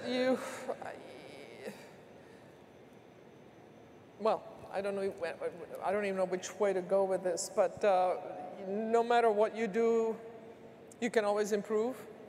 And if you have to make a difference, or if you're tired, or if you want to do something else, I'd say go for it, because you can always go back to doing what you were doing before, whether it's for a tennis player, changing your technique and trying out new things. If it doesn't work, you go back to how you were doing it.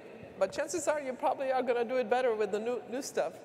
So don't be afraid to take a chance, make adjustments. I totally changed my footwork for tennis when I was 30. Let's see, I won 8 Wimbledons, and I came to Billie Jean King.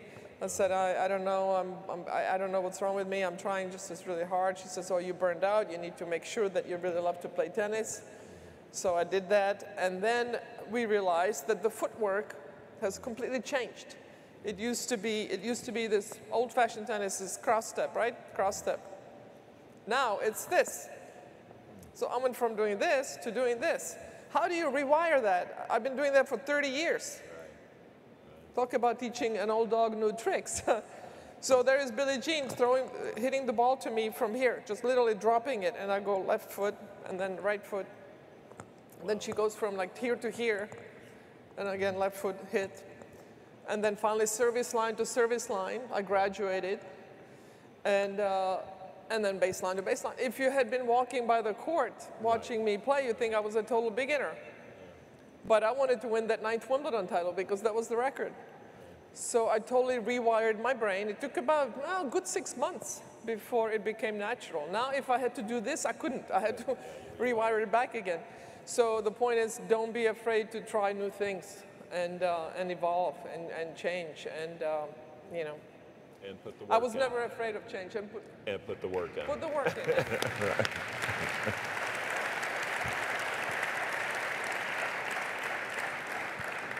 So I asked you about individual empowerment, but because opportunities for women and marginalized groups and leadership have been limited, how do those in positions of power, whether it's corporations, leaders, associations, governments, whatever, create more space, for women and for marginalized groups, and from your perspective and experience? How do people in power create more space? We talk about individual empowerment, but now we can talk companies and governments.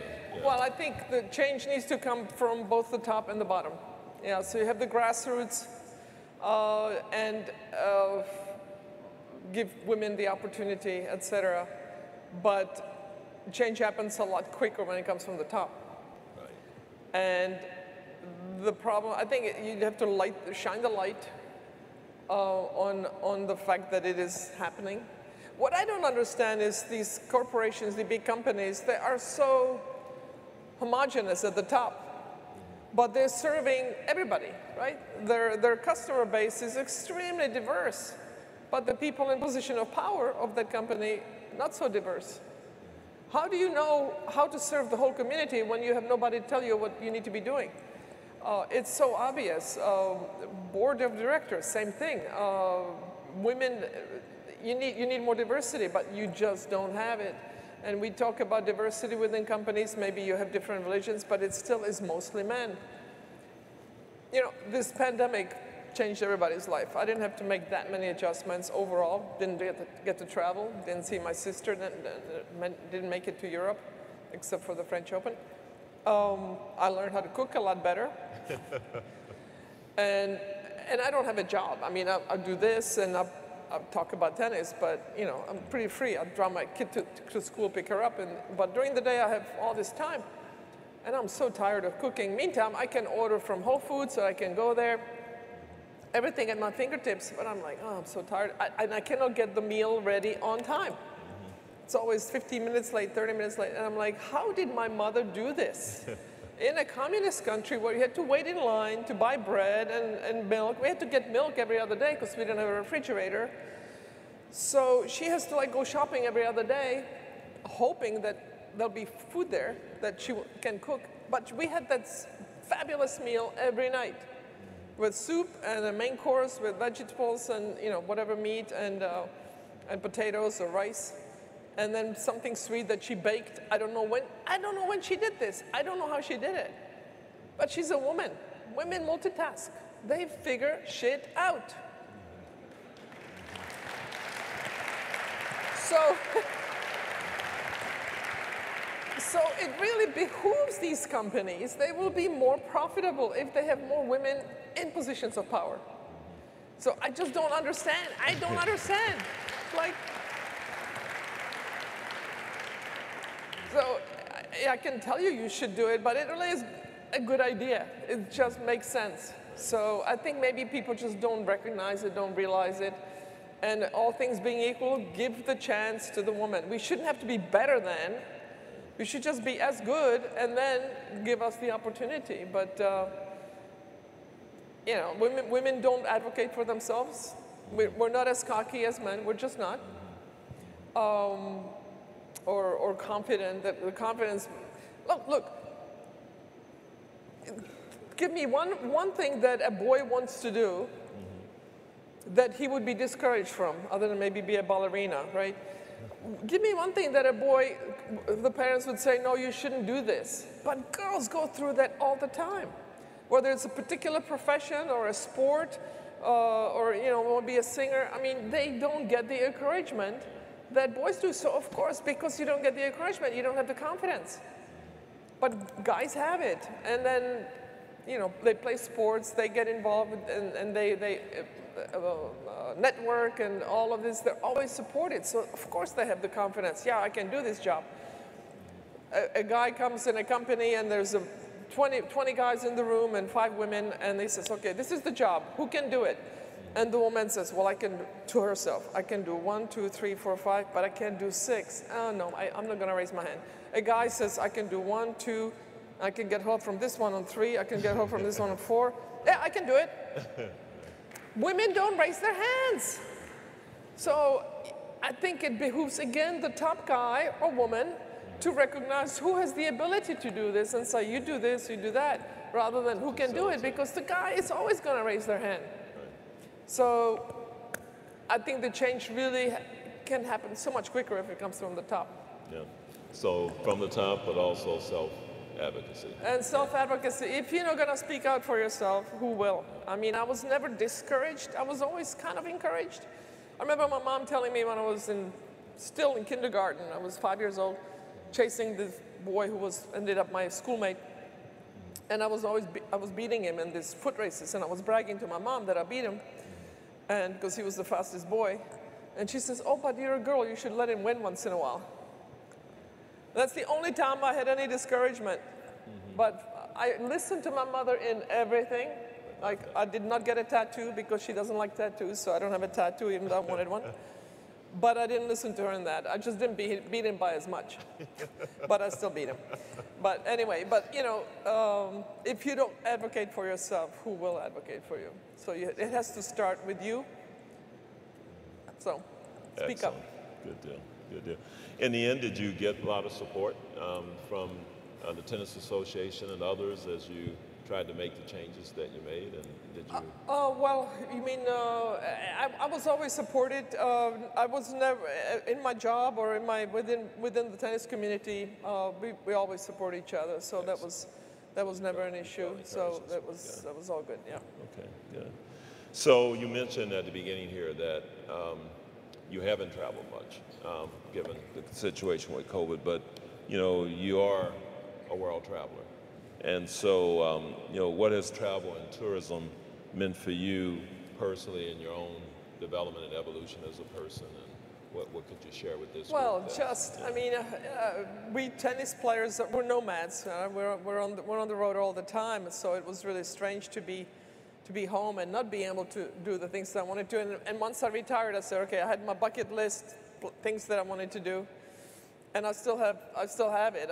The only thing that I have done that I wanted to do was some of the things in your bucket list. I found Machu Picchu, Galapagos, Alaska, and I wanted to go to Africa. So the Africa bit I did. I actually spent 6 months in Kenya, but 2 months 1 year and 3 months another. I went to Tanzania. And loved every second of it, but I still haven't done the other things. So, and I really, really want to see the blue whale in the Antarctica in person. I really, 120 feet long, you know, I mean, the magic. So there's so many animals that I would still like to see in the wild. We saw a fox yesterday. I went to one of the cenotes, and a little thing was running around. I'm like, that's a squirrel? No, it's a cat. It looked like a hairless cat, which we actually have at home, but it was a fox. It was a fox. It was brown. It was very gray, short, tiny thing. I was just looking at it. Oh, I was so excited. Fantastic. And then what about Antarctica? Is that on your list? Antarctica, I would like to go there as well. Yeah, see the penguins and you get the sea migration, the match with the migration in Africa. Yeah, I saw the Masai Mara migration. That was magic. Yeah. No matter what age you are, no matter what nationality, ethnicity, gender, when you see that migration, there's something in our DNA. I mean, Kenya. Elevation of human spirit. It's only going Ngorongoro crater. You feel like it could be. It was the same as it was 10,000 years ago. It's magic. But I mean, I've traveled the world, but I haven't really seen enough of it. I still want to go to Japan. I've been to Japan about 30 times. But it's Osaka, Tokyo, Kyoto, Hiroshima, Nagasaki.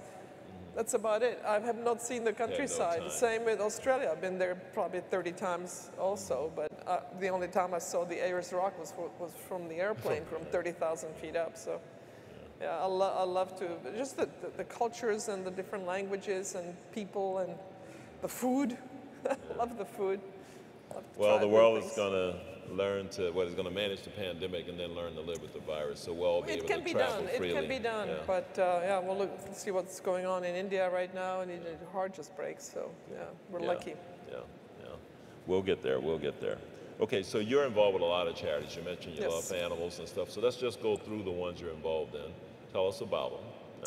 what you love about them and why you're engaged. And you're involved with quite a few, so. Yeah, well, I've been over the years, lots of environmental charities, the World Wildlife Talk about Fund. your perspective on the environment. Save the Rhino. I've been a member there for since I went to Kenya first time about 25 years ago, and animals that were so plentiful, and now because of people's greed, they kill the rhinos for the horn, and because they want a nice dagger for their handle for the dagger.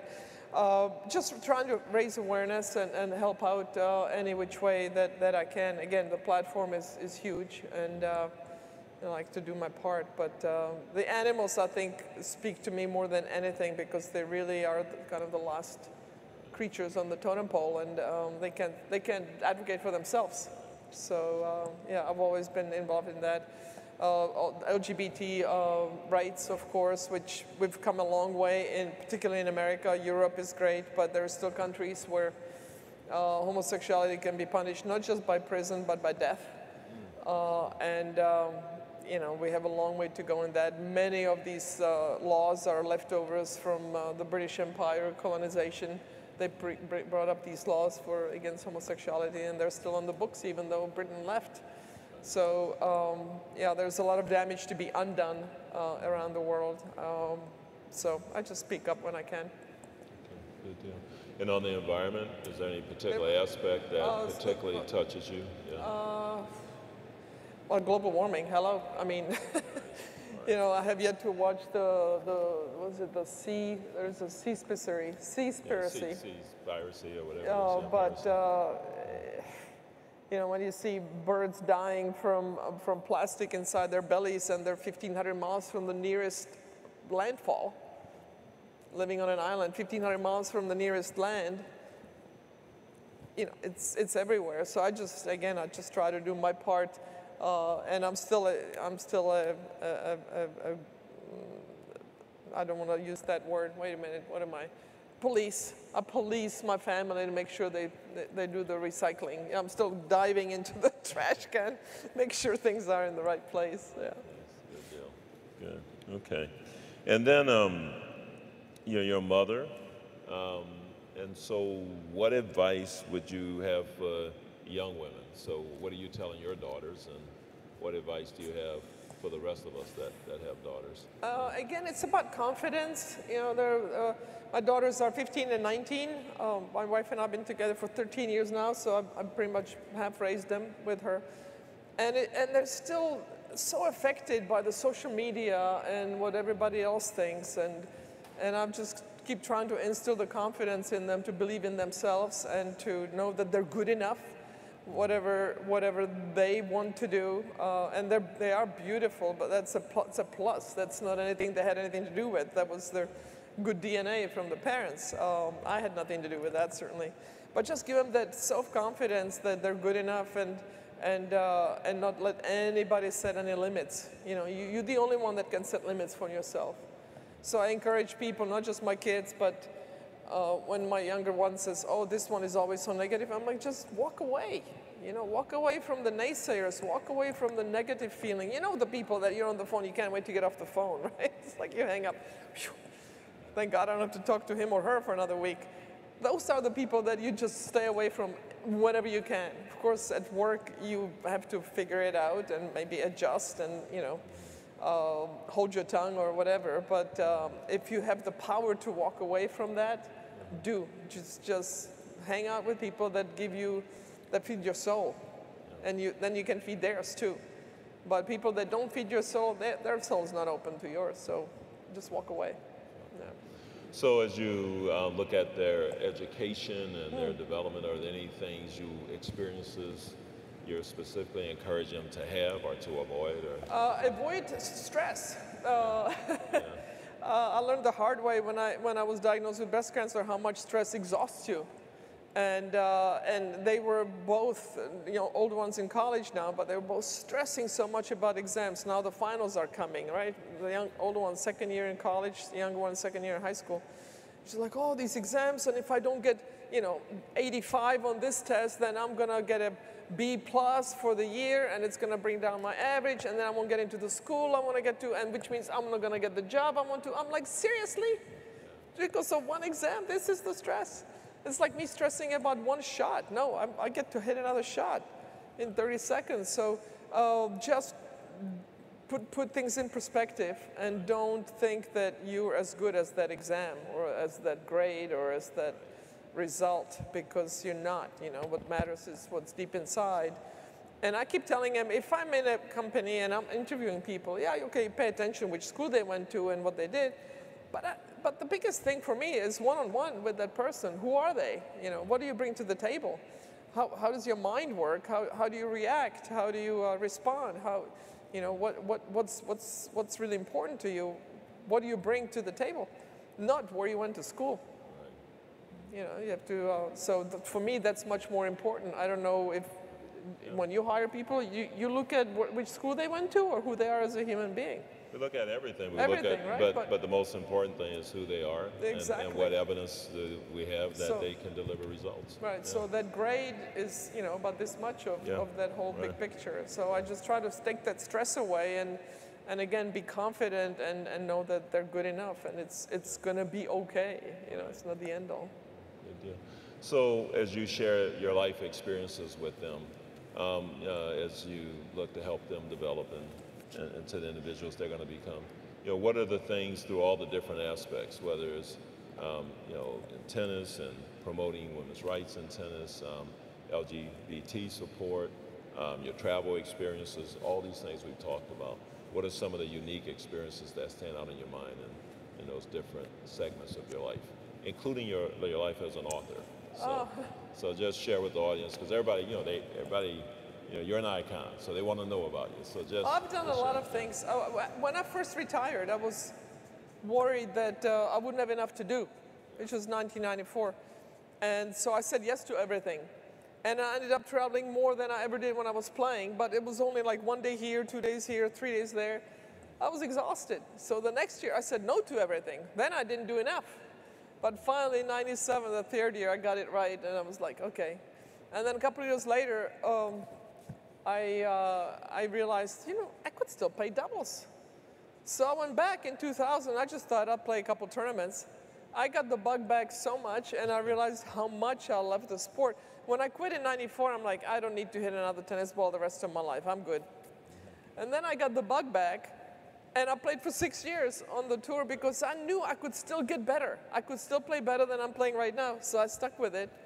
And finally, 6 years, 2006, I'm like, okay, I can only get worse now. I cannot get any better. But I just loved it, you know. It was still a challenge because the game has changed so much, and I had to evolve with it. My style is completely different than it was when I first started. And that's kind of fun, too, that you can always improve and be challenged. So I love that experience of still trying to get better, getting into the nitty-gritty of things and, you know, talking smack with my coach and just really getting into it. So lifelong learning, continuous improvement. Absolutely. Billie Jean said she's never seen the ball come over the net the same way twice. Something's always a little bit different. So again, I was never bored. I was always excited to get out there, and I always love to share that knowledge and help others. So whatever it is. But so I didn't do enough. So then I went to Kenya. I spent a lot of time there. I did some woodworking. I built some tables. When I was in Kenya, I realized it's much better to fly than to drive, because it could be 30 miles away, but it takes you 2 hours to get there. So I learned how to fly. I had a pilot's license, and let's see, that's about it. And I did all the sports, and yeah, just love life. I'm waiting to get vaccinated. I was a pilot. I don't have my license because I started playing, so then I didn't stay current. But I know what's going on when I'm on the airplane, so I'm feeling pretty confident when they're flying the plane. Yeah. Wow. And then the mystery novel, what motivated you to do that? I wrote mystery novels. Right? Yeah, we wrote 3. There was a writer that came to me and said, "Would you like to write mystery novels in the tennis world?" I'm like, "Oh, I never thought about that." So we did a collaboration, and actually now she's coming back to me. Maybe we try to modernize it and put it into a series for TV. So we'll see what happens with that. Really? But, yeah. Fantastic. My favorite thing was, though, I did a bit of a part on The Politician, which is a series with Gwyneth Paltrow. And I was in like 3 episodes, and I got to play somebody else, which was great, because it didn't matter what I said, because I'm not responsible for it. I'm just reading the script, and in fact, my very first line in the show was, "Are you fucking kidding me?" is what I said, and it was Gwyneth and I were riding a horse towards each other. I was like the instructor, and we apparently had an affair, but this was the first time I just met her, and she's riding a horse, I'm riding a horse. She says, you know, Bridget is my name. "I can't do this. I can't be with you." And I said, "Are you fucking kidding me?" And then we rode the horses the other way around. So that was my my acting debut. Line, but it was so much fun to be somebody else. You're not responsible for what you say. It's great. So you ride horses too, then? I ride horses. Yes, I ride horses. Anything with an engine. I either flew it or I drove it. I like driving fast. Thankfully, I have not gotten too many speeding tickets. But yeah. I drove 200 miles on the Autobahn a long time ago, before there was so much traffic, in a Porsche 959. 200 miles, not 200 200 kilometers. miles an hour, 305 kilometers an hour, yeah. No, very good. We averaged like 150 miles an hour over 2 hours, and you pass police going, 160, and you don't have to slow down. It's great. All right. So, you've done so much, and we're really focused on the women's rights issues now, and just not just women, but especially women in this session. Right. And so again, you've shared with Carper, you've shared a little bit on the individual side. Any other thoughts you have for us as an organization, for WTTC, in terms of what we can do to help catalyze and advance? Well, it's like with the Black Lives Matter, with the protests. When it's just black people protesting against violence, it doesn't have as much impact as when everybody protests. And just like when women speak out for other women, that's great, but we need allies. We need men to speak up also. Men have gotten a lot better when it comes to sports, because they have daughters now, and they want the daughters to have as much of an opportunity as their sons. But men in positions of power still don't quite speak out enough. So, we need help. Every little bit helps, and you can't speak out too much. Yeah, squeaky wheel gets the oil, right? So you can't really overdo it. So yeah. So make sure we speak up, but we'll do that in a few minutes. And so, any other things you'd like to share personally that maybe you haven't written in your autobiography, or you haven't shared as much, that would make this audience feel especially special, because Martina told us this, and she hadn't shared about any one singular experience anywhere, anytime, in any aspect of your life.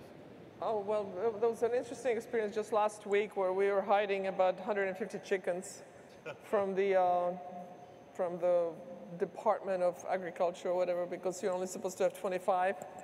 And we have more than that, so we were hiding him in the bathroom while the inspector was there, and we succeeded. My wife sells chicken eggs now. So she's a regular chickens and ducks. Yeah, there were like 20 ducks in a bathtub and a bunch of chickens. And then when the inspector left and we went back, there was a duck egg in the bathtub. The ducks laid an egg. And of course, there was a couple chicken eggs in the bathroom. That was an interesting day. You're now busted. I'm that, busted. right? Well, they can't come in anymore. But we have a nasty neighbor who just keeps complaining about us. She called the police on us for loud music coming from our house. Meantime, we were inside. There wasn't even nobody outside. Yeah, so you can't pick your neighbors just like you can't pick your parents, right? But try not to make her mad. But what can I tell you? I can cook. Talk a little bit about the chickens and the farm and all that, and where you are. Are you in a city, or are you so we live in Fort Lauderdale at the moment. We have 1 acre, but you would think that we have like 10 acres, because we have goats, we have chickens, we have geese, a flying squirrel, parrots, Galapagos tortoises. We have a couple of those. Really? And of course, dogs and cats. It's a busy household. We get a discount from the vet. We get a group discount. But it's never a dull moment, and my wife takes care of just about all of it. I just help walk the dogs. Yeah, I just, look, people, champions adjust. We've had to make so many adjustments in this past year. And this is the first time that the whole world was affected at the same time. Even World War II, you think about all the wars that there have been, it affects a very specific area of the world, but not the whole world. Even 9/11, okay, it hit New York, it was horrible, but people in Los Angeles or Chicago or anywhere else, they were watching it on the news. This affects the whole world, and of course it's staggered, unfortunately. So you see different areas, and everybody's had to make adjustments. And before, if you walk around with a mask, people would look at you funny, unless you were like from Japan, where they would wear the mask all the time. So we had to make adjustments, but you just suck it up and do the best that you can, and know that it's going to get better, and tomorrow's another day. So, and it is getting better. It is getting better. The vaccine, I mean, I tell you, once I got the vaccination, so much stress left me, and I felt so fortunate. And yeah, we're lucky to be here. It sucks right now, but we see the end of the tunnel, right? And it's going to be amazing once we get back to normal or semi-normal. And we'll have a lot cleaner bathrooms. Public restrooms will always be cleaner than they've ever been before. So always have to look at the bright side. But it's pretty impressive. They wiped down the chairs before we everything is wiped down, but it's been tough, and we've all had to make our adjustments. And you just get on with it. You just get on with it. What's the option, right? What is the, people say, you stay in such good shape. What's the alternative? Well, I have put on a few COVID pounds, but not too bad. What's the alternative? You just can't give up. You have to, playing tennis teaches you a lot of good lessons for life. And you just, you lose a point, it's just 1 point. You go to the next one, right? Excellent. So look, you've been generous with your time and sharing a lot of personal stuff. You're an absolute icon. I mean, you're an outstanding champion in tennis. Again, 59 Grand Slams. Could we ask, maybe people have a question from the audience? Or is that not on the menu? It wasn't on the menu. We're not quite set up for it, and we're a little pressed for time. We're pressed for time? Yeah, so I will, in a second here, invite Gloria, but I do want to acknowledge you properly by saying that, you're a champion, but you've also gone way beyond that in your charitable work. You're making an impact on the environment. You've made an impact on women's rights, an impact on the LGBT rights. And you've had an impact in so many other ways. An accomplished author, a former pilot. I mean, you're a very unique person. And I think the message in that is, and with you, you're in the public, everybody can see it. But if you weren't encouraged when you were young, and continue to be encouraged along the way, all the wonderful contributions we've all enjoyed from you being on this planet, we would have missed out on. Thank you, I appreciate it. And I think that's what we have to keep in mind for all those that follow, that we have to encourage them to say, go right ahead. Exactly, so thank you so much. Yeah, I would like to say to people, if you want to do anything, you encourage those around you, the people that are dear to you, to follow their dreams, do their best. And for you personally and for anybody else, don't ever be afraid to get outside of your comfort zone. I have been outside of my comfort zone a big chunk of my life, especially when I was flying that airplane for the first time by myself. But you just go for it, You can always go back to the safe place. But when you're out there, outside of your comfort zone, a little bit pushing it a little bit, that's when you really come alive, and that's when magic happens. So don't be afraid to get outside of your comfort zone. Go for it. So Martina Navratilova. Yeah, thank you. So stay up.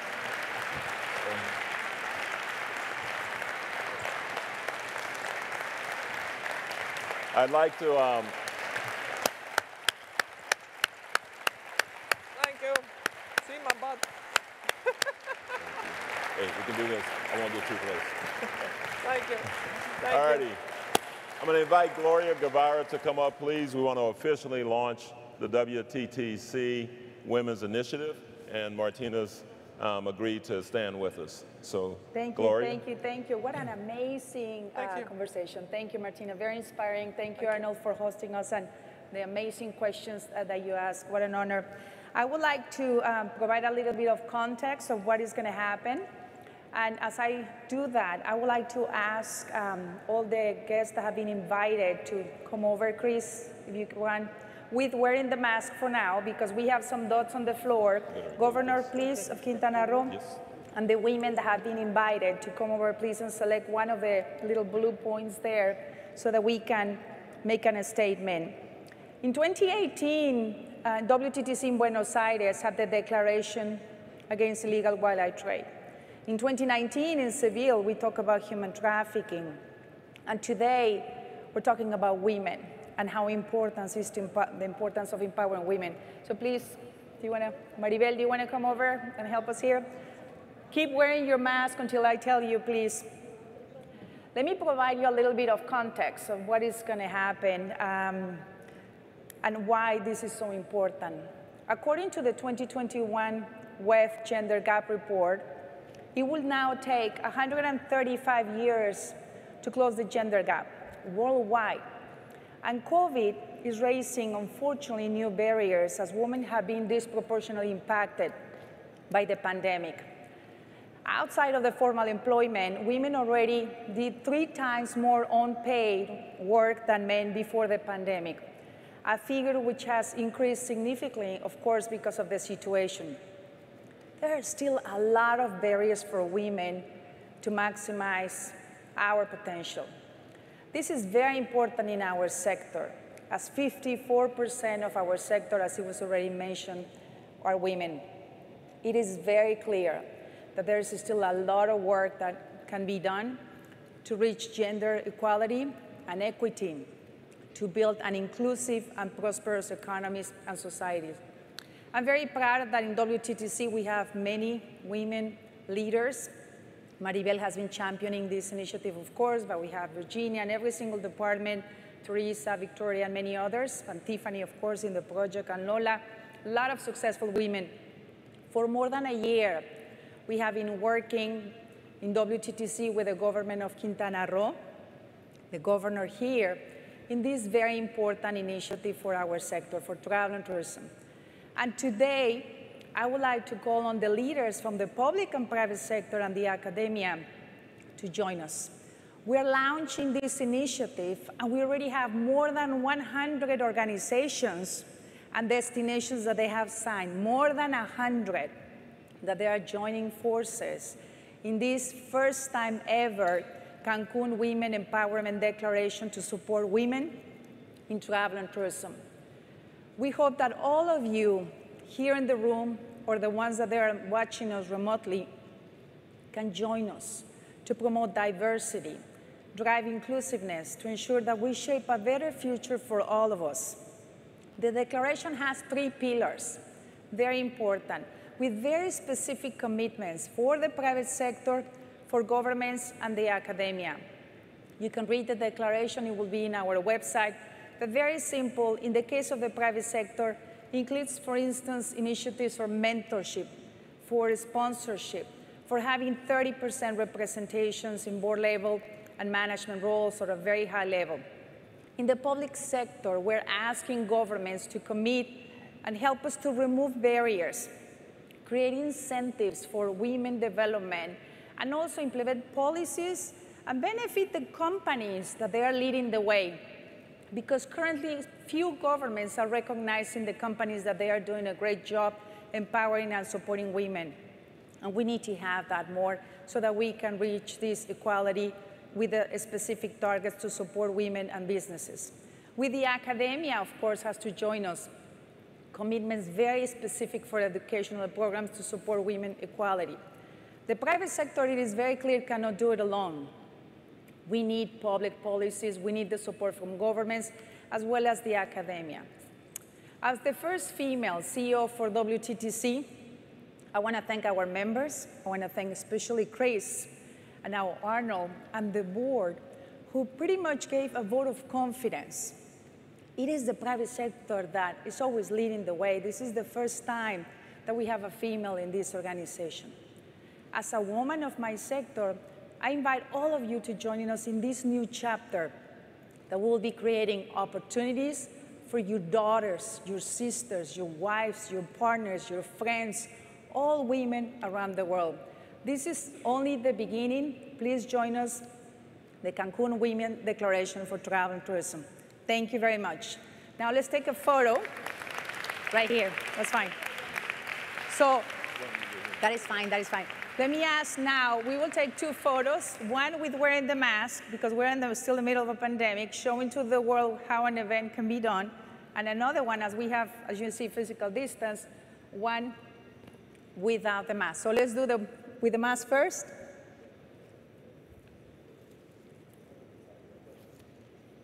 Okay, who has the official camera? Okay, thank you.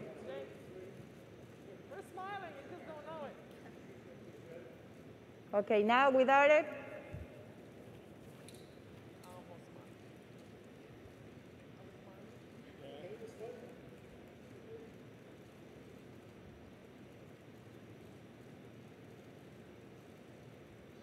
Excellent. Thank you very much, everyone, and congratulations for being part of this very important chapter. Thank you. Thank you. Thank you. Thank you. Thank you so much. Thank you so much, Gloria. Thank you to all the women who joined us on stage. And Martina, thank you for an absolutely inspiring conversation. So this is the moment when we begin to wrap our 2021 Global Summit. We want to thank all of you who made the trip here to Cancun. For many of you, it was your first international trip in more than a year. For those of you who tuned from home or from your offices everywhere in the world, thank you for staying with us and for your participation. For everyone, we want to remind you that actually all of this content remains on the virtual platform until the 27th of May. So as we get ready for the closing ceremony, after which there will be light refreshments, sort of a post-lunch lunch out in the lobby and outside on the patio, we want to let you know you're also welcome to enjoy the wonderful hospitality of the Moon Palace Resorts, all the great restaurants and cuisine from around the world. It's been wonderful staying on this property as my first trip outside of the United States since January of 2020. I want to say, as your MC, it's been a great opportunity to be with you, to see my friends, to make new friends, and to be with people in person. I want to wish you safe travels, and I want to welcome to the stage the Governor of Quintana Roo, who has some farewell remarks. Thank you very much. Safe travels.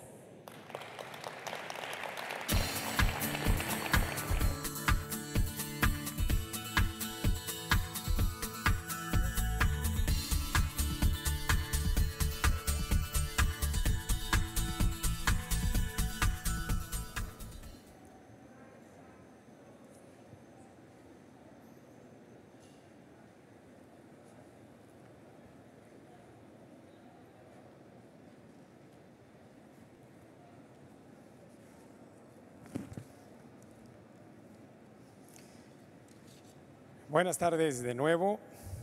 Good afternoon again. It is a pleasure to be again with you.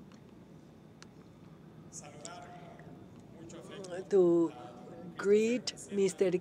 Christopher Naceta, Chairman of the WTTC and the Secretary of Tourism of the Government of Mexico, Miguel Torruco.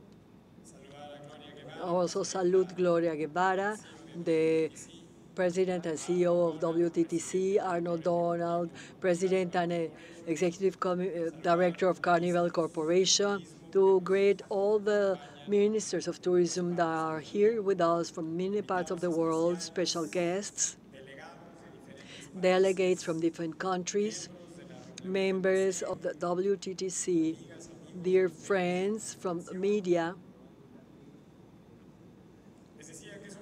I was telling you that it's a great pleasure to be with you and close the activities of this summit meeting after days with a very rich dialogues, exchanging experiences, and designing a new tourism model, post-pandemic model.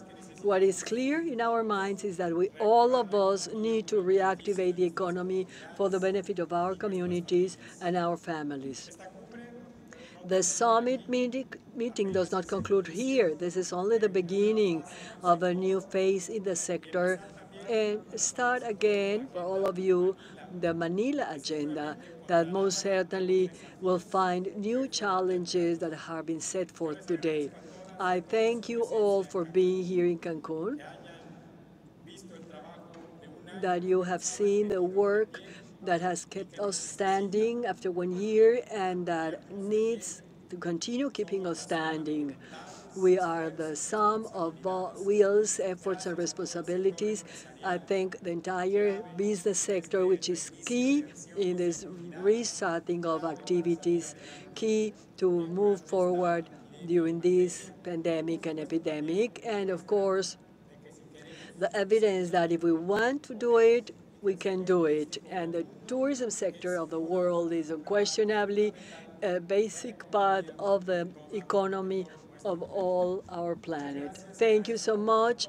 I thank all the organizing team, the WTTC team, all the team that organized all this event, the state government, people, and from the different groups that have participated and worked hard. Of course, we thank the Chapur family for being our hosts here at the Moon Palace Hotel. And I want to wish you good luck, go back safe, safely at home. Here in Cancun, Quintana Roo, the Mexican Caribbean, we will always be waiting for you. Thank you so much, and my best compliments. We please ask you to hand back your translation. The Secretary of Tourism of Mexico, Miguel Torruco.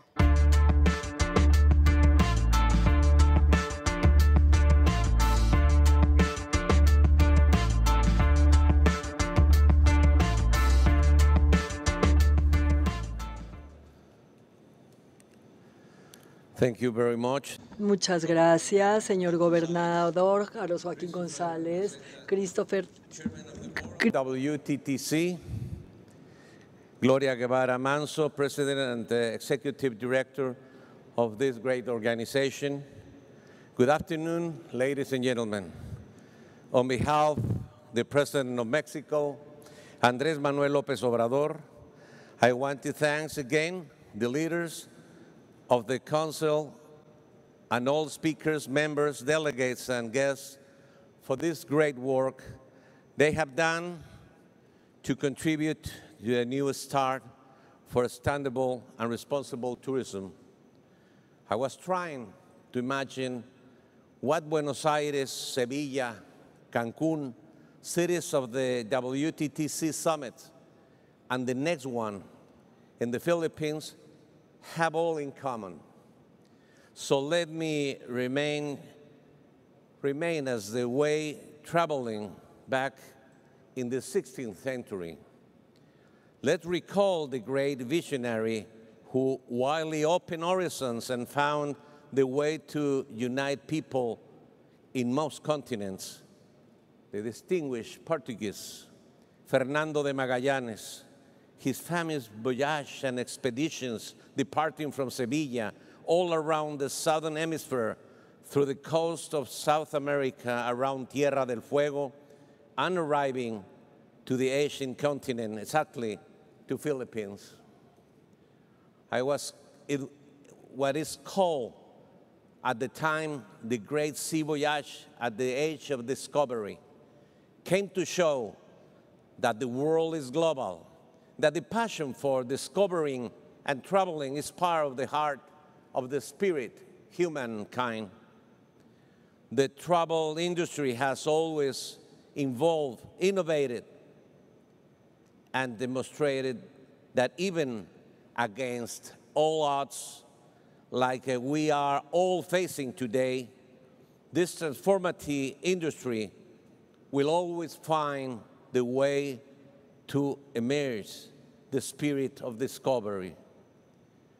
We will walk to talk by building bonds all the way to the next summit at Philippines.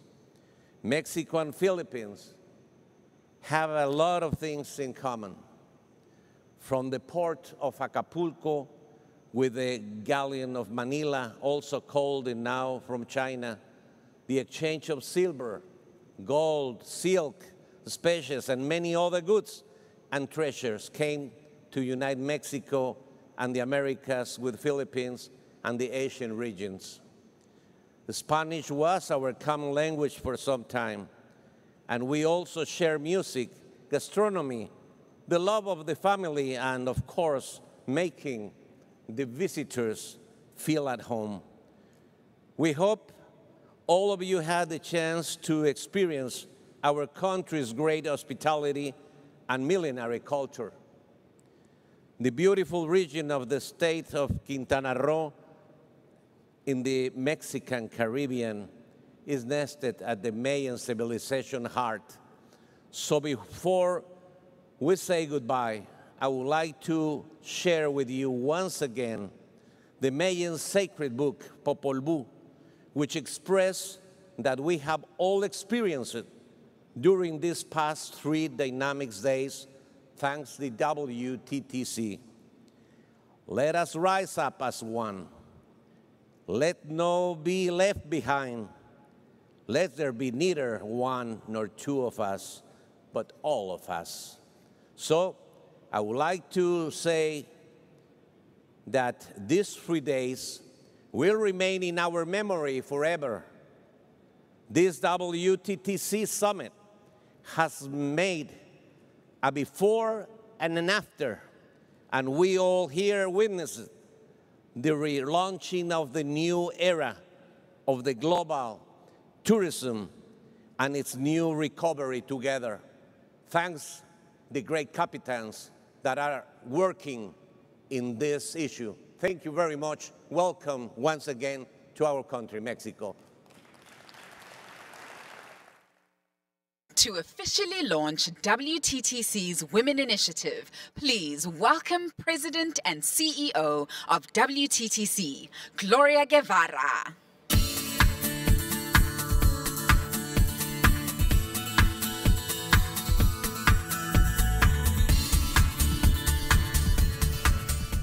Thank you, Secretary Torruco. Well, I just wanted to, as it was already mentioned, I want to formally announce our next host, which is the Philippines, and invite you all to continue with the recovery of our sector in Manila.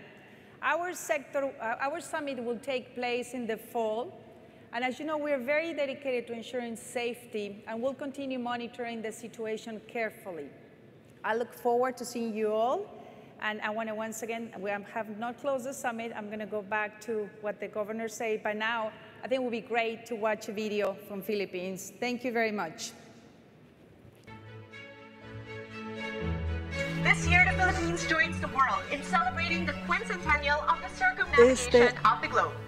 500 years ago, the humanity of Filipinos saved the sick and hungry voyagers of a significant expedition around the world. The native Filipinos shared their food, customs, treasures, and opened their homes. A shining example of Filipino hospitality that paved the way for the expedition's success and a major breakthrough in world history and science.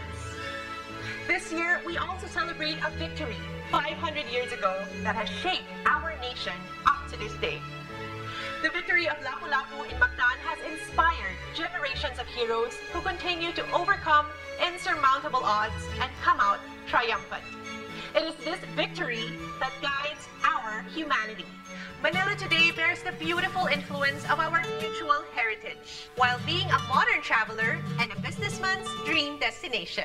Here, you will feel at home with the warmth and connection of Filipinos, whether in Manila or anywhere in the Philippines. Discovery and delight await you in all our 16 regions.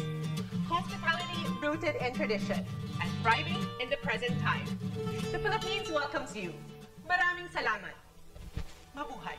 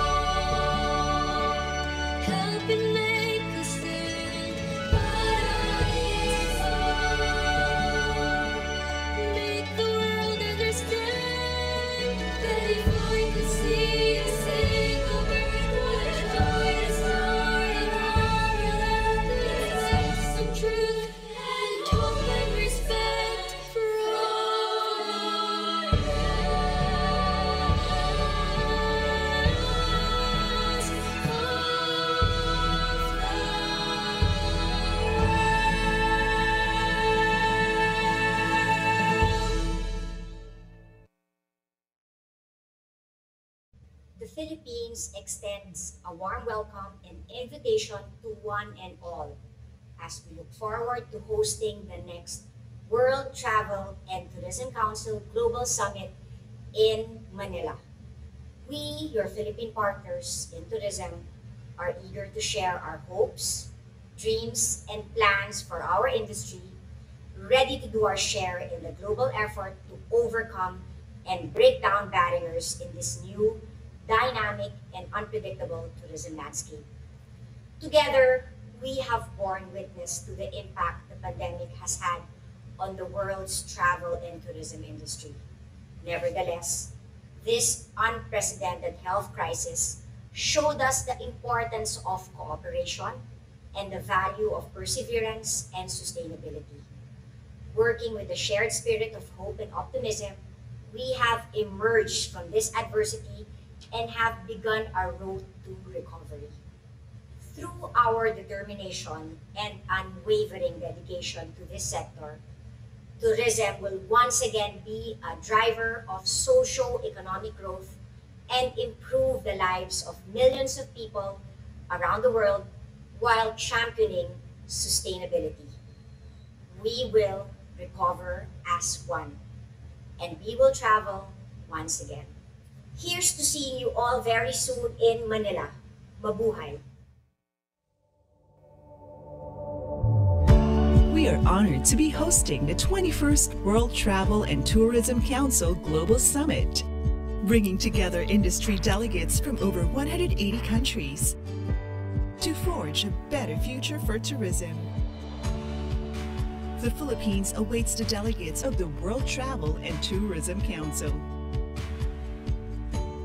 providing the most conducive, safe, and ambient spaces to hold the summit's activities, combining first-class amenities and flavors with state-of-the-art technology. Your safety is our priority. Global standards in health and hygiene are in place in all facilities. Guest protocols such as temperature checks, hand sanitizers, and physical distancing markers are being implemented at all times. As an awardee of the Safe Travel Stamp, the Philippines is committed to make this a worry-free and pleasant experience for all. Together, we enjoin the world to make tourism alive and thriving once again.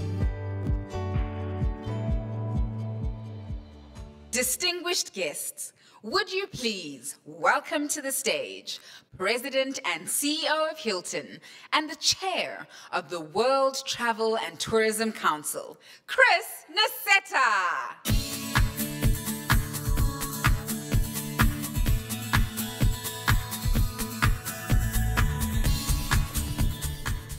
Well, what a day and a half. I have to say, I think this will be a point of departure. I hope this will be a point of departure for all of us in our industry, where going forward, we're not only on a road to recovery, but a quick road to recovery.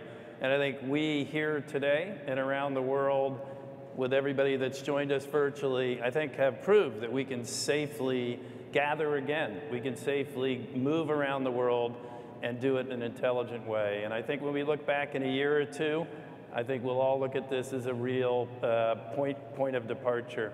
I want to say thank you again. I started yesterday at the conference thanking Gloria and the WTTC team for all the work they've done in the crisis, for all the work they've done in putting together this incredible conference that will be a point of departure, a positive point of departure for us.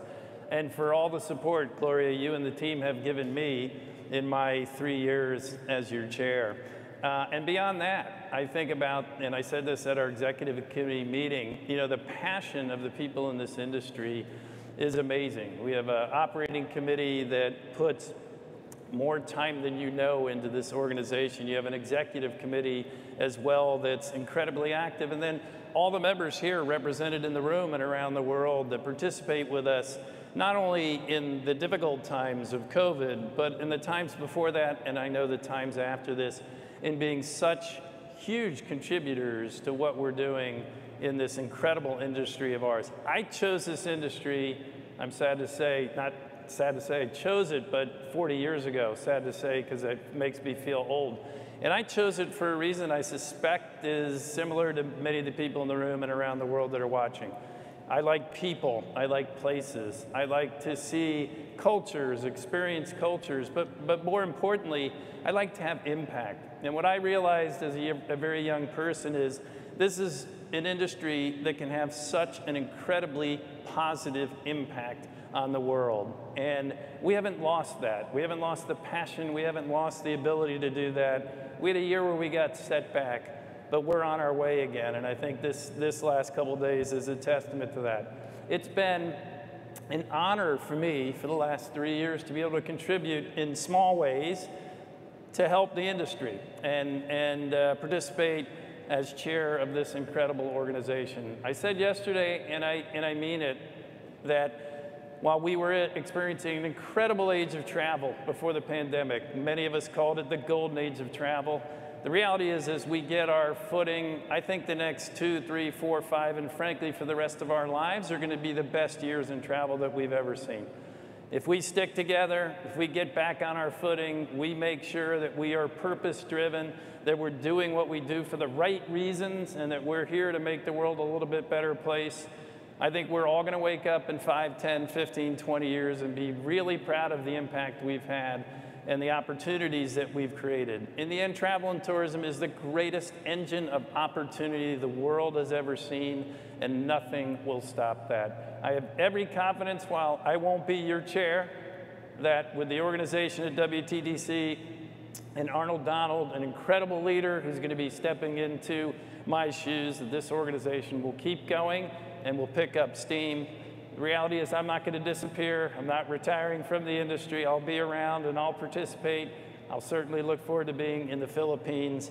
Arnold, I couldn't be more proud of the fact of able to turn the reins over to you and working with the team at WTTC. I know you guys will accomplish great things. It's been wonderful to be here.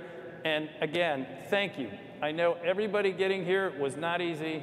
There was a lot of stress, not only in organizing this, but getting everybody to make the commitment to be here. I think it's been phenomenal. We appreciate you making the effort. I think, as I said, we'll all remember these last couple days as we look back on it. So thank you. Safe travels. See everybody in the Philippines. And I'm going to turn it over to Arnold Donald, who is now officially our chair, I believe, Arnold. It's all yours. Thank you.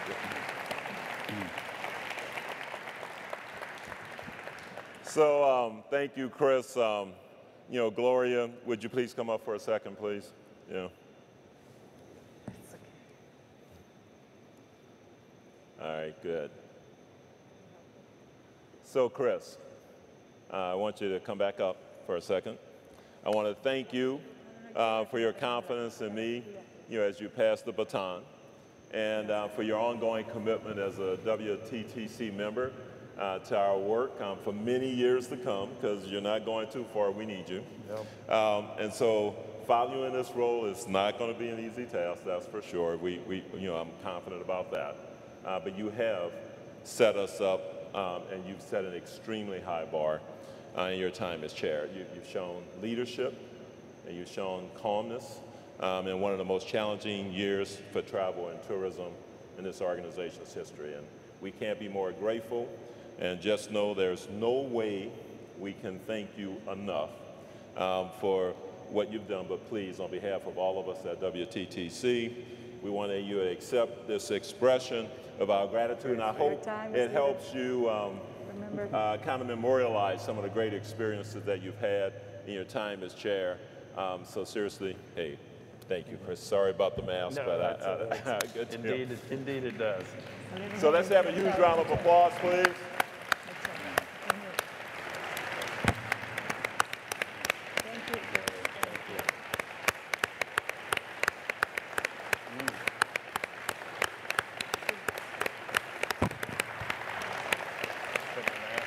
Here it is. Good. There we go. Thank you, Chris. That was amazing.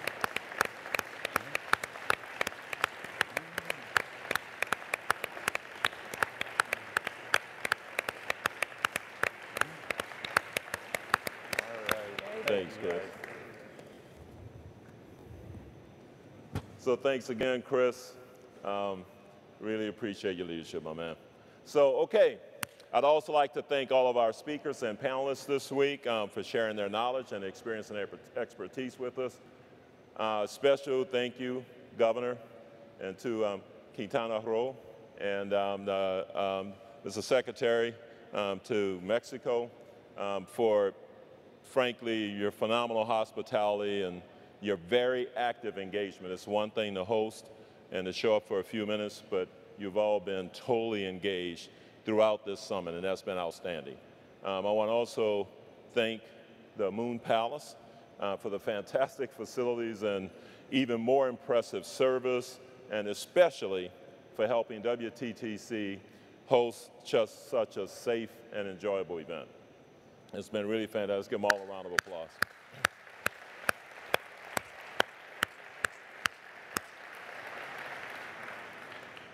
And my thanks to all of you here who came in person for joining us and for proving that meetings and events are still possible and are still very relevant.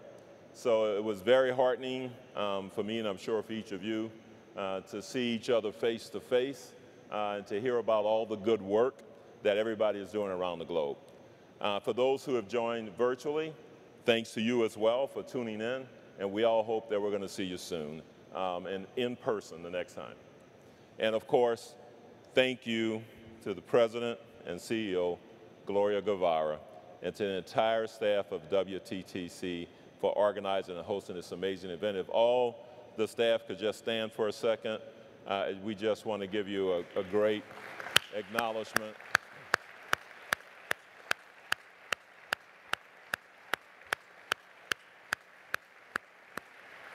You guys did an absolutely fabulous job.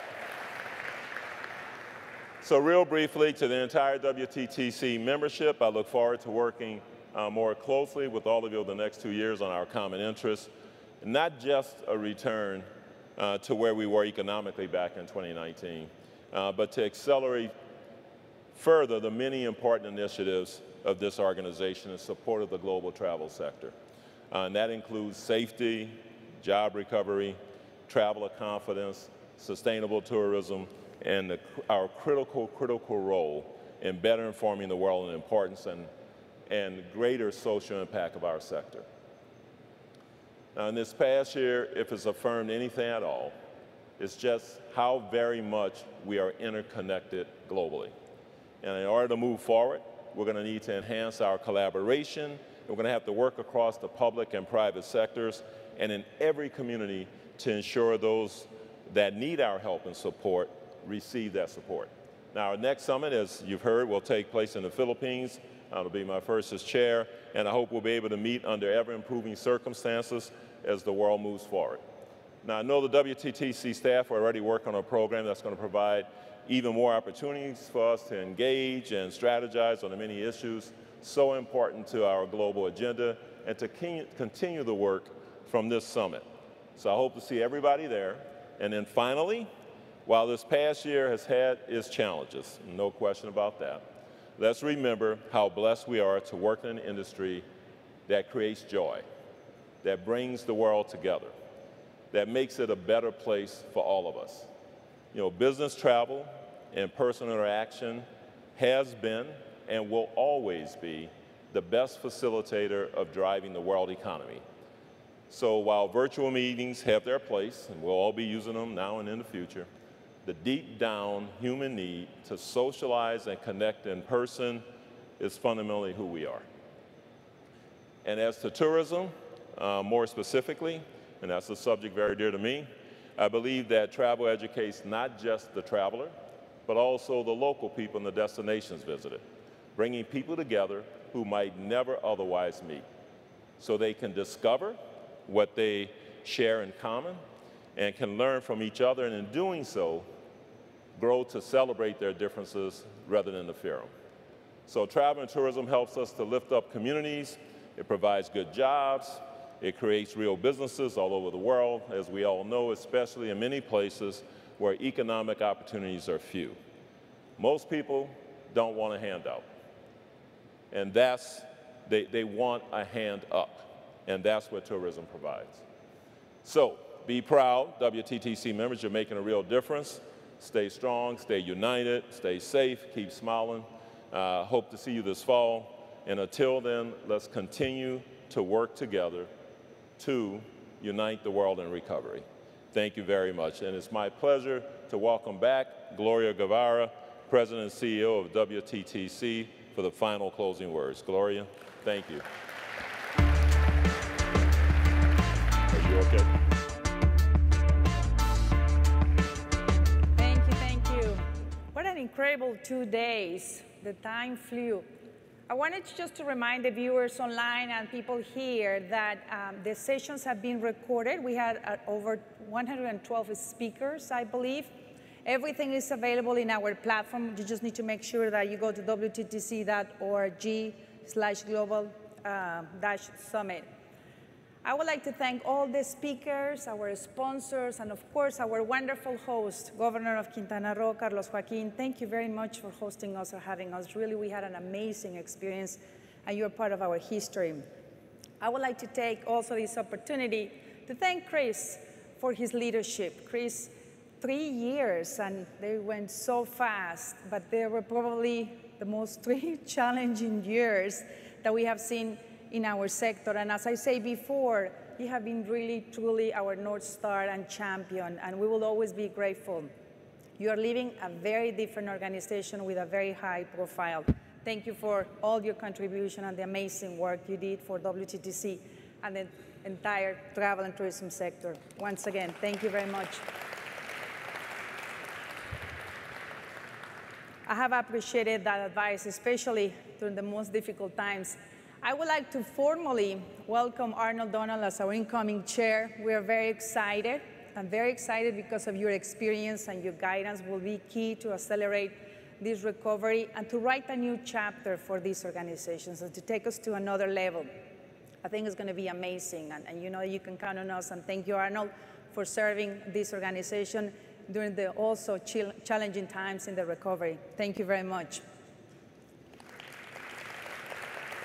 Finally, as I close this summit, I would like to call my team to come over to the stage, please. And also the team of Quintana Roo, Bernardo, Jessica, the team of Palas, I don't know where is, Pepe Chapur, the Chapur family, and everyone. If they can come here or just in one side so that people can see you. These, Rachel, Tiffany, Virginia, Maribel, I don't know if you can just be in one side so that people can see you because it's very hard. These guys have worked 24/7. I am the face of WTTC, but the reality is that they do the work.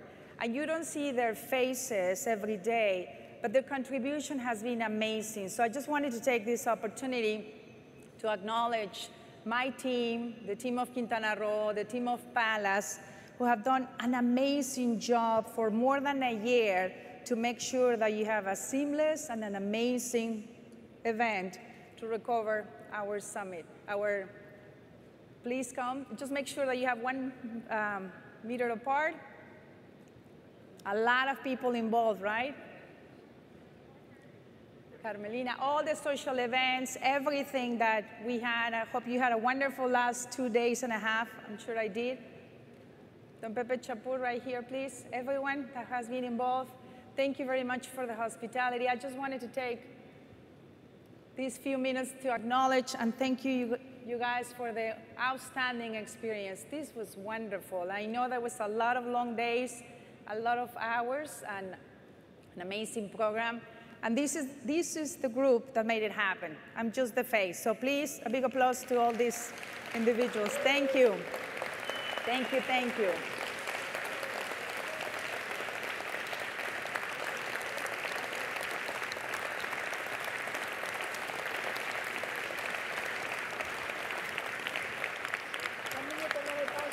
That's good, great.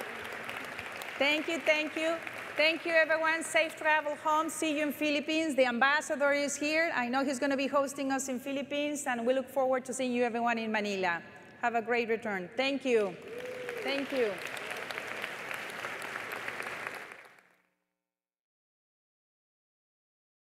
Please Please leave your interpretation headsets on your chairs. Please leave your interpretation headsets on the chairs.